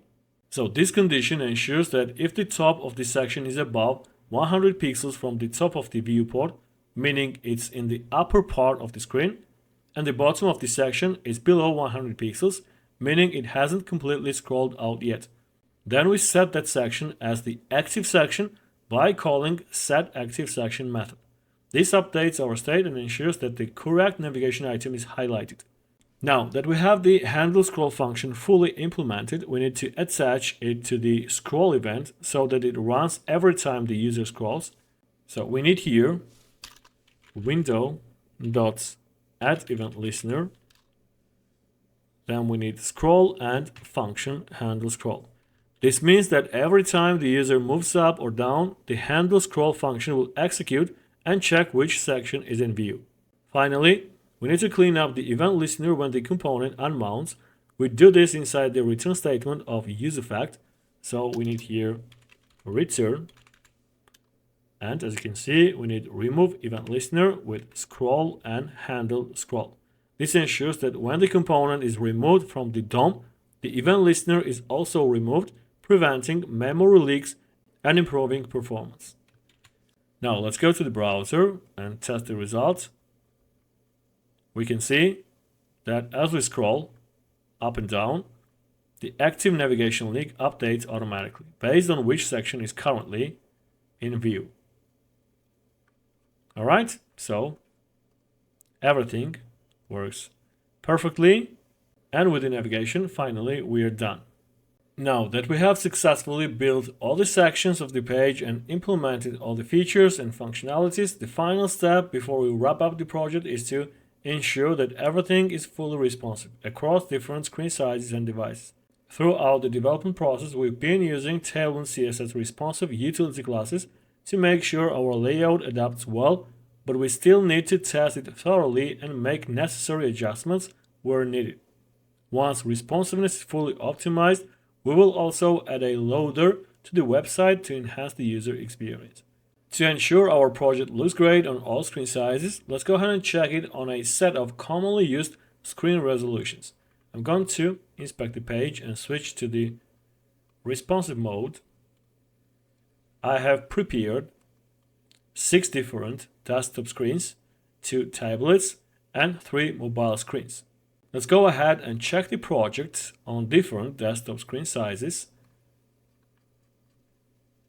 I'm going to check on smaller desktop screens, and now let's check on the smallest desktop screen. Well, we have here a little issue. So let's go to the services section.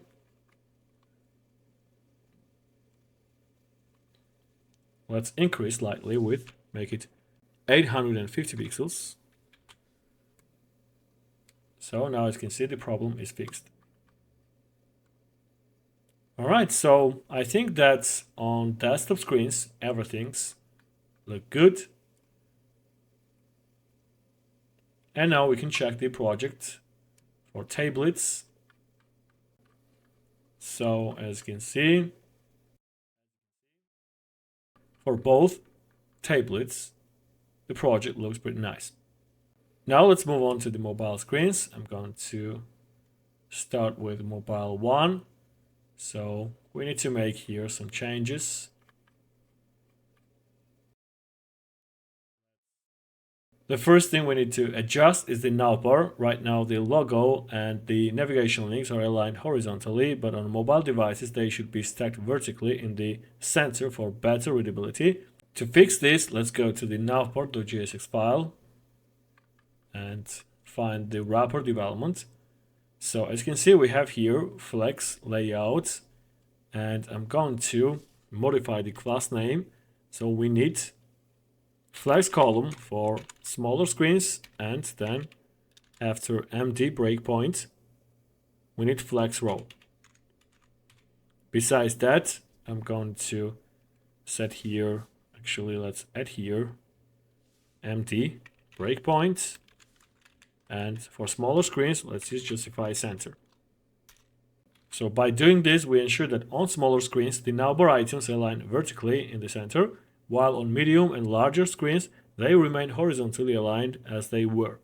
Now, if we check the browser, the navbar looks perfect. It is now properly centered and looks clean on mobile devices. Next, we need to hide the navigation circles at all.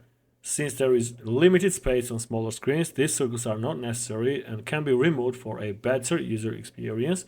Let's go to the navigation circles.jsx file, and I'm going to add here, actually let's find flex. So here I'm going to add hidden, and then we need empty flex. So as you can see, the navigation circles are no longer visible, and we have much better result. Okay, now let's move on to the heading in the hero section. On smaller screens, the text is slightly misaligned and needs to be properly centered. First, go to the hero.jsx file and modify the wrapper span that wraps the letters in the hello text. So, I mean this span element here. As you can see, we have here just one single class flex, and I'm going to add here MX Auto for smaller screens, and then empty MX0. Let's go to the browser. So with this change, the text hello is now perfectly centered on smaller screens, while on larger screens, it is placed on the left side. Actually, let's select the smallest mobile. Next, we need to center the second span element of the heading to ensure the text flows naturally in the layout. Let's go back to the VS Code. I'm going to modify this span element here. So we need to add here text center. Let's go to the browser. Now the text is properly centered on mobile screens, creating a more balanced and aesthetically pleasing layout. Next, I'm going to remove this rotating animation at all on mobile screens, and we can do that simply by adding here hidden. Then we need empty breakpoint. So now, as you can see, we no longer have here the rotating animation, and I think we have much better result. Alright, so on mobile devices, the social media icons need to be repositioned. Right now they are positioned in a way that doesn't quite fit well on smaller screens. We need to move them to a better location so they look clean and visually balanced. Let's go back to the VS Code and find social media icons. I'm going to add here some classes. We need position absolute, then empty breakpoint, position relative, then we need left position for As for the empty breakpoint, the left position is going to be auto. Next we have top position 20. Empty breakpoint, top position is going to be auto as well. Next we need flex column, and then we need empty flex row. Let's check the browser. So we can see that the icons are stacked vertically on mobile screens while maintaining their horizontal alignment on larger screens. Alright. Next, I'm going to move the heading slightly down so that it aligns better with the rest of the content. Let's go back to the VS Code, find the H1 heading element, and I'm going to add here margin top 8 and then empty breakpoints, margin top 0. Okay, so we can see that the heading now has better spacing on mobile devices. Alright, so let's check other sections.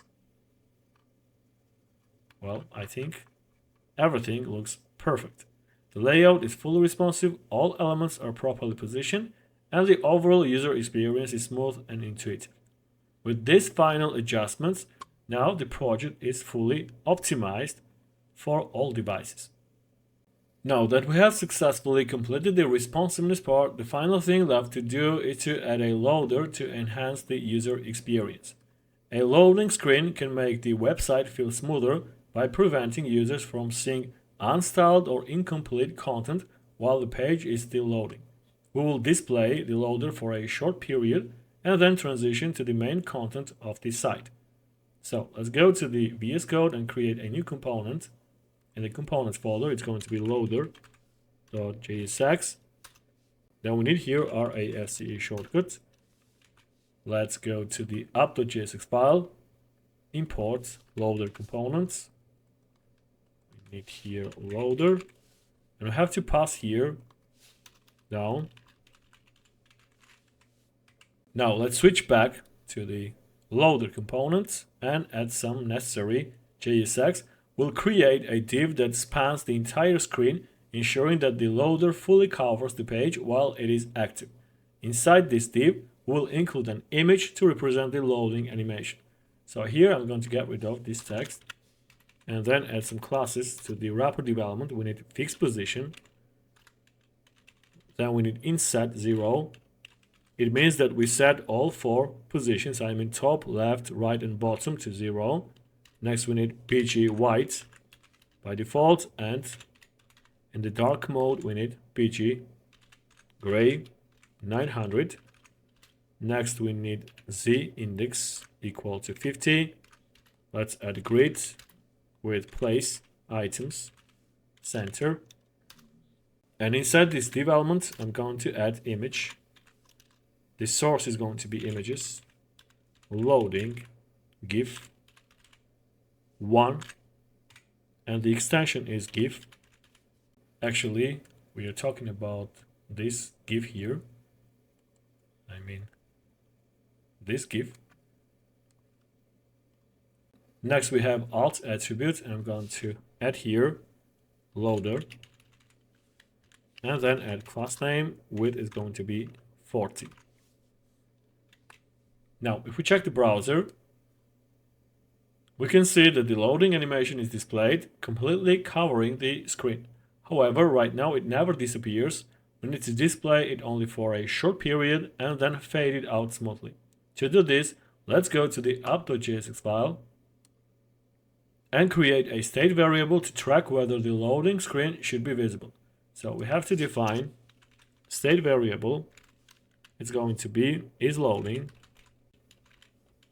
Then we need set isLoading. Let's get rid of React and import useState here. This state will initially be true, meaning that when the page first loads, the loader will be visible. After a short delay, we will update this state to false so that the loader disappears. To automatically remove the loader after 2 seconds, we will use the useEffect hook. So first let's import useEffect hook from React. Then I'm going to use it here. Actually, as you can see, the compiler suggests the entire code. It is actually true. The only thing that we have to change here is the amount of time, it's going to be 2000 milliseconds. So inside the userFact hook, we have a timer using setTimeout. This function will wait 2 seconds before executing the code inside it. Once the time is up, it sets isLoading to false, meaning that the loader will disappear and the main content will be shown. Then we need to return a cleanup function that clears the timer using clearTimeout. So right after this code, we need to return, and actually not set isLoading, but we need here clear timeouts, and we need here time. So this ensures that if the component unmounts before the timer completes, it won't attempt to update the state, preventing potential issues. Now we need to conditionally render the sections of our website so that they only appear after the loader disappears. To do that, first I'm going to wrap all the components inside the React fragments. So I'm going to add here React fragments and then wrap all the components inside here. Next, I'm going to add here the following condition, not isLoading, followed by the AND operator. And here I'm going to pass this code. So this means that if isLoading is false, the main content of the page will be rendered. Otherwise, only the loader will be visible. This ensures that users won't see the sections until the loader finishes displaying. Now let's pass the isLoading prop to the loader component. I'm going to add here isLoading equal to isLoading. This allows us to control the loader's visibility directly from app.jsx file.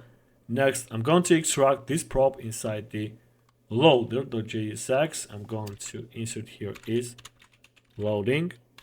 And finally, we need to modify the class name of the loaders container so that it smoothly fades out when isLoading becomes false. I'm going to cut those classes, and as usual, we need here backticks. So here I'm going to pass the following condition. We need $sign with curly braces. So inside here we need isLoading.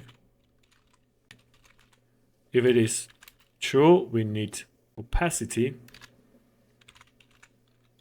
100, and if it is false, we need opacity 0 and pointer events none. So this ensures that when isLoading is true, the loader remains fully visible. Once isLoading becomes false, the opacity transitions to 0, making the loader invisible. Additionally, we add pointer events none, which prevents users from interacting with the hidden loader after it fades out. Let's go to the browser. I'm going to reload the page.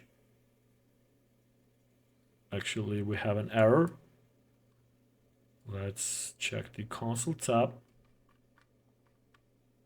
Timer is not defined. Let's go to the app.jsx file.